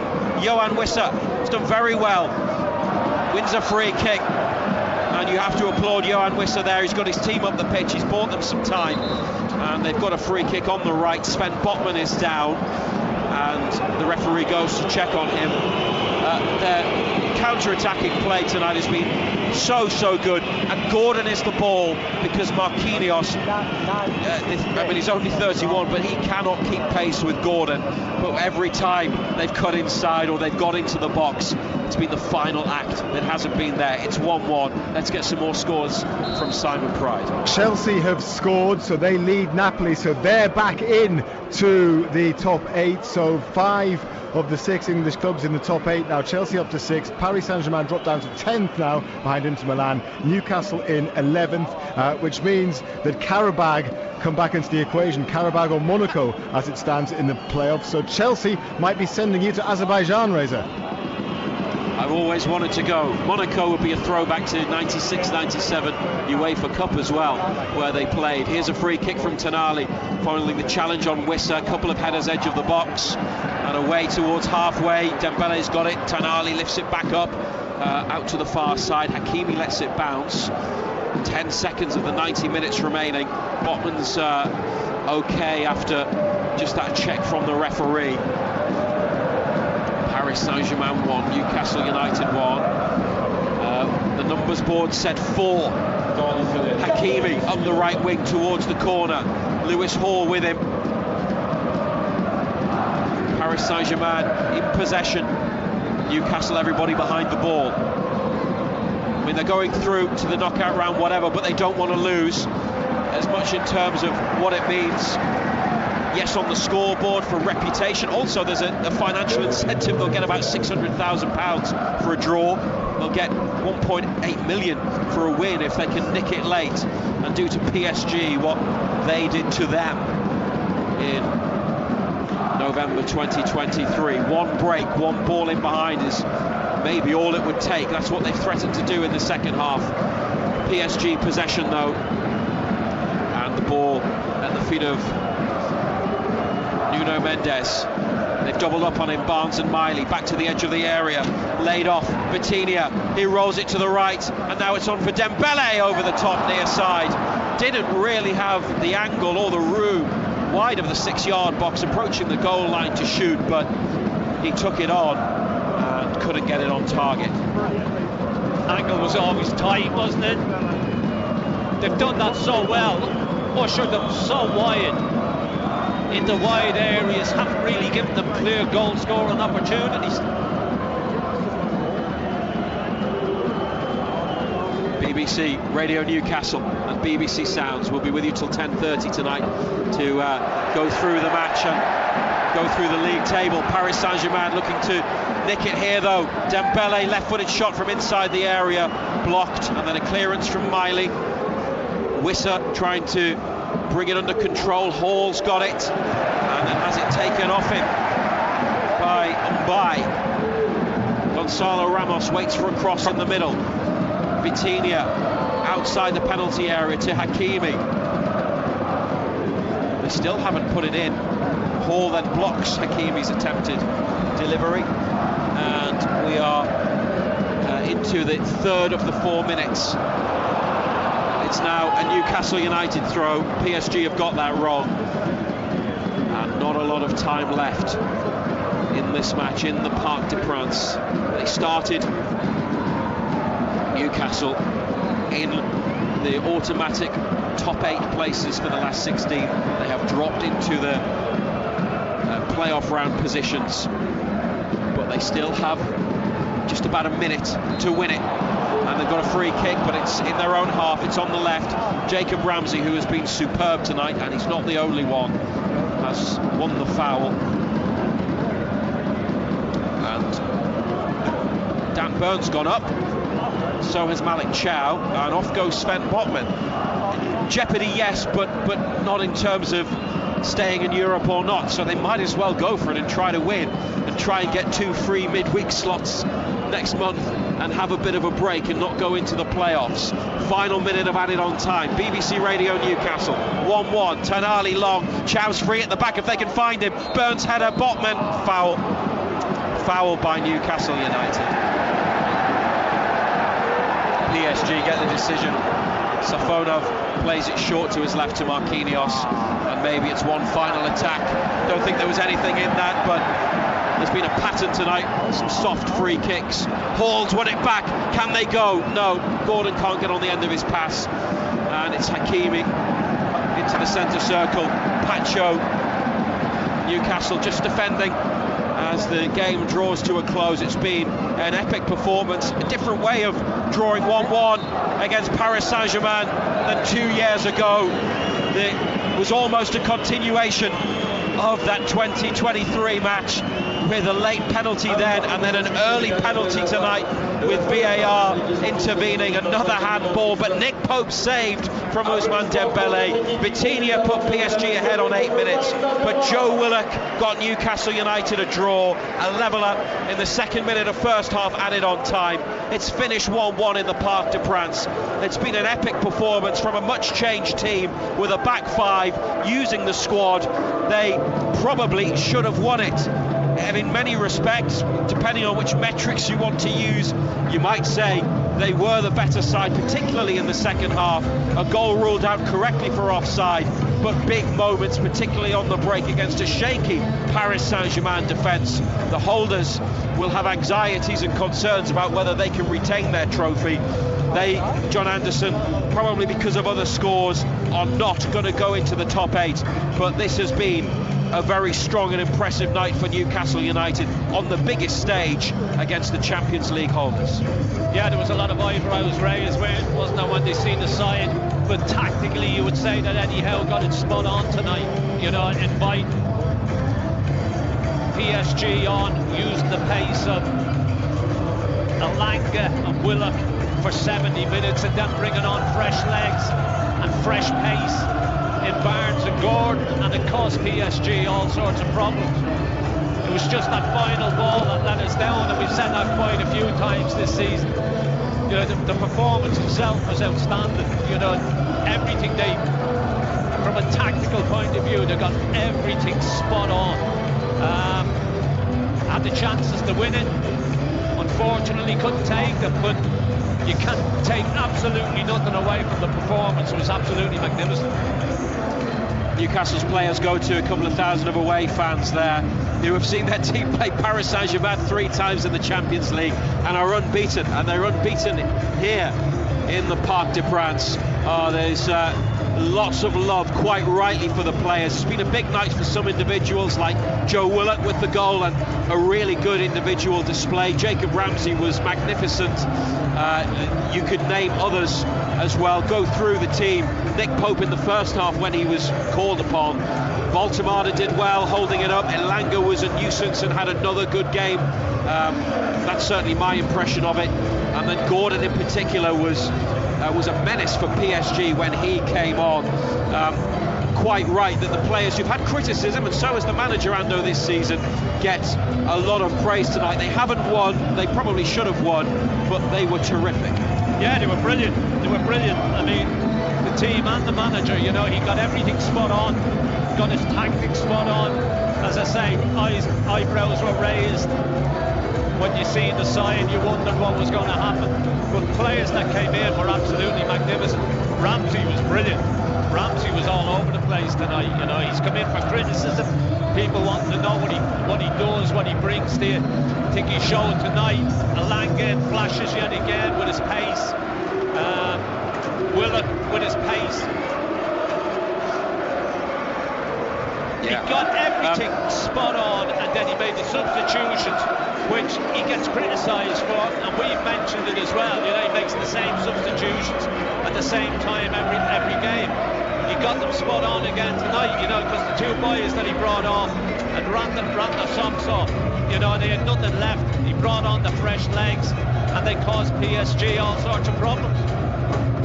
Newcastle's players are making their way over to the touchline. There'll be a Player of the Match award given out shortly. I think it should be a player in black and white who gets it rather than one in navy and red for PSG. They are trudging off over to the near side. They went to the end, the Auteuil end of the Parc des Princes to acknowledge the ultras, as they would always be well advised to do. I'm sure they will have some pretty strong and strident views about the performance.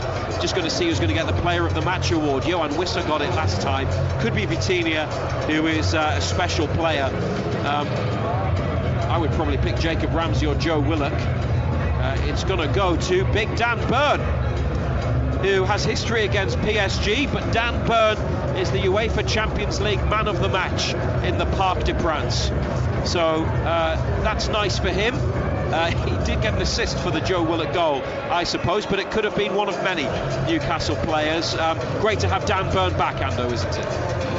It is, and the manager's got a dilemma now at the weekend, Razor, because of the way the three centre-backs played tonight. They were all exceptional. Does he stick with that formation on Saturday night, or does he go back to a straight back four? And if so, who's the one that makes way? We'll discuss the match with you on BBC Radio Newcastle until 10:30.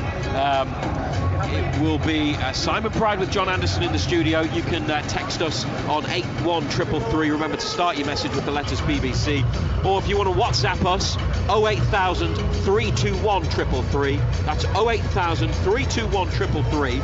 And remember, BBC needed at the front of your message as well. You can also send us a voice note on WhatsApp or on X. We are at BBC Newcastle.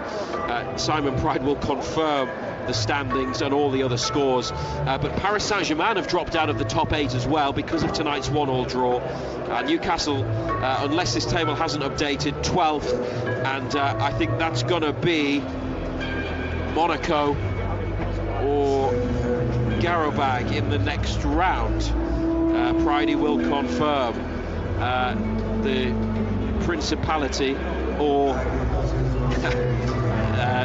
the Caucasus, Azerbaijan. That's what they will face next month, away first and home second, but all the ties will be confirmed by UEFA on Friday, and all the scores coming in a moment. This has been a really positive night for Newcastle United, despite dropping down the Champions League table.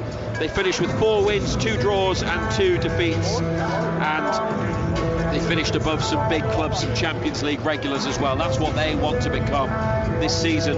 Their participation in the competition will continue, but it will be in the knockout phase playoff round next month for the right to go on into the last 16 with what would be a winnable tie in the playoff round. We hope you've enjoyed the coverage on BBC Radio Newcastle, live from the Parc des Princes. The conversation continues with Ando and Pridey in the studio.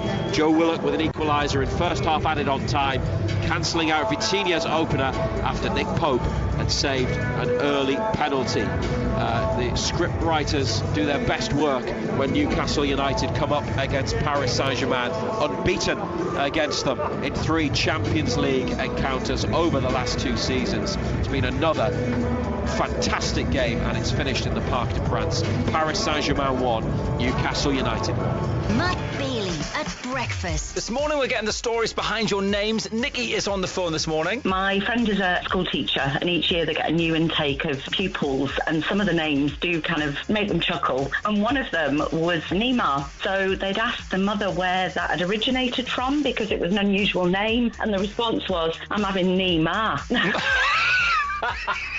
I'm having Neymar kids. Yeah. I'm having Neymar kids. I'm having Neymar. Matt Bailey at breakfast. Weekdays from 6. Just ask your smart speaker to play BBC Radio Newcastle. And this is Simon Pride in the BBC Radio Newcastle studio. Hope you've got your breath back after what has been an enthralling evening of Champions League football. Ultimately, it has ended up with Newcastle United in the Champions League playoffs after that 1-1 draw at Paris Saint-Germain. We'd love to hear your thoughts on the game, on Newcastle's achievement, and what the next round may hold. Razor's right, it's going to either be Monaco or Karabag in the playoff round. There'll be a draw on Friday. Newcastle will find out their opponents then. And Ando will stay with me until 10:30 this evening. So do give us a call on 0800 234 6565 if you would like to have a chat. There's lots to unravel from that match. Plenty of talking points. The performance and the goal of Joe Willock, the team that was selected by Eddie Howe, Dan Burns' return and his subsequent player of the match performance. 0800 234 6565. Send us a WhatsApp 08000 321 333 or a text on 81333. Start your messages with the letters BBC. The messages are already coming in. Add yours to the inbox and we'll read out as many as we possibly can between now and when we go off air at 10:30. We'll also get reaction, post-match reaction from Eddie Howe, possibly a player as well, and you will hear that tomorrow morning when you wake up on BBC Radio Newcastle. Matt Bailey with the breakfast programme reaction to tonight's game. So let me take you through the other scores. The final whistles have pretty much all gone now in the Champions League matches. They all, of course, kicked off simultaneously at 8 o'clock, and so here are the scores in full. Ajax 1, Olympiacos 2. Ajax only had slim hopes of making it through, but they were dashed when they went behind in the second half. They equalised, but the Greek side got a winner. Arsenal, who have a 100% record in the competition this season, have beaten Kairat 3-2 in the end. They went a goal up. Kairat equalised. Arsenal scored again twice in the first half, and then an injury time goal for Kairat meant that it ended 3-2. Sporting Lisbon have won 3-2 in Bilbao against Athletic, with an injury time winner from Alisson Santos for them. Atletico Madrid 1, Bodo Glimt 2, perhaps a surprising result there. Atletico looking to secure a place in the top 8, but they'll have to go through the playoffs, having been beaten by the Norwegian side. I will take you through the full table once I've gone through the scores. Barcelona, who were behind at half-time to Copenhagen. Was there a shock on the cards? Well, no, there wasn't, because 4 unanswered second-half goals from the Catalan side mean that they go into the top 8, go back into the top 8. They were in there at the start of play, but then when they went behind, they dropped right down that table in the in-running table, but they are now back firmly in the top 8. Bayer Leverkusen have beaten Villarreal by 3-0. Benfica 4, Real Madrid 2 as well, with a couple of red cards for Real Madrid as well. Quite an eventful game in Lisbon by the looks of things. Madrid still safely through though in the last 8. Dortmund 0, Inter Milan 2. They left it late, Inter Milan, to secure their place in the top 8. DeMarco and Diouf in the last 10 minutes of that match for them in Dortmund. Club Brugge beat Marseille by 3-0. Spurs won 2-0 in Frankfurt against Eintracht, so they have also qualified for the last 16. Colin Wani and Dominic Solanke for them. Liverpool have thrashed Karabag by 6-0. Alexis McAllister with a couple, Florian Wirtz as well, Mo Salah, Hugo Ekitike and Chiesa as well for Liverpool. Man City have beaten Galatasaray by 2-0. Monaco 0, Juventus 0, and Napoli 2, Chelsea 3. Topsy-turvy game, that one, and a massive result for Chelsea to get them through. They took the lead through Enzo Fernandez, and Napoli turned it round before half-time and led by 2-1. But then João Pedro, 2 goals in the second half on 61 and 82, mean that Chelsea have won that game in Naples by 3-2. Harry Kane on the score sheet again for Bayern Munich, who won 2-1 in the Netherlands against PSV. Bayern Munich were already safely through to the last 16. And Paphos, the Cypriot club, have beaten Slavia Prague by 4-1. And Union Saint-Gilloise have beaten Atalanta by 1-0. So those all the scores then, all of which means in terms of the table, the following. Arsenal, as we know, have won all of their games, the only team with a 100% record. So they have 24 points, Bayern Munich on 21. Liverpool, with that good win tonight, finished third on 18, and Spurs on 17. So those two clubs putting some difficult times in the Premier League this season behind them and finishing in the top 4 of the Champions League table. And then 4 teams on 16 points, also going through straight to the last 16. Barcelona, Chelsea, Sporting Lisbon and Manchester City. So that means Real Madrid, I said they were safely through. They're not. They finished 9th after that defeat in Portugal. So they have to go through the playoffs. They finished 9th. Inter Milan in 10th position in the end. They had got into the top 8 as well, had Inter, but dropped out of it again because of other results. Paris Saint-Germain finishing in 11th position and Newcastle United in 12th. Both of them locked together on 14 points. Behind them come Juventus and Atletico Madrid, then Atalanta and Bayer Leverkusen, Borussia Dortmund, Olympiacos, Club Brugge, Galatasaray, Monaco, Karabag, Bodo Glimt with that win against Atletico tonight, just scraping in there, as well as Benfica. So those are the teams that have got through. Paphos, despite their victory tonight, they went out on goal difference. They scored 4th. They'd got another one. They could have gone through, but they go out. Marseille go out as well. Union Saint-Gilloise, who won tonight, they go out as well. But yeah, it has been a dramatic night at both ends of the Champions League table. Ultimately, Ando, what it means is Newcastle finish 12th, and so yeah, there'll be a draw, and it might be the Azerbaijani side Karabag, or it might be Monaco.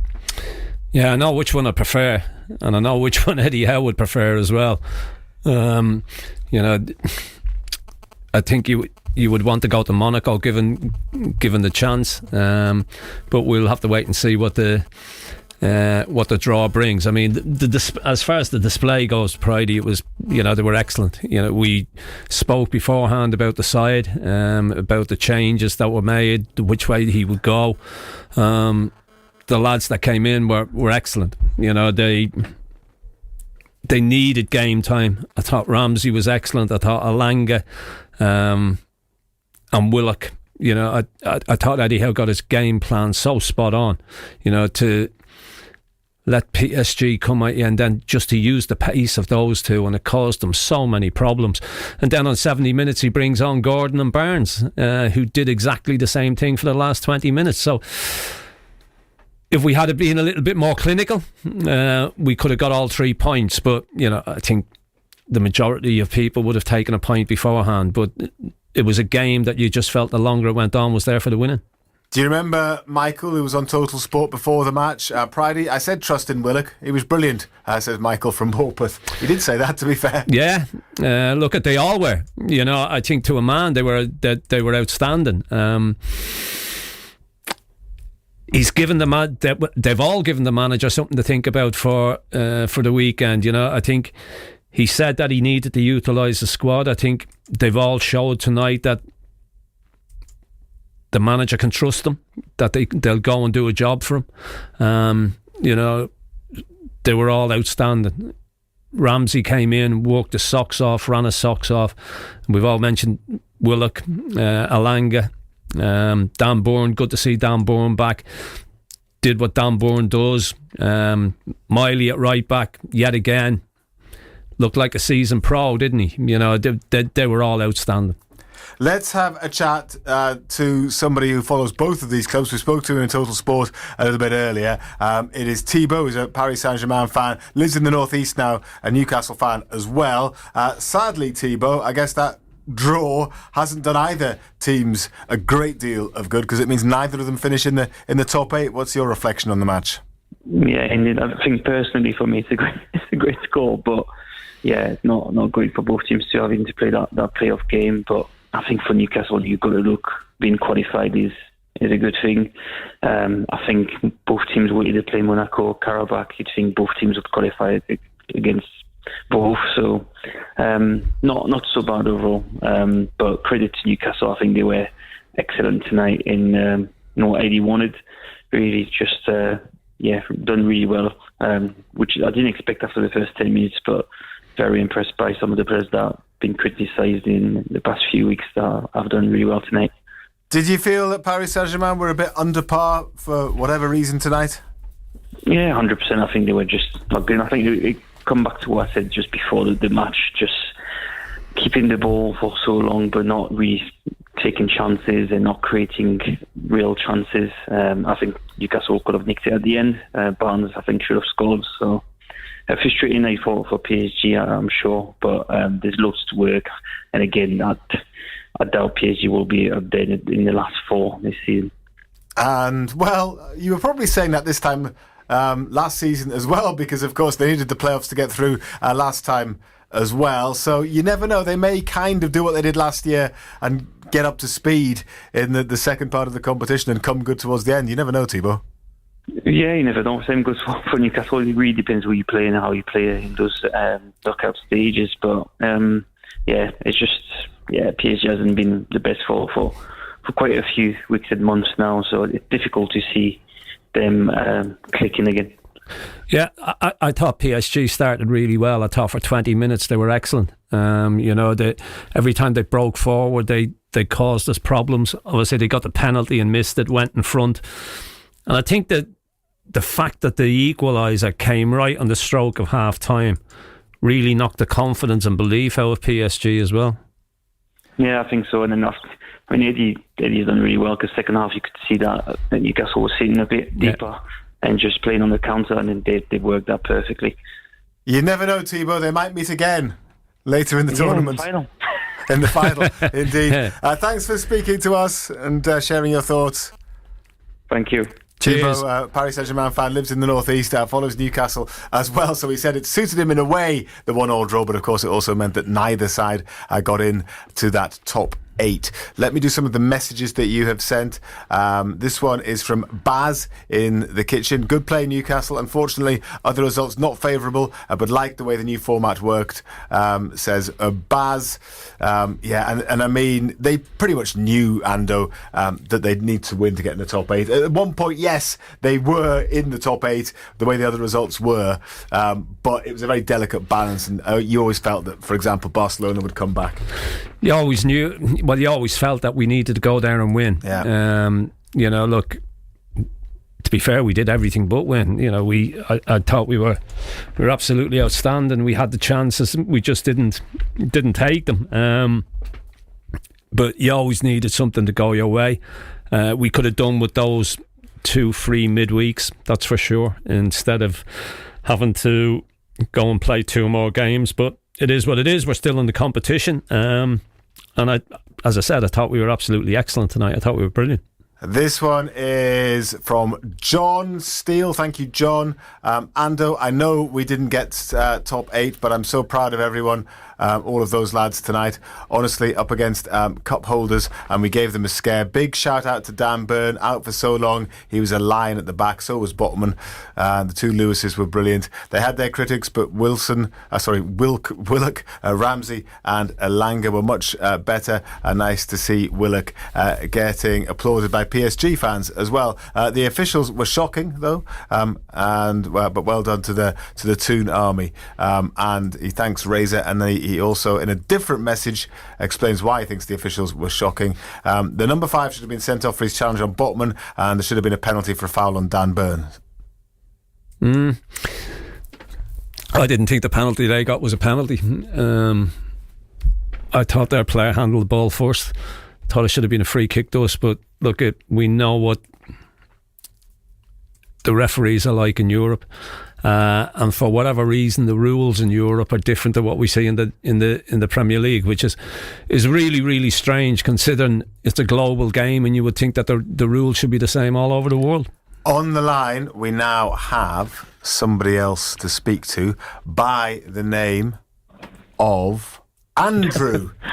Sorry, Andrew, I didn't hear who it was in my headphones, so I was trying to subtly indicate this, but I obviously wasn't so successful at that. But anyway, good evening. How are you? I'm excellent. Hi, Simon. Hiya, John. Hey, Andrew. Hiya. Well, look, people were kind of questioning the formation and lineup before the match. I was kind of wondering, what's he got up his sleeve. I was wondering why Willock was playing, but it just goes to show Eddie knows better than everybody else. Look, we had to weather a storm there for about 20 minutes or so, but after that we were just absolutely magnificent. It was he got his tactics and his game plan and his selection absolutely spot on. And then I was texting a friend during the game, and I says it's set up for him to bring these finishers on in the second half and try and get a win, and that's exactly what he did with Gordon and Barnes. And Gordon absolutely tortured that centre half, and we should have won it. We're by far the better team. Had some good chances. Ramsey was excellent tonight. He's really starting to show what a good player he is. But overall, I'm just so proud, so happy, and I hope we'll get a trip to Monaco, because it would be a good tie, but also a trip to Monaco would be very, very nice. Yeah, I'll have to keep our fingers crossed. I think there was a lot of eyebrows raised when people seen the starting 11. But yet again, tactically, he got it spot on. Yeah. I think the lads who came in didn't let him down. I think they showed that he can have trust and belief in them, that they can go and do a job for them. I think they've all given them a little bit of a headache for the weekend as well, Andrew. Because he's got to now go, and he's got to pick a side to go to Liverpool on Saturday night.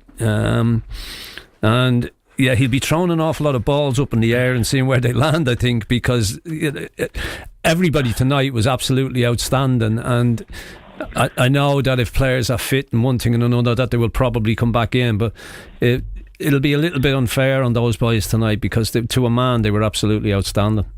Yeah, and if I had time, one of my questions was going to be, could we feasibly take that formation into the Premier League?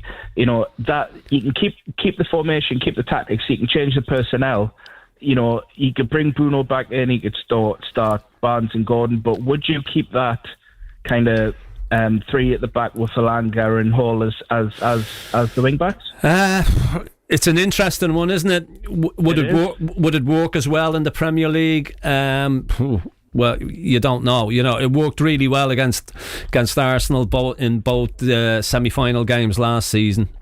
Would he be tempted to do that on a regular basis? He's got three outstanding centre-backs. There's no doubt about that. He'd probably find it very difficult to leave any of them out. He's got Hall, who's outstanding. I thought Miley was yet again tonight. Really good. He was superb. Ramsey, delighted for him, I have to say, because he's come in for a little bit of criticism, and I think there's a real player there. I think he's got good energy, and he tries to do the right things. And Willock, who's been out such a long time, he worked his socks off. He ran all over the place, used his pace, and it's a great header. It's a great header, and Alanga the same on the other side. So, he's got decisions to make. You would say that probably Gordon and Barnes are number ones. Obviously, Bruno, if he's fit, comes straight back in. But yeah, good luck to him in picking that side. I wouldn't like to be doing it. Andrew, thank you very much. Good to speak to you. Cheers, Andrew. All the best. Brian in Gateshead says, hi Simon, at least 2 more games, but we should have everyone back bar Livramento and Cher. And this one says, a brilliant draw. I thought we might have got battered after 10 minutes. Eddie Howe has gone from Steve Bruce to Arrigo Sacchi in 90 minutes. Well done, lads, and thanks to all at Radio Newcastle. Another night to remember from Gareth. Mike is in Whitley Bay. Evening, Mike. I love that we have gone to Paris, bloodied their nose and played really well. We don't look out of place in the competition. Howe got everything right tonight. Anyway, a couple of extra games isn't going to kill us. We play all the time already anyway, says Mike in Whitley Bay. I mean, he didn't want these 2 extra games, no, I didn't. But I think he would have liked to have a little bit of a breather. The games, there's been so many games, it just seems to be, it's relentless, to be quite honest. But as I said, the boys that came in tonight, some of them haven't seen a great deal of game time, Pridey, but they came in tonight and were, to a man, they were outstanding. They didn't let the manager down, they didn't let anybody down, they went and put a real shift in. Because he's been criticised for not using his full squad, for not rotating. Well, he did rotate tonight and his decisions were justified. It probably will encourage him to do it more often. Yeah, look, I think the players that came in showed that he can have trust and belief in them, that they'll go and do a job for him, that they'll do what he wants them to do. And they worked their socks off. The ground they covered, tactically it was spot on. They got the tactics spot on as well. So I think there's a few of these boys will probably see an awful lot more game time now. And William says, played well and deserved at least a draw. Eyebrows raised with the team, but the selections and the subs were spot on. Steve is on the line. Evening, Steve. Evening, lads. How are you doing? Hey, Steve. I'll read you a text that I sent to a mate when we got the team sheet. I was listening to you guys, got the team sheet, put my shoes on, walked down to the bookies. As I'm walking down the bookies, sent a mate a text saying, Eddie's either a genius or he's suffering from a head injury.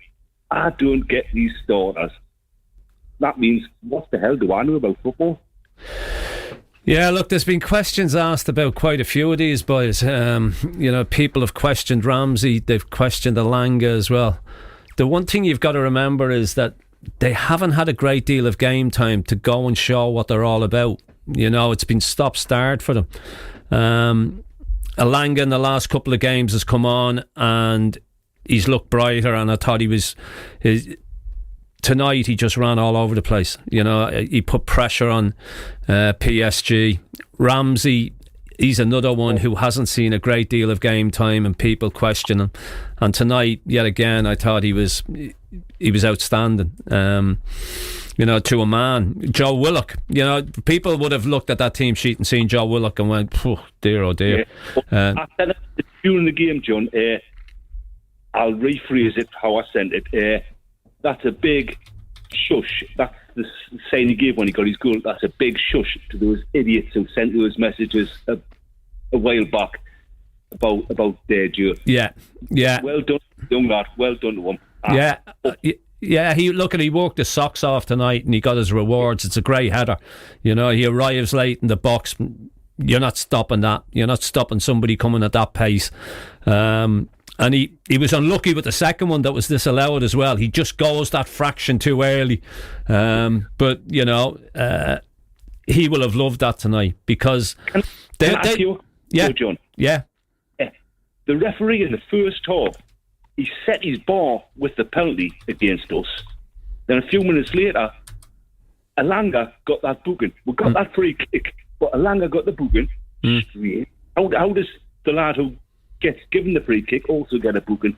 And then a few minutes after that, there was a penalty shout for us. It was almost exactly the same as their penalty shout. We don't get a bar. Well, we don't get the ref going to the screen. But the penalty that was given against us, it hit their player's arm first, then on the mail. Yeah, I said that. I said at the Razor. I said, I don't believe this is a penalty because it's hit the PSG player's arm first and then ricocheted onto Miley. I couldn't believe he gave it when he went to the screen. you just don't know what you're going to get in Europe. The rules in these European competitions seem to be totally different to what we see week in, week out in the Premier League. That makes me think, if it went off that PSG's player's arm and straight into goal, would that have been a Maradona incident? It wasn't that good a header. Steve, thank you very much indeed. Good to speak to you. Bill says, great performance. Why can't we play like that in the Premier League? Especially Gordon and Nick Baltimore, presumably. Barnes could have taken that chance, but it's small margins, says Bill. Yeah, it was a shinner, as you said in the commentary. Shinner, he'd have expected to score that. To be fair, he was off balance. He was leaning back. Yeah. It had shades almost, I know, very different circumstances. It almost had shades of Feyenoord, if that goes in and it sends Newcastle through. But it wasn't to be. But that was the chance, wasn't it? That was the big chance. I mean, last minute of the game, Gordon does great. It takes a big ricochet to him back post, but he's just slightly off balance, just can't keep his footing. Comes off his shin, hits the side netting. Well done, Eddie Howe. Keep going, Eddie, from Steve, season ticket holder. And this one says, Newcastle still have a chance, but poor quality Champions League when mid-table Premier League teams like Spurs and Newcastle are still in it. Newcastle hopeless away, but Spurs look like world beaters away in the Champions League. So, yeah, he's saying it's not a very high quality. He's still got to go and win, though. All of the English teams doing pretty well. Newcastle only one's. I'm not sure whoever he 8. supports, he wishes his team was in it. Yeah, there's no name on it, so we don't know. We don't know who he or she is. Yeah. One more. Brian says, well-earned draw, but the officiating was awful. A different game to the Premier League. We should have had a handball penalty for an identical handball to ours. A manager's tactics and subs, though, was spot on. Ramsey was our best player, says Brian. And surely the Joe replacement and Gordon tortured their defence. Why does he not do that in the Premier League? And can we play the same formation, please, in the Premier League as well, says Brian. So thank you for all of your messages. The discussion will continue on Total Sport tomorrow evening, and Matt will have reaction on the breakfast show tomorrow as well, of course. Ando, thank you very much. Cheers, indeed, Brady. Thank you. ever. You can go and take stock, and you'll be back on Total Sport on Friday, won't you? I will be. Good stuff. And thanks to you for your company as well.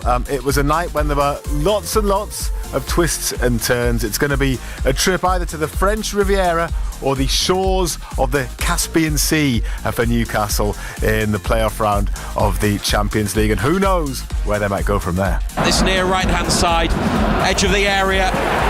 Vitinha takes a touch and rolls it into the bottom corner. He's one of the best midfielders in the world, and he showed all of his quality there, Vitinha, as he stroked that past Nick Pope into the bottom corner. Pope has already saved a penalty, but he couldn't keep out that effort from the edge of the box. Paris Saint-Germain have their lead in the 8th minute. It's 1-0. Chow and Botman there as well. Headed on, Dan Burn back into the middle. They've equalised. Dan Burn with a header inside, and it's Joe Willock in the Parc des Princes to bring Newcastle United level against the holders. They've been threatening to score, and they have scored in first half added on time. Joe Willock in for only his second Champions League start of the season, with a header from Burns' nod back into the middle. And that equaliser, as it stands, takes them back into the top 8. Total Sport North East. On the station with Newcastle and Sunderland commentary exclusively live. BBC Radio Newcastle.